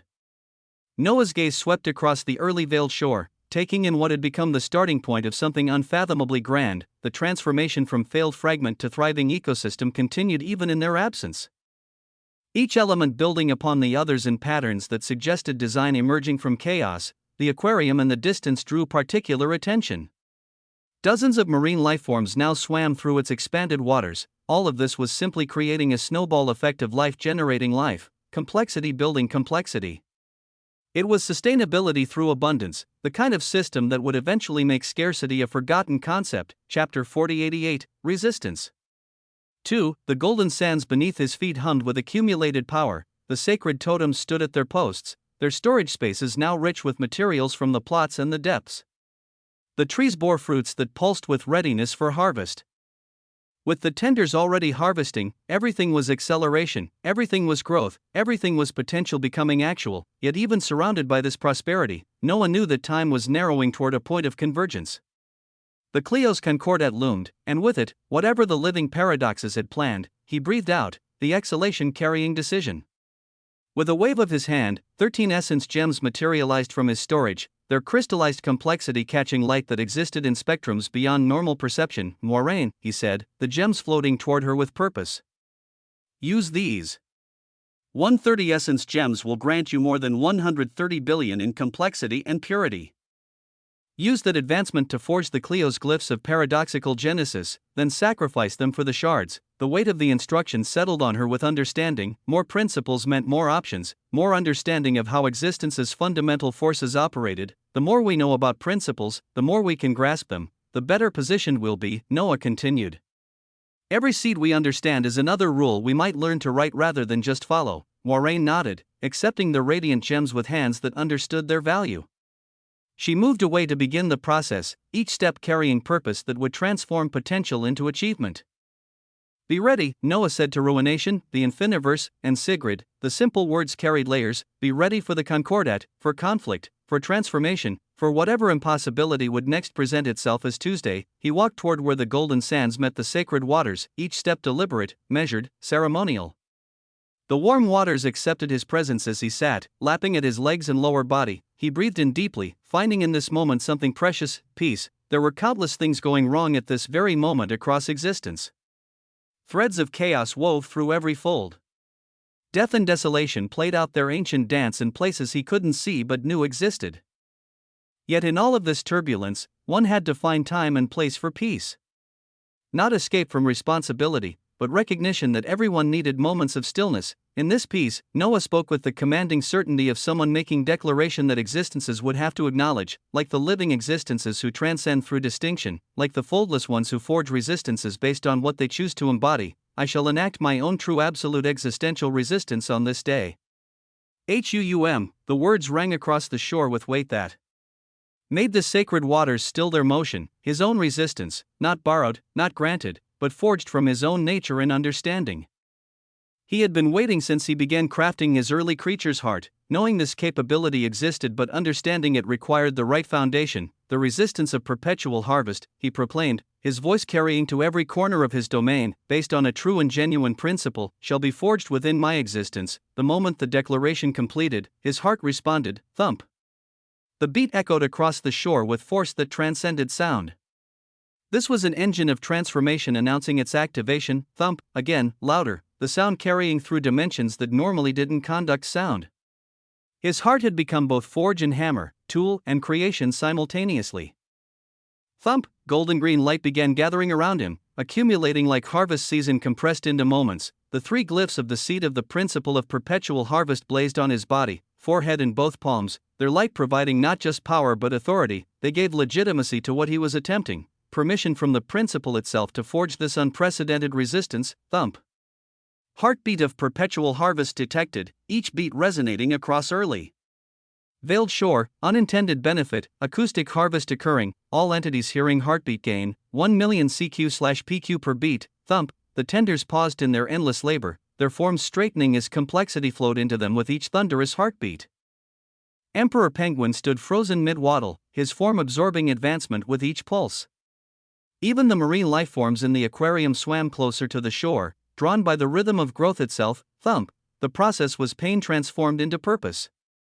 In the first chamber of his heart, runic words began carving themselves into his very being. In it, each golden green letter a declaration that this resistance was not addition but fundamental integration, perpetual. The word carved itself with agony that transcended sensation. This was conceptual pain, the hurt of forcing existence to accept new rules about how it could interact with him. Harvest, the second word followed, each letter a lesson in why most beings didn't attempt to forge their own resistances. The pain suggested his heart might tear, might fail, might simply refuse to continue containing what he was forcing it to become. Thump. Thump. Thump, the beats came faster now, a drumroll of transformation that made the entire shore vibrate with sympathetic frequency. Titano, massive and ancient, could only watch with wide eyes as his brother underwent something that shouldn't be possible at his level of development. the golden green light around Noah intensified, becoming less illumination and more statement. When his eyes opened, beams of terrifying golden green light shot forth as announcement: something fundamental had changed. Boom, true absolute existential resistance successfully forged. Type: perpetual harvest, 1% principal authority, resistance effects straight face, effort multiplication defense. Any attempt to harm requires exponential effort. Attackers must pay an effort to overcome resistance. Weak attacks simply fail. Insufficient effort available. Strong attacks require conscious decision to expend massive effort. Some beings may stop mid-attack upon realizing effort cost. Psychological deterrent: sophisticated beings will question why attacking you requires such effort, may choose not to attack rather than pay incomprehensible effort cost, creates hesitation in even superior opponents. Practical application: straight face, being punched now requires attacker to expend effort of punching 100 times. Conceptual attacks must overcome conceptual effort barriers. Even observation with hostile intent requires effort payment. Resistance scales with attacker's power, percentage based, not flat. Noah stared at the prompts, feeling the change settle into his being like armor made of consequence itself. This wasn't immunity, beings could still harm him. But now they would have to mean it, have to want it enough to pay prices that might make them reconsider. Golden green light covered everything, transforming the shore temporarily into a monochrome masterpiece of harvest coloration. In the distance, beings watched in shock as their master completed something that shouldn't have been possible. "Brother, strong," Titano said simply, but his tone carried awe that transcended his simple vocabulary. Chapter 4089, Resistance. 3. The waters around Noah had turned golden green from proximity to his transformation, and as he stood, they retained that color, marked by contact with something that had transcended normal limitations. He had forged a resistance that said, attacking him was no longer casual action but investment, and investments required considerable effort. After successfully forging the resistance of perpetual harvest, Noah felt his entire existence enriched with life force that transcended simple vitality. The connection to the principle had deepened beyond what he had deepened, becoming increasingly integrated with its fundamental nature. Every aspect of his being amplified, his complexity and purity rising with a steady certainty. Then, deep within his existence, something else stirred. A core part of his being that had remained mostly dormant buzzed with sudden activity, and a prompt materialized before him. Absolute fictional transcendence resonates with your ascension. Threads of existence spanning fables entangle with your being due to their importance and gravity. Most connections remain obscured due to overwhelming complexity. Limited observation currently possible. Proceed with partial revelation of a heavily entangled. Noah gazed at the prompt with eyes that had grown accustomed to impossibility.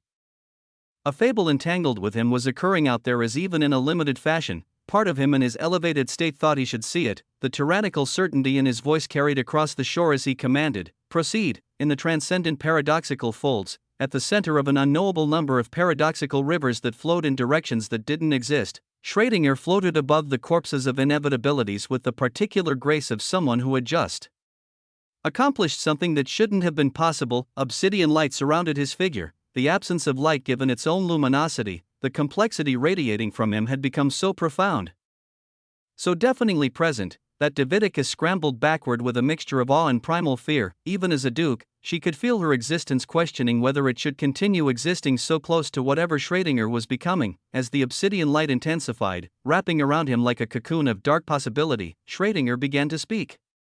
His voice carried the weight of someone who had seen the patterns behind patterns, the rules behind rules, chaos and disorder. He began, his tone philosophical yet carrying undertones that made reality lean in to listen. Most beings fear them, flee from them, build entire civilizations as bulwarks against their encroachment. But they misunderstand something fundamental. The obsidian light pulsed with each word, as if his speech was conducting some terrible orchestra. Chaos isn't the enemy of existence, it's existence's natural state. From the moment the creature first distinguished between is and isn't, entropy began its work. Every action increases disorder. Every thought fragments unity into multiplicity.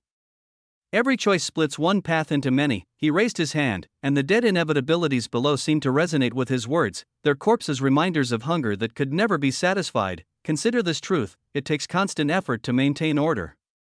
A cleaned room naturally becomes messy. A structured society naturally develops complications. Even the living existences, with all their power, must constantly work to maintain their hierarchies, their folds, their very identities against the tide of dissolution. His smile contained layers of meaning that contradicted each other, but chaos? Chaos requires no effort. It simply is. It's the default state toward which everything tends. Existence doesn't need to work to become more chaotic, that happens automatically. It's order that's unnatural, temporary, fragile, and takes a great deal of effort. The obsidian light around him grew denser, more real than the reality it displaced, yet the profound paradox that most never grasp is that chaos, properly understood and properly wielded, is actually the most efficient tool for creating true order. Not the false order of rigid structure that must be constantly maintained, but the deep order that emerges from chaos itself, patterns that arise not despite disorder but because of it. He gestured at the swirling rivers around them, each one a paradox made liquid. Look at these rivers. They flow in impossible directions, follow no laws, acknowledge no boundaries. Pure chaos. Yet they've been flowing in these same chaotic patterns for eons. The chaos has become its own form of reliability. The disorder has organized itself into something dependable. His voice grew more intense, more certain. This is what others fail to understand. You don't fight chaos, you surf it.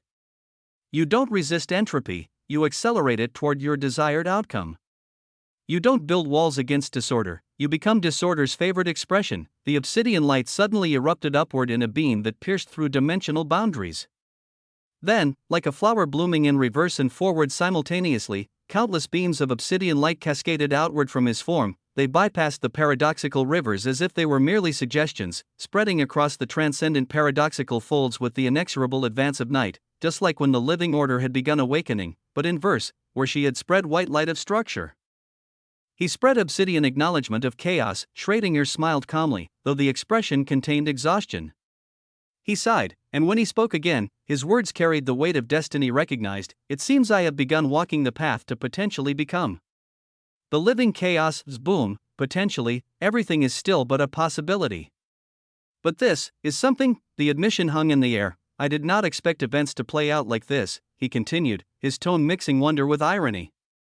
I have the living order to thank for this opportunity.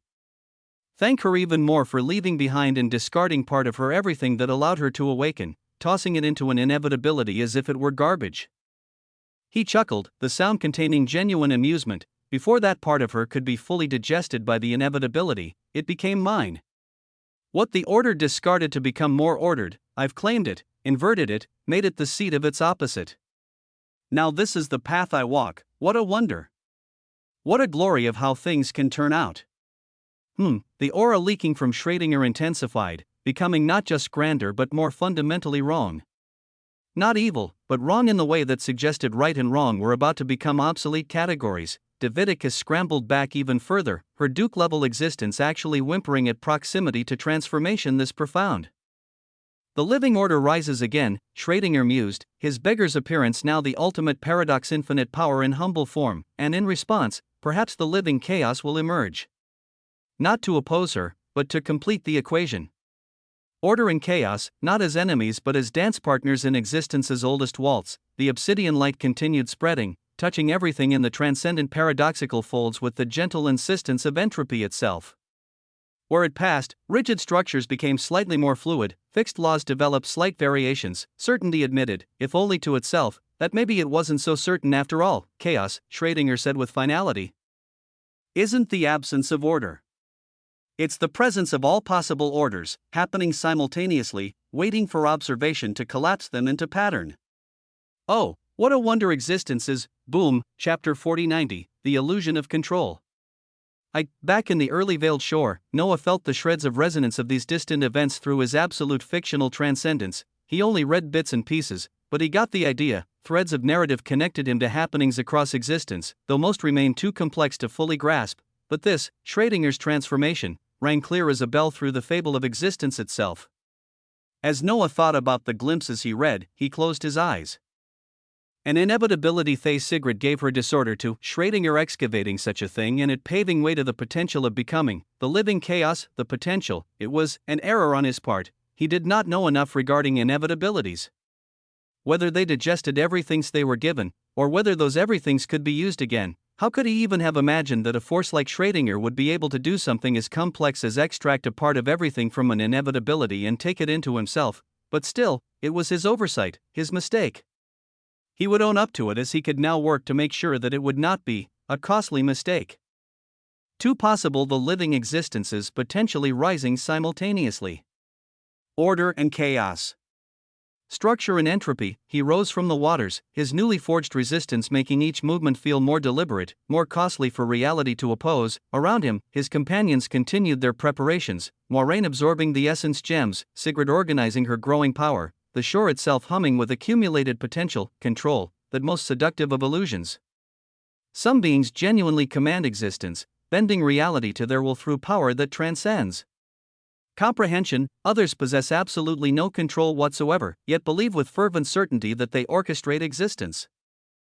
Between genuine authority and complete delusion lies the vast spectrum of existence, each being convinced their grip on reality is exactly as firm as they need it to be. In the earliest folds, it was said that the living emotive had grown concerned with the rising chaos across existence. Emotions ran unchecked, rage sparked wars that unmade dimensions, love created obsessions that warped time, fear generated voids that swallowed certainty itself. In response, the living emotive attempted something ambitious: to regulate the emotional spectrum of all existence, to bring order through feeling. At that time, the living elemental and the living dimensional observed these efforts with amusement and mockery. "Do you truly believe," the living elemental said, "its form shifting between states of matter, that your flimsy emotions can affect all of existence? You, who changes mood with the winds of existence." The living dimensional's laughter existed in many dimensions simultaneously, creating weavings that made space question its own structure. "Out of all 10 of us," it said, its voice coming from directions that didn't exist, "you have the least control over existence. We command fundamental forces. I can fold space like origami. Elemental makes matter dance to primordial songs. Even paradox, chaotic as it is, maintains consistency in its inconsistency." The living elemental continued the philosophical assault. Emotions are ephemeral, temporary, as substantial as morning mist. What someone feels in one moment contradicts what they feel in the next. You cannot even maintain consistency within a single being, yet you presume to regulate all beings. Look at the others, the living dimensional added. Law establishes precedent that lasts eons. Concept creates ideas that become more real than matter. Spirit touches the essence of existence itself. But emotions? They're just reactions. Secondary effects. The foam on the ocean, not the ocean itself. The living elemental's form solidified into something resembling contempt. You should simply sit back and let the rest of us do the actual work. We shape existence. You just feel about it afterward. The living emotive listened to this brutalization in complete silence, neither defending nor acknowledging, simply absorbing each word like rain on stone.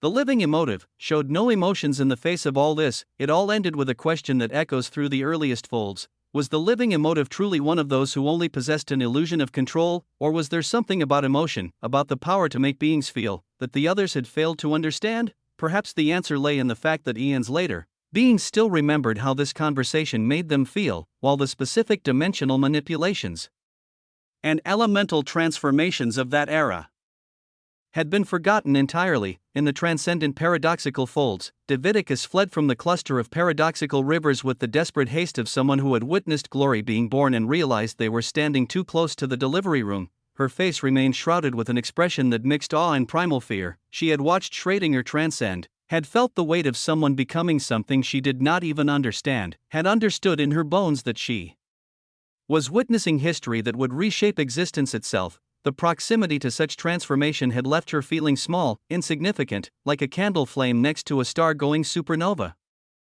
To escape this suffocation of inadequacy, she went to the one place only she could access. She took a single step that carried her through more than distance.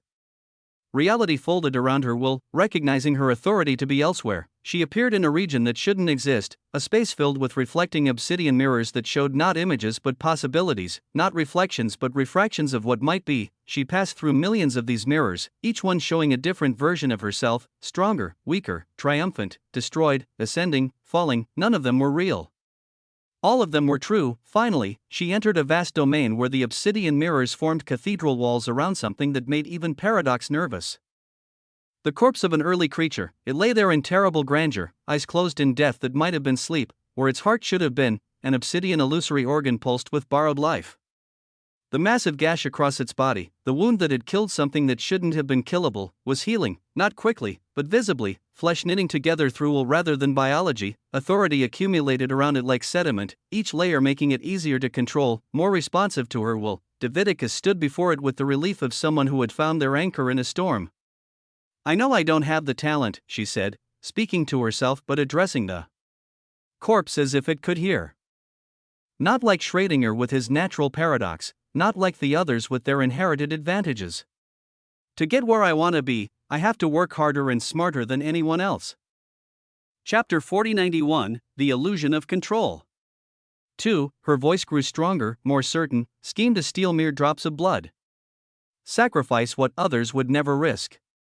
Do anything, everything, that must be done.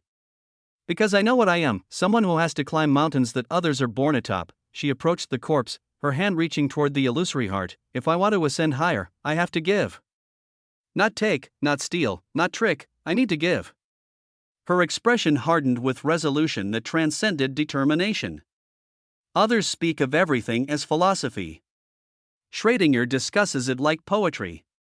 But I understand it as currency. She placed both hands on the obsidian heart.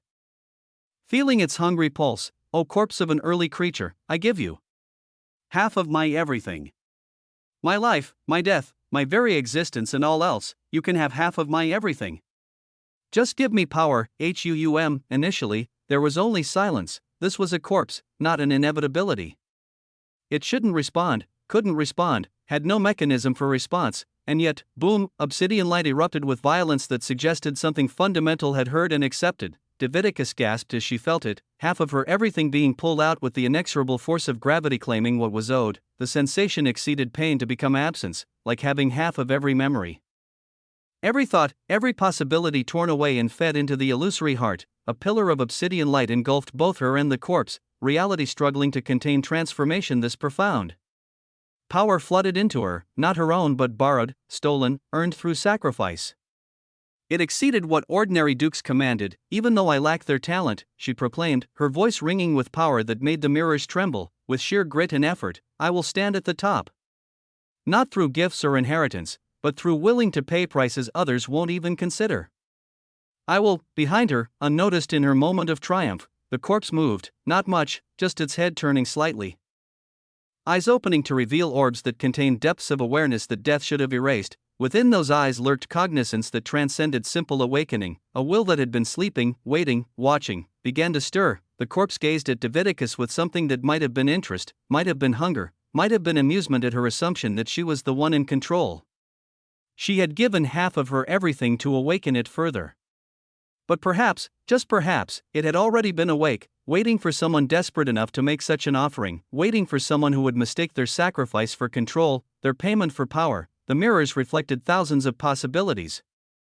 But none of them showed Davidicus noticing those open eyes, none of them showed her realizing that perhaps she hadn't awakened something, but merely fed it. None of them revealed whether she was exhibiting genuine control, or the most dangerous illusion of all, the belief that corpses stayed dead simply because they appeared to be. This was a grand illusion of control, away from the transcendent paradoxical folds.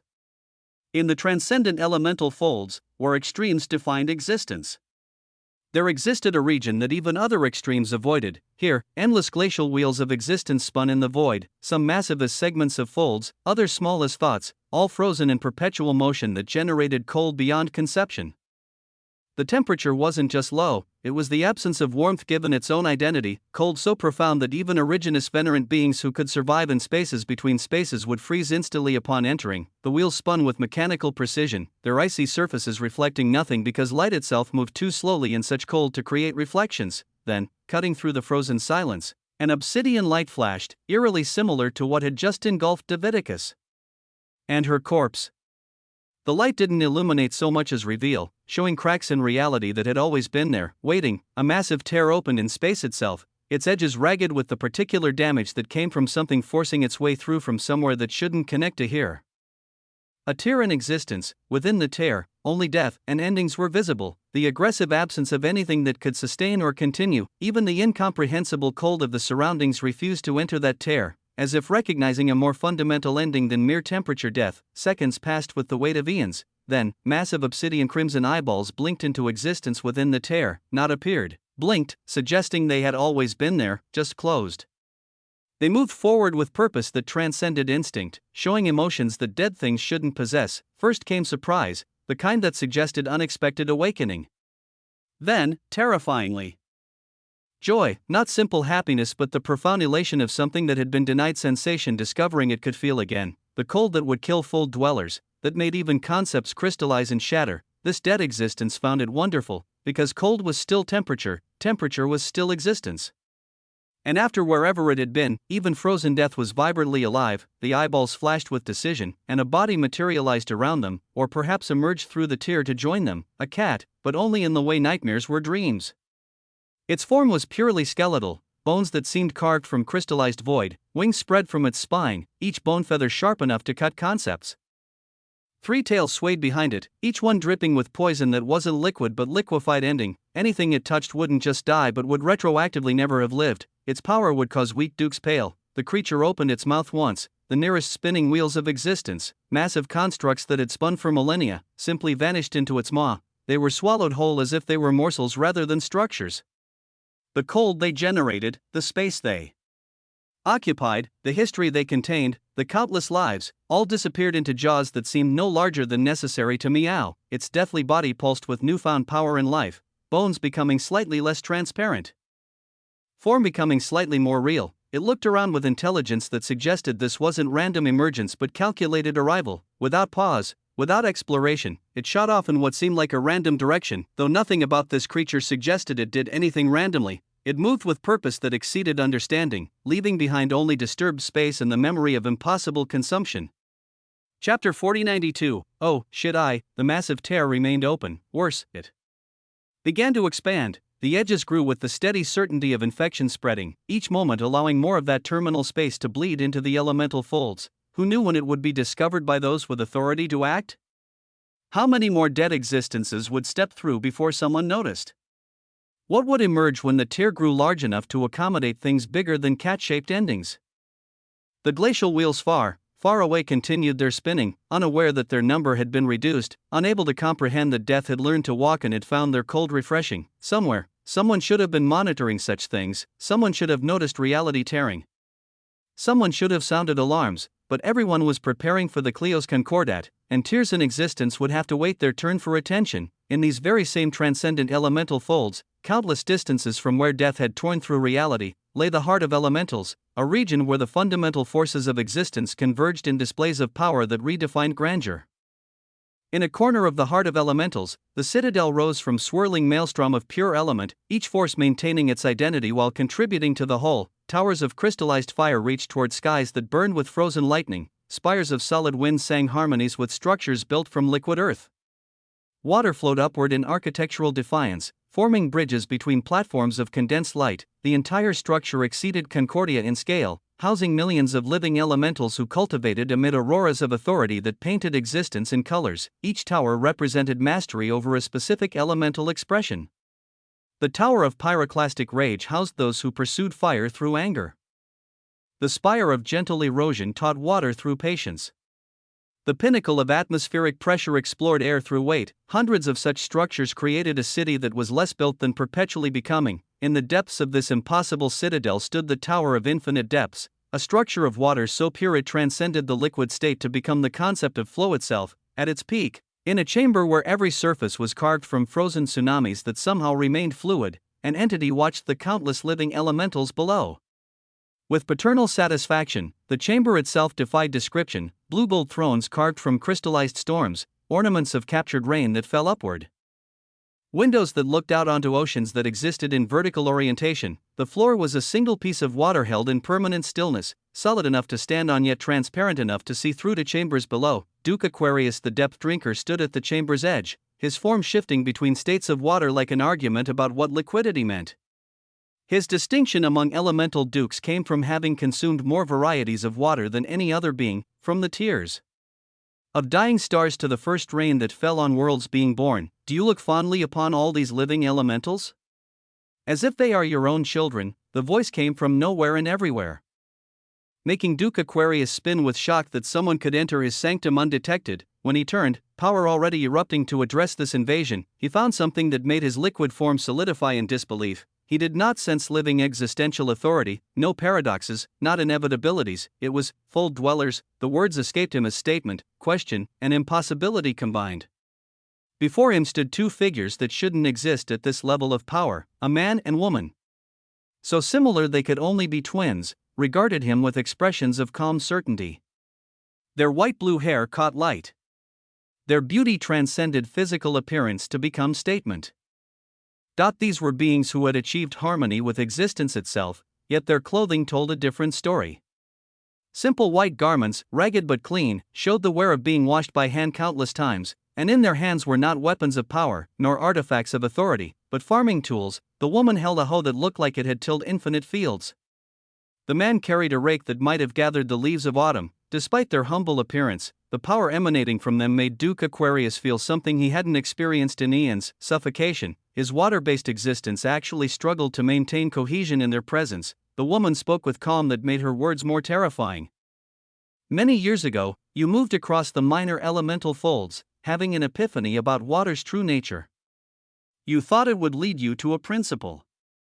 During your moment of enlightenment, you plucked water-based wheels of existence as if they were droplets to drink, consuming or destroying them to fuel your understanding. Her tone never changed, remaining conversational as she delivered devastation. You killed an untold number of fold dwellers. Countless who simply existed in those wheels, living their small lives, were extinguished for your moment of clarity. Among those wheels you consumed was our home. Duke Aquarius's expression shifted through multiple states. Shock, recognition, and finally the dignity of power asserting itself. I was operating according to my nature. A Duke of Elementals pursuing understanding. I meant nothing personal by sister, the man interrupted with a sigh that suggested infinite patience finally exhausted. Do we have to explain why he's dying? Let's simply get it over with. No need for all this theater. The Duke's watery features solidified into ice-sharp anger. His living existential authority erupted with force that should have drowned the entire tower and nearby folds. He reached out, seeking support from other Dukes nearby. There were dozens within sensing distance. Don't bother. The woman's words carried finality as she gestured to the rake, which had already pierced into the floor. The simple farming tool stood there, looking absurd in the ornate chamber, yet somehow fundamental. We've isolated this place entirely. Unless you're an early creature, you cannot leave, cannot call out, cannot be sensed. She tilted her head with genuine curiosity. Are you an early creature, HUUM? Duke Aquarius responded with action rather than words. His existence erupted outward, seeking to transform everything into elemental water, the air, the tower, reality itself, and especially these impossible fold dwellers. This wasn't an attack but a fundamental assertion. Everything was water, had always been water, would return to water. The woman raised her hoe with the casual motion of someone about to till soil. She swung down. Bronze authority erupted from the simple tool, not living existential authority, not early existential authority, but something more fundamental. The power denied everything about Duke Aquarius, his very nature, his right to impose his will, his assumption that being a duke meant anything. His water did fucking nothing. That's not any authority you should. Duke Aquarius's voice cracked with horror as understanding dawned. That's the brilliance of a principle. Boom, chapter 4093. Oh, shit too, you were smart enough to recognize this, the woman confirmed, swinging again. Each motion of her hoe was planting and harvesting simultaneously. You see, when you destroyed our home, you planted seeds of consequence. Now it's harvest time. Her hoe moved through patterns that suggested farming techniques applied to existence itself. Each swing stripped away layers of Duke Aquarius, not killing but reducing, simplifying, returning him to a more basic state. When I plant you and harvest you in the future, she explained as she worked, her tone remaining conversational despite the violence, you'll live a much more peaceful life. You won't wantonly kill fold dwellers. You'll understand that all life and existence is precious, whether it's a duke or a farmer on a tiny wheel. Duke Aquarius tried to resist, to reassert his authority, but how could water stand against the cycle of seasons? How could an element deny the principle that made things grow? With a final swing, she reduced him completely. Where a duke had stood, a small seed remained, a living elemental seed that she picked up with the care of a gardener collecting tomorrow's garden. "Let's go," she said to her brother. "Masters sent us out of the wandering territories to check other things. This was just a detour.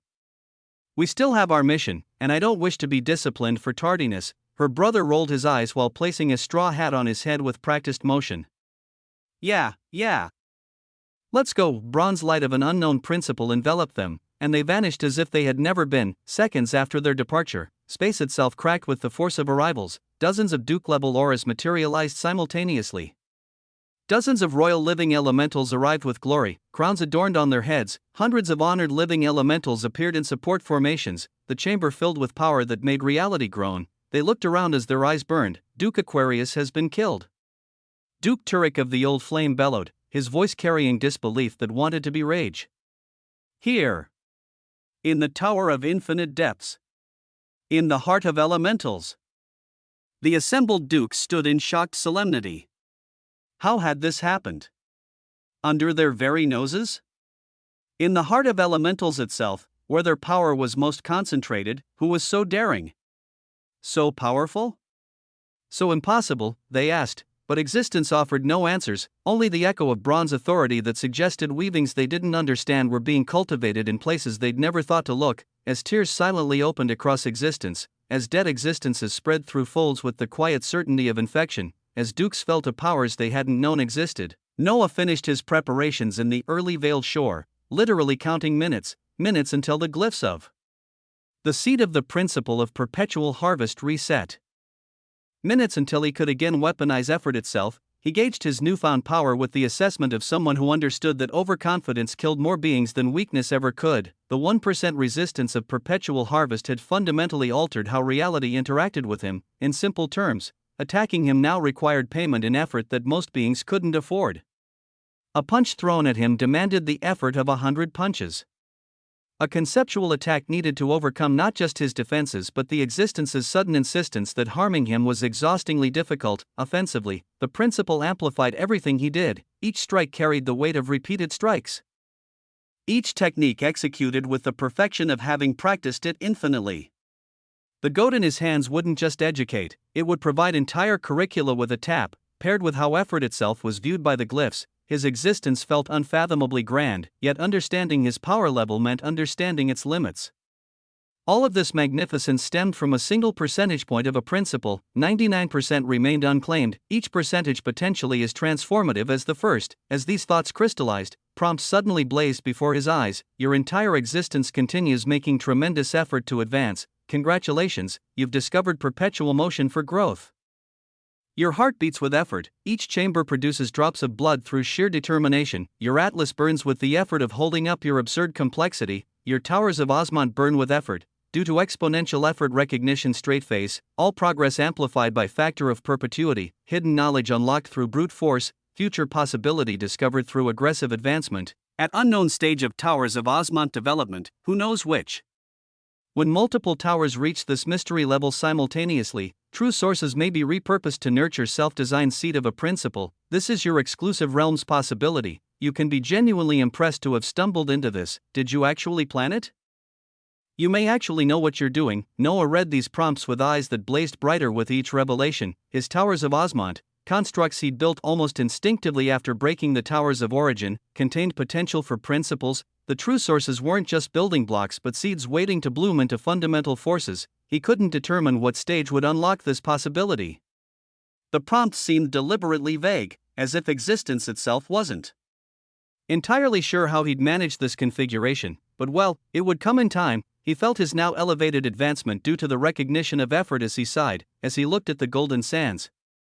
The warm waters lapping at his feet. He noticed Erickson walking in the distance. The large, buff man wore his characteristic beach shorts and casual shirt, looking like someone who had decided existence itself was a vacation and he was determined to enjoy it. "Erickson," Noah called out. Erickson turned with a broad smile, his confidence radiating like a personal sun.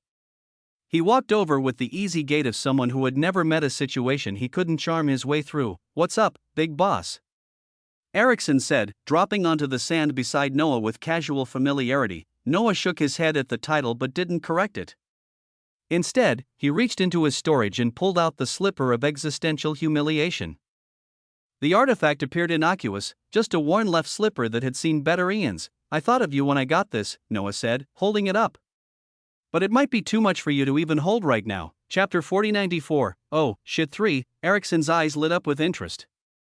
The slipper might look simple, but he'd learned that in Noah's shore, simple usually meant secretly terrifying. "Let me try," he said with characteristic confidence, reaching for it. Noah hesitated for a moment, then shrugged and passed it over. Boom! The instant the slipper left Noah's hand, it dropped like a collapsing star. Ericsson's hands, which had confidently reached to catch it, were suddenly pressed downward with force that cracked the sand beneath them. His expression shifted from confidence to shock to strain as he fought to hold something that apparently weighed more than mountains. Noah quickly intervened, taking the slipper back before it could actually crush Ericsson's hands into conceptual paste. "Like I said," Noah said, storing the artifact again. "Too much for now." Ericsson flexed his fingers, making sure they still existed in all the proper dimensions. "What the hell is that thing? An early creature artifact? It makes things small and meaningless when you hit them with it." Noah's expression was perfectly serious. "But you need the complexity to wield it first." "How much complexity?" "You might need to gain a few dozen billion in complexity and purity first." Noah patted his shoulder with genuine encouragement. "Work hard. You'll get there," Ericsson sighed, the sound containing acceptance rather than defeat. He stood, brushing sand from his shorts with movements that showed his confidence hadn't been dented, just redirected. "Keep it warm for me, big boss," he said, already walking away with renewed purpose.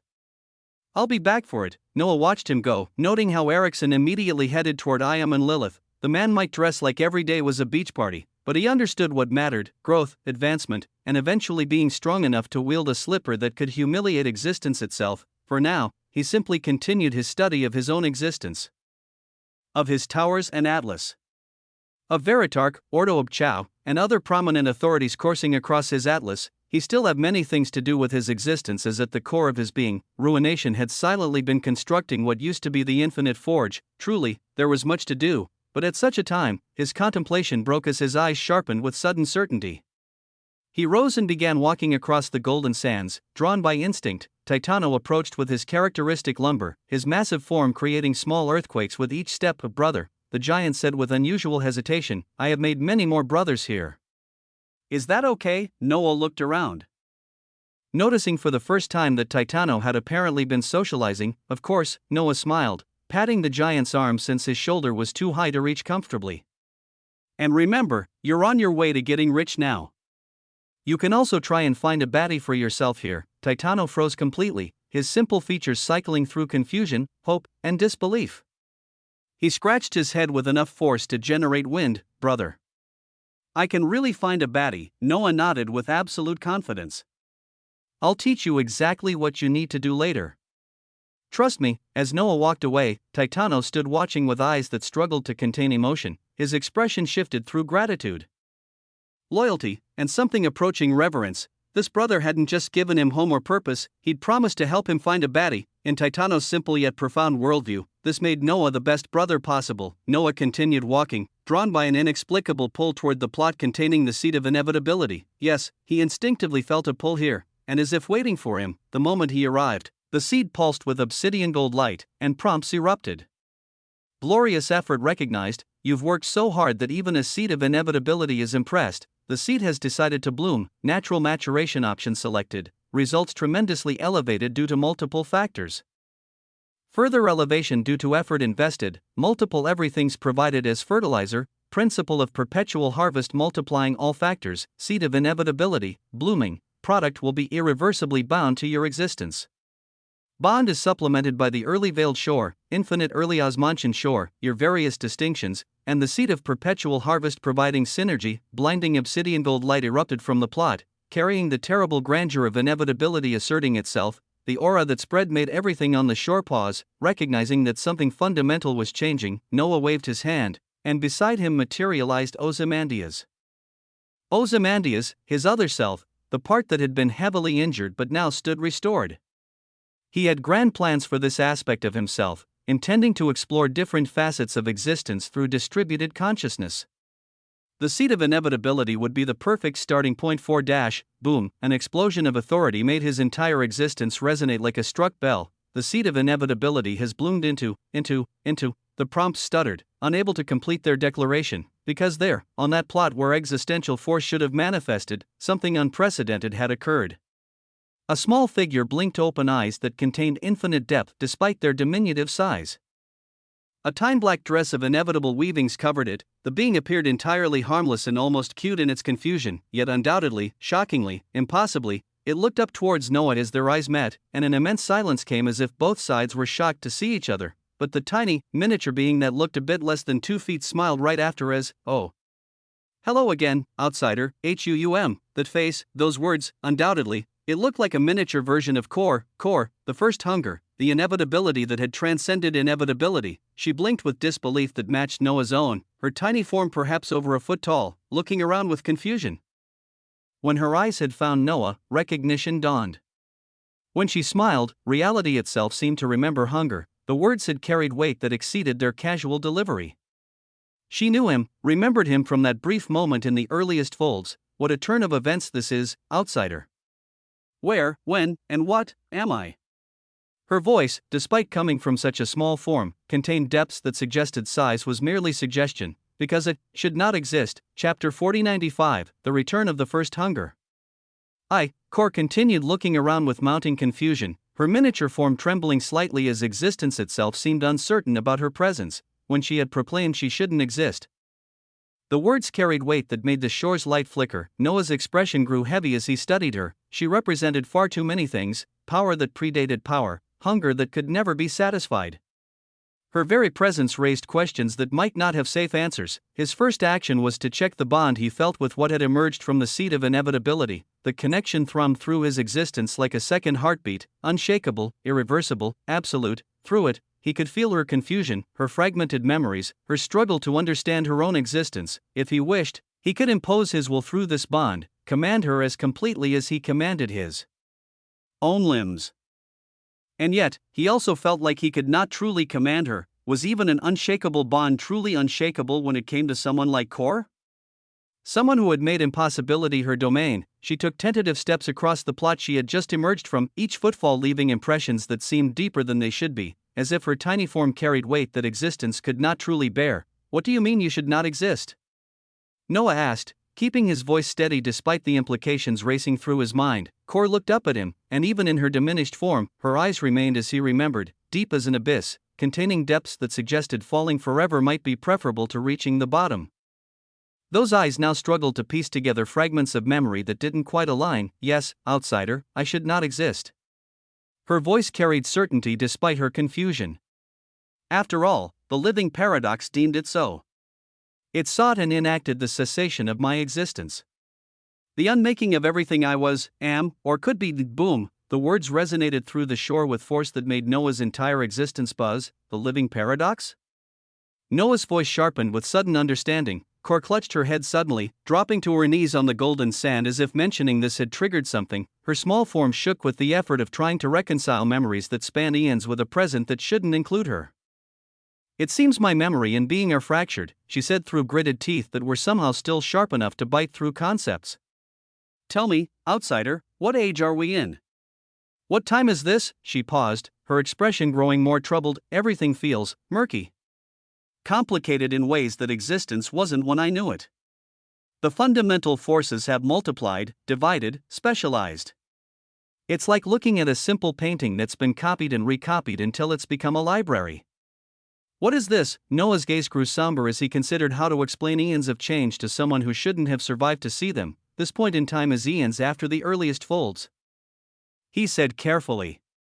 "In the current era, nobody has seen early creatures. They become myth, legend, cautionary tales. Nobody knows where the creature is, or even if it still exists. The living existences are known but not seen, their direct intervention so rare that some doubt they're real." Core rose slowly from the sand, her movements suggesting she was testing whether physics still worked the way she remembered. She looked at him with a slight smile that contained layers of meaning. "Aren't you walking the path of early creatures? Are you a cautionary tale?" Her gaze swept across their surroundings with recognition dawning. "And is this not an early veiled shore? Seems like someone knows something of early creatures after all." Noah remained silent, neither confirming nor denying.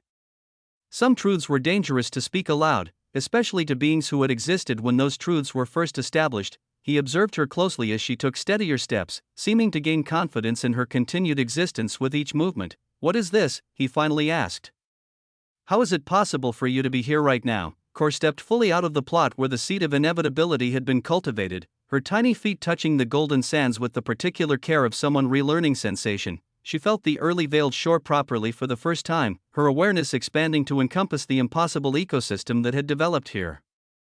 The shore's inhabitants had all turned toward her with expressions that mixed curiosity and instinctive unease. Even beings who didn't understand what she was could feel that something fundamental had changed. She smiled at their attention with the particular pleasure of someone who had been alone for so long that any acknowledgement was unique. "My very existence back then made impossibilities the norm," she said, her voice carrying the weight of remembered power. "What one person considers impossible is simply breathing for another. The impossible and the inevitable are often the same thing, just viewed from different temporal positions." She paused, seeming to taste the air itself. "But yes, even for me, this is new. Death I understood, I dealt it often enough. Cessation I experienced, the living paradox made certain of that. But return? Rebirth through inevitability itself? This wasn't in anyone's calculations." She turned to Noah with eyes that saw through more than space. "I gave you a seed of inevitability," she said, the singular article carrying special weight, "not just any seed, but one I had cultivated personally. Of course it contained threads of my weavings, all inevitabilities that were part of my way of existence contain my mark. But for my collapsed weavings to arise from it," she shook her head with genuine bewilderment, "even I'm stumped. It should have been just a seed. Powerful, yes. Capable of growing into something magnificent, certainly. But capable of reconstituting me from absolute cessation? That's not how seeds work. That's not how anything works." She looked around the radiant shore once more, taking in the sacred trees, the aquarium teeming with impossible life, the tenders working with mechanical devotion. Her smile grew more genuine, less performative. "But since I am here." She closed her eyes and drew in a breath that seemed to pull in more than air. "Existence is unfathomable and has ways to balance all things. Patterns emerge from chaos. Order crystallizes from entropy. The impossible becomes inevitable given sufficient time." Her eyes opened, blazing with certainty that transcended her diminutive form. "Even if I cannot explain why, outsider, can I not enjoy existence once more?" She spread her tiny arms wide, addressing not just Noah but the shore itself, perhaps existence beyond. "Before those here, before existence itself, I, Cor, proclaim that I exist. I am. I hunger. I continue. I inevitably return." Boom. Chapter 4096, The Return of the First Hunger. 2. Her body erupted with an aura that shouldn't have been possible from something so small. The moment she finished her proclamation, power that transcended physical manifestation swirled around her, making existence reconsider its assumptions. And then, impossibly, understandably, terrifyingly, existence trembled, not shook, not quaked, but trembled with the particular recognition of something that shouldn't be possible asserting itself anyway. Noah watched with utter incredulity. Her mere proclamation, her simple declaration of existence, had made reality itself uncertain. If she could cause existential trembling just by announcing her presence, what would she be capable of when she recovered more of herself? Prompts erupted before his vision with urgency that suggested even the system generating them was shocked. "From your seed of inevitability, the resurgence of Cor, the first hunger, has bloomed. Probability of occurrence, 1 in infinity. This harvest transcends classification. Your efforts and everything's provided have created recursive inevitability. Harvest perpetuity, undefined/expanding, due to impossible harvest. Achievement, the seed of perpetual harvest maturity increasing. 2% authority will be achieved at soon. Timeline uncertain due to harvest magnitude, due to the effort in harvest, an unprecedented reward granted. Symbolic heart of hunger. Effect, absolute control over Cor maintained. Even unshakable bonds can hunger for change, but with this symbolic heart of hunger, she cannot act against you. Note, this is either brilliant or catastrophic. Noah's expression cycled through somberness and astonishment as he read these prompts. Then, visible only to his perception, something began descending toward him from nowhere and everywhere simultaneously.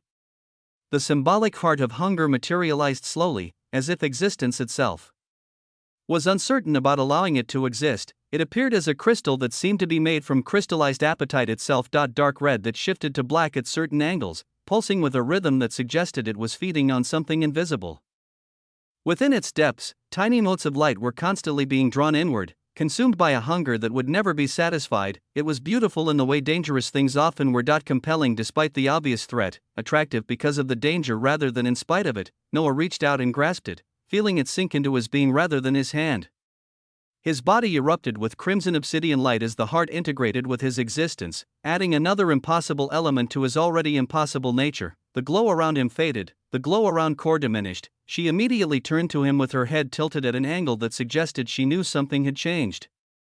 "Outsider," she said with a mysterious smile, "why do I feel like you're putting unfathomably tight chains on me? Do you not trust me after all this time?" Noah met her gaze with practiced innocence. "Chains? I have no idea what you're talking about. You're the product from a seed I planted that was given to me by you in a distant past. Of course, I trust you." The words emerged smoothly even as he felt the symbolic heart of hunger pulsing silently within him, ensuring that trust or not, control remained his. Core laughed out a sound that made nearby reality nervous. "Okay, outsider. Let's leave the questions of how I'm here aside for now. My memories are too fragmented to piece together properly anyway." Her expression grew more serious, though amusement still danced in those abyssal eyes. "But you continue to surprise me, outsider. Even diminished as I am, I can see you've grown not slightly." Her gaze traveled across the shore, evaluating everything with the expertise of someone who had consumed civilizations. Then her eyes locked onto a specific figure among the cautious observers. Sigrid stood partially behind Moiraine, order radiating from her in waves that tried to organize the chaos Core's presence had introduced. "Over here." Core's voice carried genuine surprise. "Do you truly have a seed? A seed of something that should be lost to time and failure?" She turned back to Noah with an expression that mixed respect with calculation. "That's marvelous, outsider." She smiled with teeth that remained sharp despite her diminutive size. "Tell me, outsider, what other impossibilities have you been cultivating while I was gone?" What other impossibilities had he been cultivating? Noah's eyes pulsed with light at this question as Core's interest was drawn more towards Sigrid. She stared towards Sigrid with the particular intensity of someone cataloging a curiosity. Noah watched the interaction carefully. Sigrid stood rigid, order radiating from her in defensive waves as she encountered something her nature couldn't properly classify. "What do you see when you look at her?" Noah asked, nodding toward Sigrid. Core smiled with an expression that suggested she found the question amusing. "Is that not a bundle of potential for something that has the impossible dream of attaining a distinction containing a bundle of potential?" That was all the living order's resurgence amounted to in Core's ancient eyes. Noah's gaze sharpened. This was an opportunity to extract information from someone who had actually lived through the events that had become mythology. He was always short of knowledge and information as Core could provide it. "What you consider a bundle of potential," he said carefully, "is the resurgence of something that was killed during the first battle between the living paradox and others. She is the resurgence of the living order." Core began walking toward Sigrid, who immediately took a cautious step backward. The first hunger stopped, her tiny face showing amusement at the reaction. "Who said the living order was destroyed at that time?" Her voice carried the particular tone of someone correcting a child's fairy tale. "Just like before, outsider, you continue to tell me stories that seem to be mixtures of truth and falsehood. Just who is spreading all these things?" She paused, her expression growing more thoughtful. "Stories have power, whether truth or lie.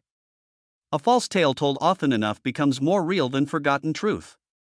A narrative repeated across eons shapes reality more than facts nobody remembers. Someone, somewhere, has been very busy crafting the history you all believe." Chapter 4097, The Purest Hunger. Her abyssal eyes narrowed slightly, "But who has so much time to know the true history of what happened back then? And more interestingly, why do they keep adding their own little flourishes? The version you know has drama, betrayal, clear heroes, and villains. Reality was messy, less satisfying, more paradoxical." Noah felt his understanding shifting. The stories of the earliest folds, the histories he'd been told. How much was truth and how much was narrative crafted for purposes he didn't understand? The being before him had actually been there. Despite her fragmented memories, she was perhaps the most reliable source about what had truly occurred. What if I were to still assert, Noah said, testing, that she is the resurgence of the living order, and in a matter of days, she would fully awaken? Kor shook her head with the patience of someone explaining why water was wet. Is the rise to become one of the living existences so easy? If it were, wouldn't every ambitious being have claimed such distinction? She gestured toward Sigrid with her tiny hand. Whatever awakening your bundle of potential undergoes, it won't simply grant her the. Not truly.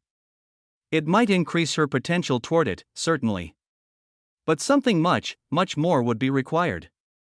The isn't claimed. It's earned through transformation so fundamental that existence itself must acknowledge it. Noah considered this, then decided to reveal more. What if, not long ago, I had instructed this potential living order to give part of her everything to an inevitability? She gave her disorder, and that inevitability was captured by someone else who extracted it. That someone now claims to be on the path to become the living chaos after he took in the disorder that she left behind. Two reactions dominated the shore. What? Sigrid's voice cracked with shock and disbelief as if she wanted to know who had done such a thing. Kor's eyes turned cold enough that the shore's eternal brightness actually dimmed, as if night had suddenly remembered it was supposed to exist here. It was terrifying. I shouldn't get so emotional, Kor said, though her tone suggested emotions were exactly what she was experiencing. But who is still seeking to kill inevitabilities? Have they not suffered enough? We were hunger made manifest, not evil given form. She took a breath that seemed to pull warmth from the air as she continued. As for taking the disorder from a bundle of potential, that wouldn't make them the living chaos. Any new the is even more impossible than maintaining an established one. Whoever did this will have an even more arduous journey than your bundle here. Her expression grew more intrigued than angry. What's truly interesting is that this creature could manipulate and extract everything. That's something only inevitability should be able to do. Or creatures that have attained an extremely high level or unique type of complexity. I'm more curious about how this entity knew to do that than their claims about becoming the living chaos. She laughed, but the sound contained edges. Becoming an existence with the attached to oneself? If it were so simple, dozens would have done so in the earliest folds. We had more power then, fewer rules, infinite possibility. And still, there remained rare enough to count on two hands. Noah grew contemplative, reflecting on her words. Schrodinger's capabilities seemed increasingly mysterious. How had he known to extract everything from an inevitability? Or had he learned techniques that should have died with the earliest folds? Kor, noticing the continued wariness from the shore's inhabitants, adopted an expression of exaggerated hurt. Many here are looking at me like I'm a big bad monster. She turned to Noah with eyes that managed to look innocent despite containing infinite depth. Outsider, don't they know I'm a harmless little thing? Noah met her gaze calmly. You're not a harmless little thing. No, she agreed with a smile that showed too many teeth for her small mouth. I suppose I'm not. She looked around again, her attention catching on various inhabitants. Hydron immediately ducked behind auric vitae grasses, her ancient dignity forgotten in favor of not being noticed. Yashinami, in her spider form, began protectively crawling toward Noah, each of her 8 legs moving with lethal precision. Finally, Kor's gaze landed on Ozymandias. She blinked, tilting her head with genuine curiosity. This seems like an entirely different existence, but this should be you, yes? She walked closer to the obsidian figure. How unique. Who is this? This is Ozymandias, Noah replied. A separate but same existence as me. I was going to transform him into an inevitability through the seed of inevitability, but you came out instead. Oh? Kor's interest sharpened. Transformation into an inevitability? But that's my specialty, outsider. You could just ask me to do it. Boom, the casual offer buzzed in the air with weight that made everyone present reassess what they were dealing with. You can create inevitabilities? Noah asked carefully. Create is the wrong word, Kor corrected. I can help things discover the hunger that already exists within them. Everything hungers for something. Power, knowledge, connection, cessation. I just encourage that hunger to grow until it becomes all they are. She looked at Ozymandias with professional interest. This one already has the seed of it. He's you but not you, exists but doesn't quite, is complete but incomplete. That's a thing already on the path of an inevitability already. He just needs to embrace the hunger for wholeness. She turned back to Noah with an expression that managed to be both helpful and terrifying. Of course, the question is, do you really want an inevitability version of yourself running around? Our way of existence has been persecuted and decimated again and again. Even I was killed. Why bring yourself into the folds of such pain, outsider? Would you be able to handle it? Others looking at you as if you were a mistake of existence? Something that should serve no purpose other than being nothing, even though it just wants to experience everything? Chapter 4098, The Purest Hunger. 2. Did he want this? Noah's firm gaze and unchanging eyes told Cor all she needed as she smiled and nodded. Cor circled Ozymandias with the particular interest of an artist examining a canvas. Her tiny form somehow commanded the space, making everyone else seem like observers at a ceremony they didn't fully understand. Creating an inevitability, she said, her voice carrying the weight of ancient knowledge, isn't about adding something. It's about taking everything away except the one thing that matters. Noah watched with calm intensity, feeling through his connection to Ozymandias what was about to occur. And what matters? Hunger. The word emerged from Cor like a fundamental truth. Everything hungers. Atoms hunger for stability. Stars hunger for fuel. Even void hungers for substance. I simply help that hunger realize itself. She waved her tiny hands, and Ozymandias rose into the air. His obsidian form suspended by forces that predated gravity, his arms and legs stretched out as if he was contained in a perfect circle of inevitability. The shore's inhabitants stepped back instinctively. Even Titano, massive and ancient, showed wariness. Transformation initiated to the weavings of an inevitability. Conductor, Cor, the first hunger. Subject, Ozymandias, warning. Process irreversible once begun. Principle of perpetual harvest detecting massive effort. Blessing. Applied, optimal transformation parameters engaged. First, Cor announced, her fingers beginning to tap out patterns in the air that hurt to follow. We strip away the unnecessary. All his everythings except hunger must go. Boom, her fingers moved with surgical precision, each gesture removing something fundamental from Ozymandias. Noah felt it through their connection, layers of his other self being peeled away like skin from fruit, his everything of joy, gone. His everything of fear, removed. His everything of hope, of despair, of rage, of life, of death, of peace. All unnecessary distractions from the purity of want. With each removal, Ozymandias' form changed. The stellar obsidian body that had been magnificent began to shrivel, becoming skeletal, hollow. His frame collapsed inward as if existence itself was being drained from him. Noah gritted his teeth, feeling the agony through their bond that was there. And was not, it wasn't pain in any conventional sense, it was the sensation of becoming less while remaining aware of what you had lost. Like forgetting your own name while remembering that you once had one. This is what pure hunger feels like, Cor explained, her tone almost gentle despite the violence of what she was doing. Imagine being thirsty, but for everything. Imagine starving, but food doesn't exist yet. Imagine needing to breathe in an existence that hasn't invented air.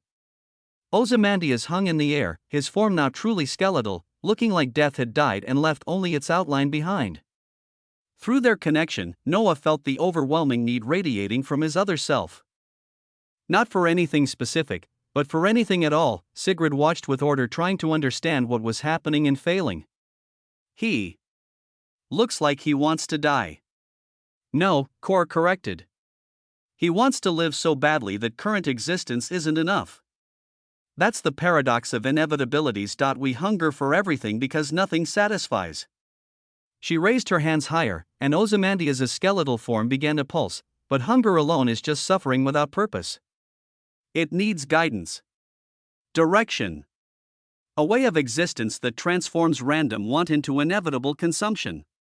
Her smile contained mysteries. And that is something only I can provide. My gift to him. Not my power, but my understanding of what hunger means. The way of existence of inevitabilities. Obsidian brilliance erupted from her tiny form, a bundle of darkness so dense it made night jealous.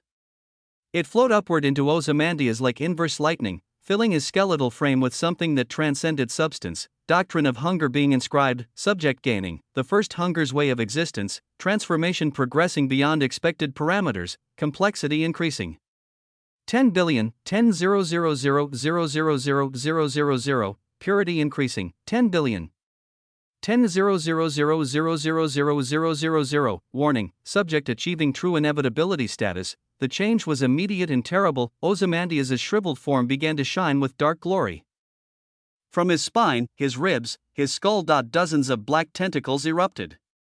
Not growing but declaring they had always existed, just waiting for permission to manifest. Each tentacle moved with its own hunger, reaching for different aspects of reality.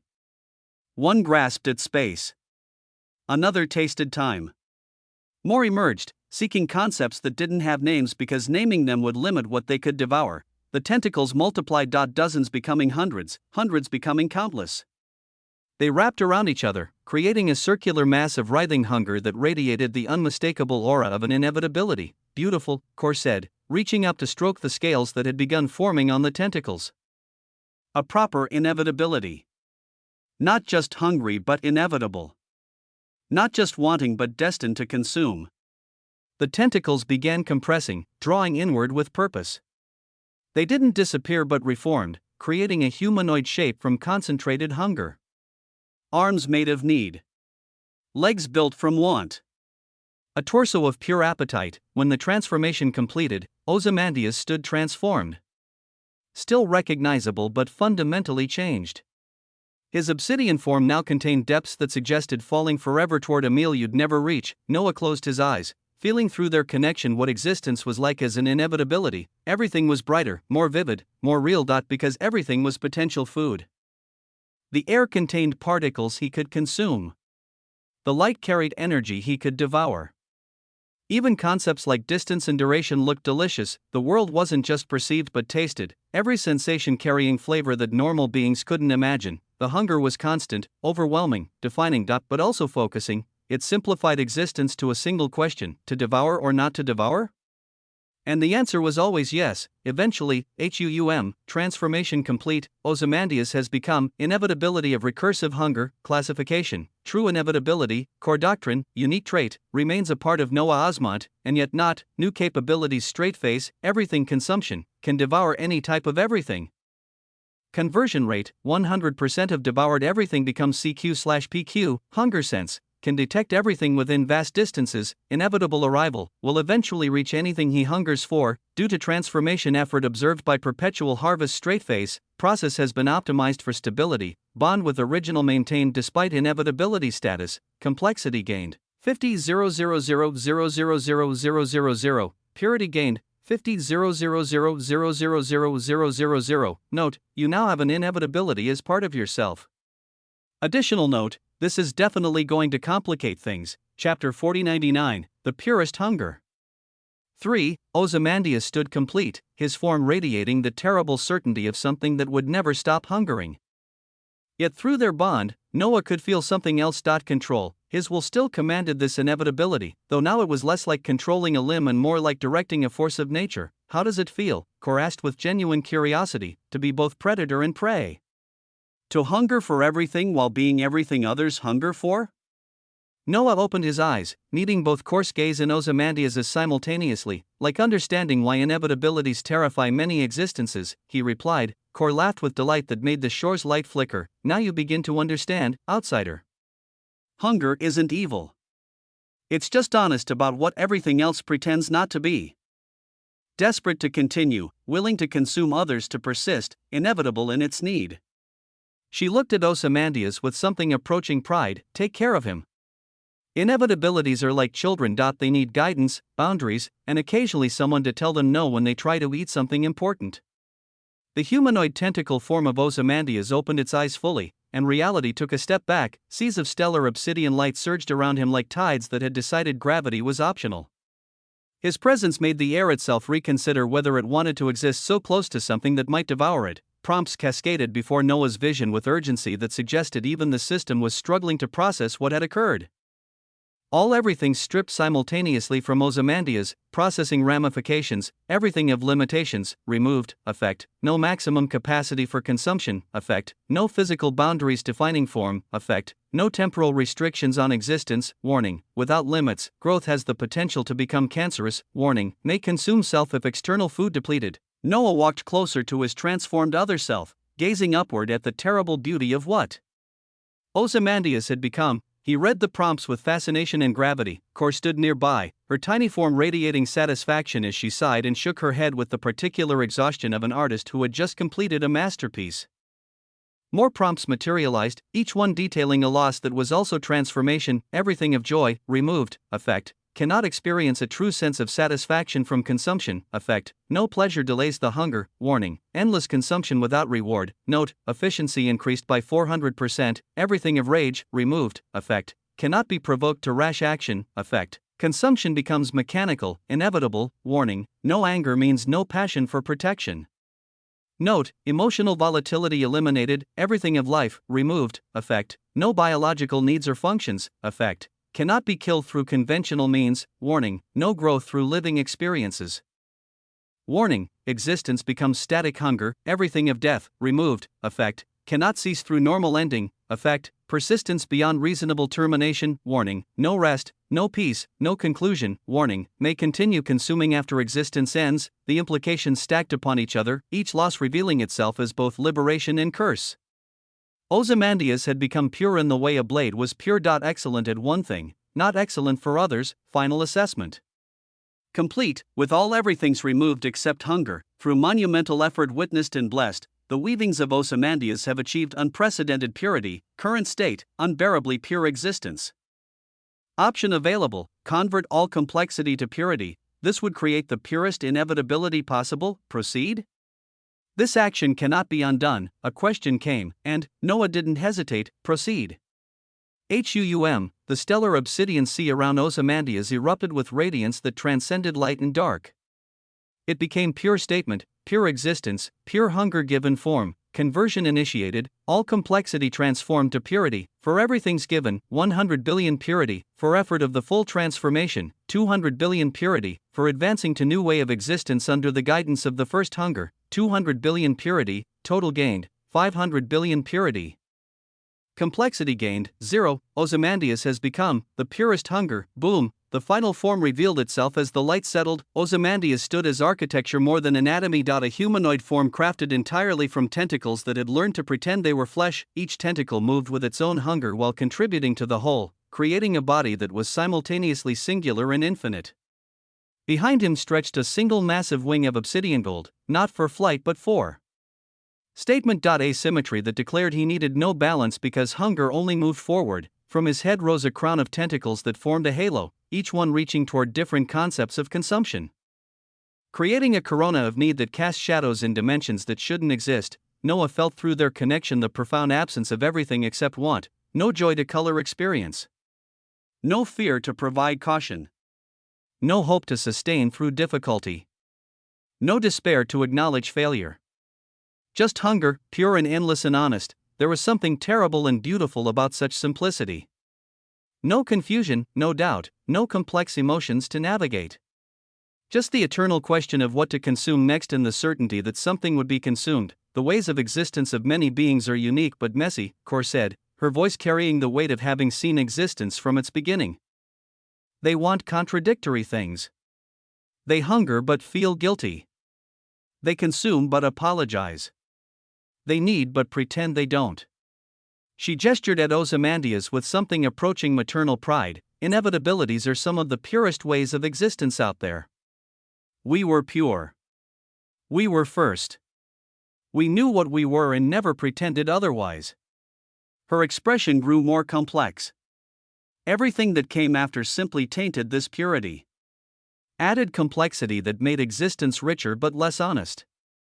As she spoke, she began twirling the everything she had stripped from Ozymandias. They manifested as small orbs of condensed concept, joy glowing warm yellow, rage burning red, life pulsing green, death shimmering gray. They danced around her tiny fingers like candies made from fundamental forces. They thought they were improving on us by adding all these complications.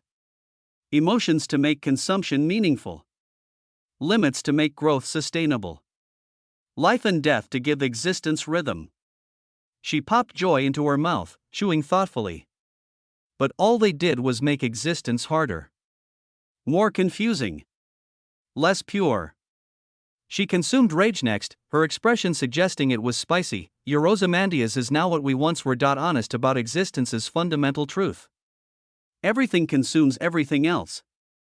We just admitted it. Life went down with a satisfied hum. Death followed with an expression of finality. He'll be magnificent and terrible. Efficient and empty. Perfect and broken. She looked at Noah with eyes that contained eons of experience. The question is, can you handle having part of yourself be that pure? Most beings go mad when they realize what existence looks like without all the pretty lies we tell ourselves. Noah felt through his connection to Ozymandias and found nothing but hunger, not happiness. That required joy. Not satisfaction, that needed fulfillment. Just the hungering piece of absolute clarity, of knowing exactly what you were and accepting it completely. He's perfect, Noah said quietly. Kor smiled, swallowing the everything of limitations last. Of course he is. Hunger always is, until it runs out of food. Chapter 4100, The First Feast.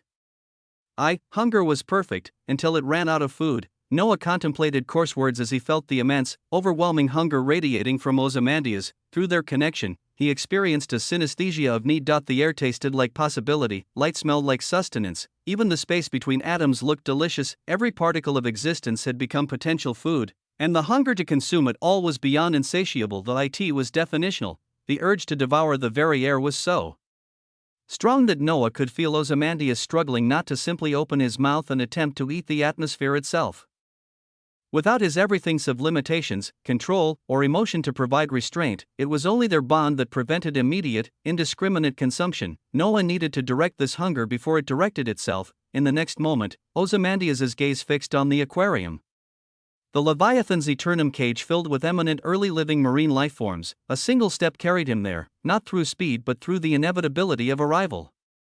Hunger didn't travel, it simply was where food existed. The first feeding of hunger is always special, Kor observed with interest, her tiny form radiating amusement. Are you sure you don't want to eat something more significant? Maybe that bundle of potential order over there? Her mischievous eyes glinted as she gestured toward Sigrid, whose expression immediately shifted to cold displeasure. Kor laughed, the sound like appetite given voice. Just joking. Though she would provide quite the meal. All that structured everything waiting to be unraveled.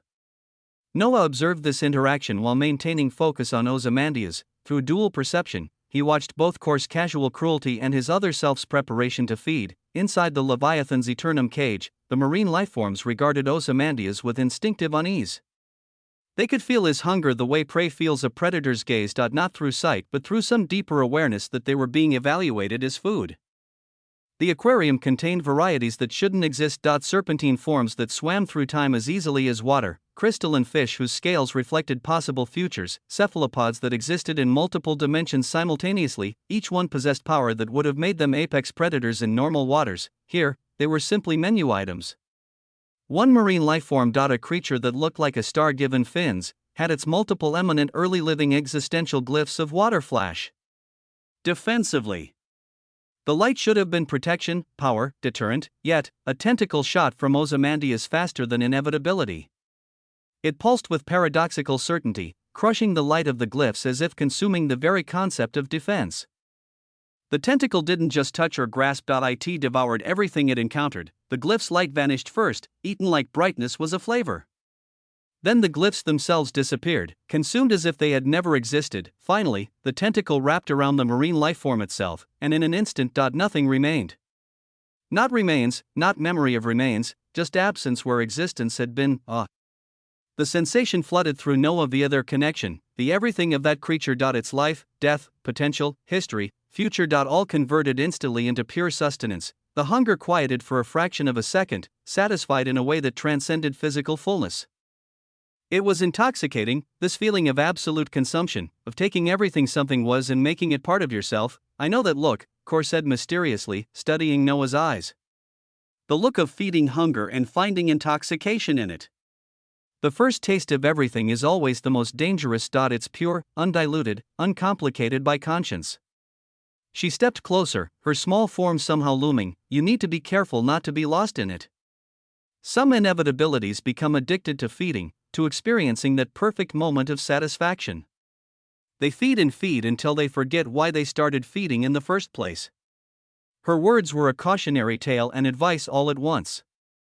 Minimal effort detected, first feeding, harvest amplified by principle of perpetual harvest, the purest hunger gains, 1 billion purity, the early creature, osmont, gains 250 million complexity/purity, note, shared consumption benefits original. Isn't that neat? Noah smiled calmly at course warning while processing the prompts. No, I don't think I'll be lost to it, even though it is intoxicating. Even as he spoke, dozens of tentacles erupted from Ozymandias within the aquarium. The scene that followed was less feeding and more systematic harvesting. A terrible, efficient consumption that treated the Leviathan's eternum cage like a buffet that had just opened. Marine lifeforms that had lived for years, that had accumulated power beyond comprehension, fled in all directions, but in an enclosed space, facing an inevitability designed purely for consumption, there was nowhere to go that wasn't toward another tentacle. Each tentacle moved with its own hunger, seeking different prey. Some wrapped around creatures trying to phase through dimensions. Others pursued those attempting to hide in temporal watery loops. A few simply waited where fleeing creatures would inevitably arrive. The feeding was mechanical, efficient, horrible in its thoroughness. No malice, no cruelty, just hunger doing what hunger did. Consuming everything available until nothing remained. Noah felt each consumption through their bond, each everything devoured adding to the intoxication. Power flowed into both bodies, purity into Ozymandias, mixed gains into himself. The sensation was beyond addictive, it was fundamental, like discovering breathing after holding your breath for eternity. This is why they feared us, Kor said quietly, watching this systematic consumption. Not because we were evil, but because we were honest. Every living thing consumes others to continue. We just did it without the comfortable lies about necessity or morality. The aquarium, which had been teeming with impossible life, grew quieter with each passing moment, not entirely empty. Ozymandias was leaving some alive, whether through Noah's control or simple planning for future meals, but diminished. Your inevitability, Kor observed with something like pride. Created not from malice but from understanding. Fed not with cruelty but with purpose. You might actually survive having one as part of yourself. She paused, then added with a smile that showed too many teeth, assuming you can keep feeding it, of course. Hunger is perfect until it runs out of food, right? And perfect hunger? Well, that never stops being hungry. That is the way of existence of inevitabilities.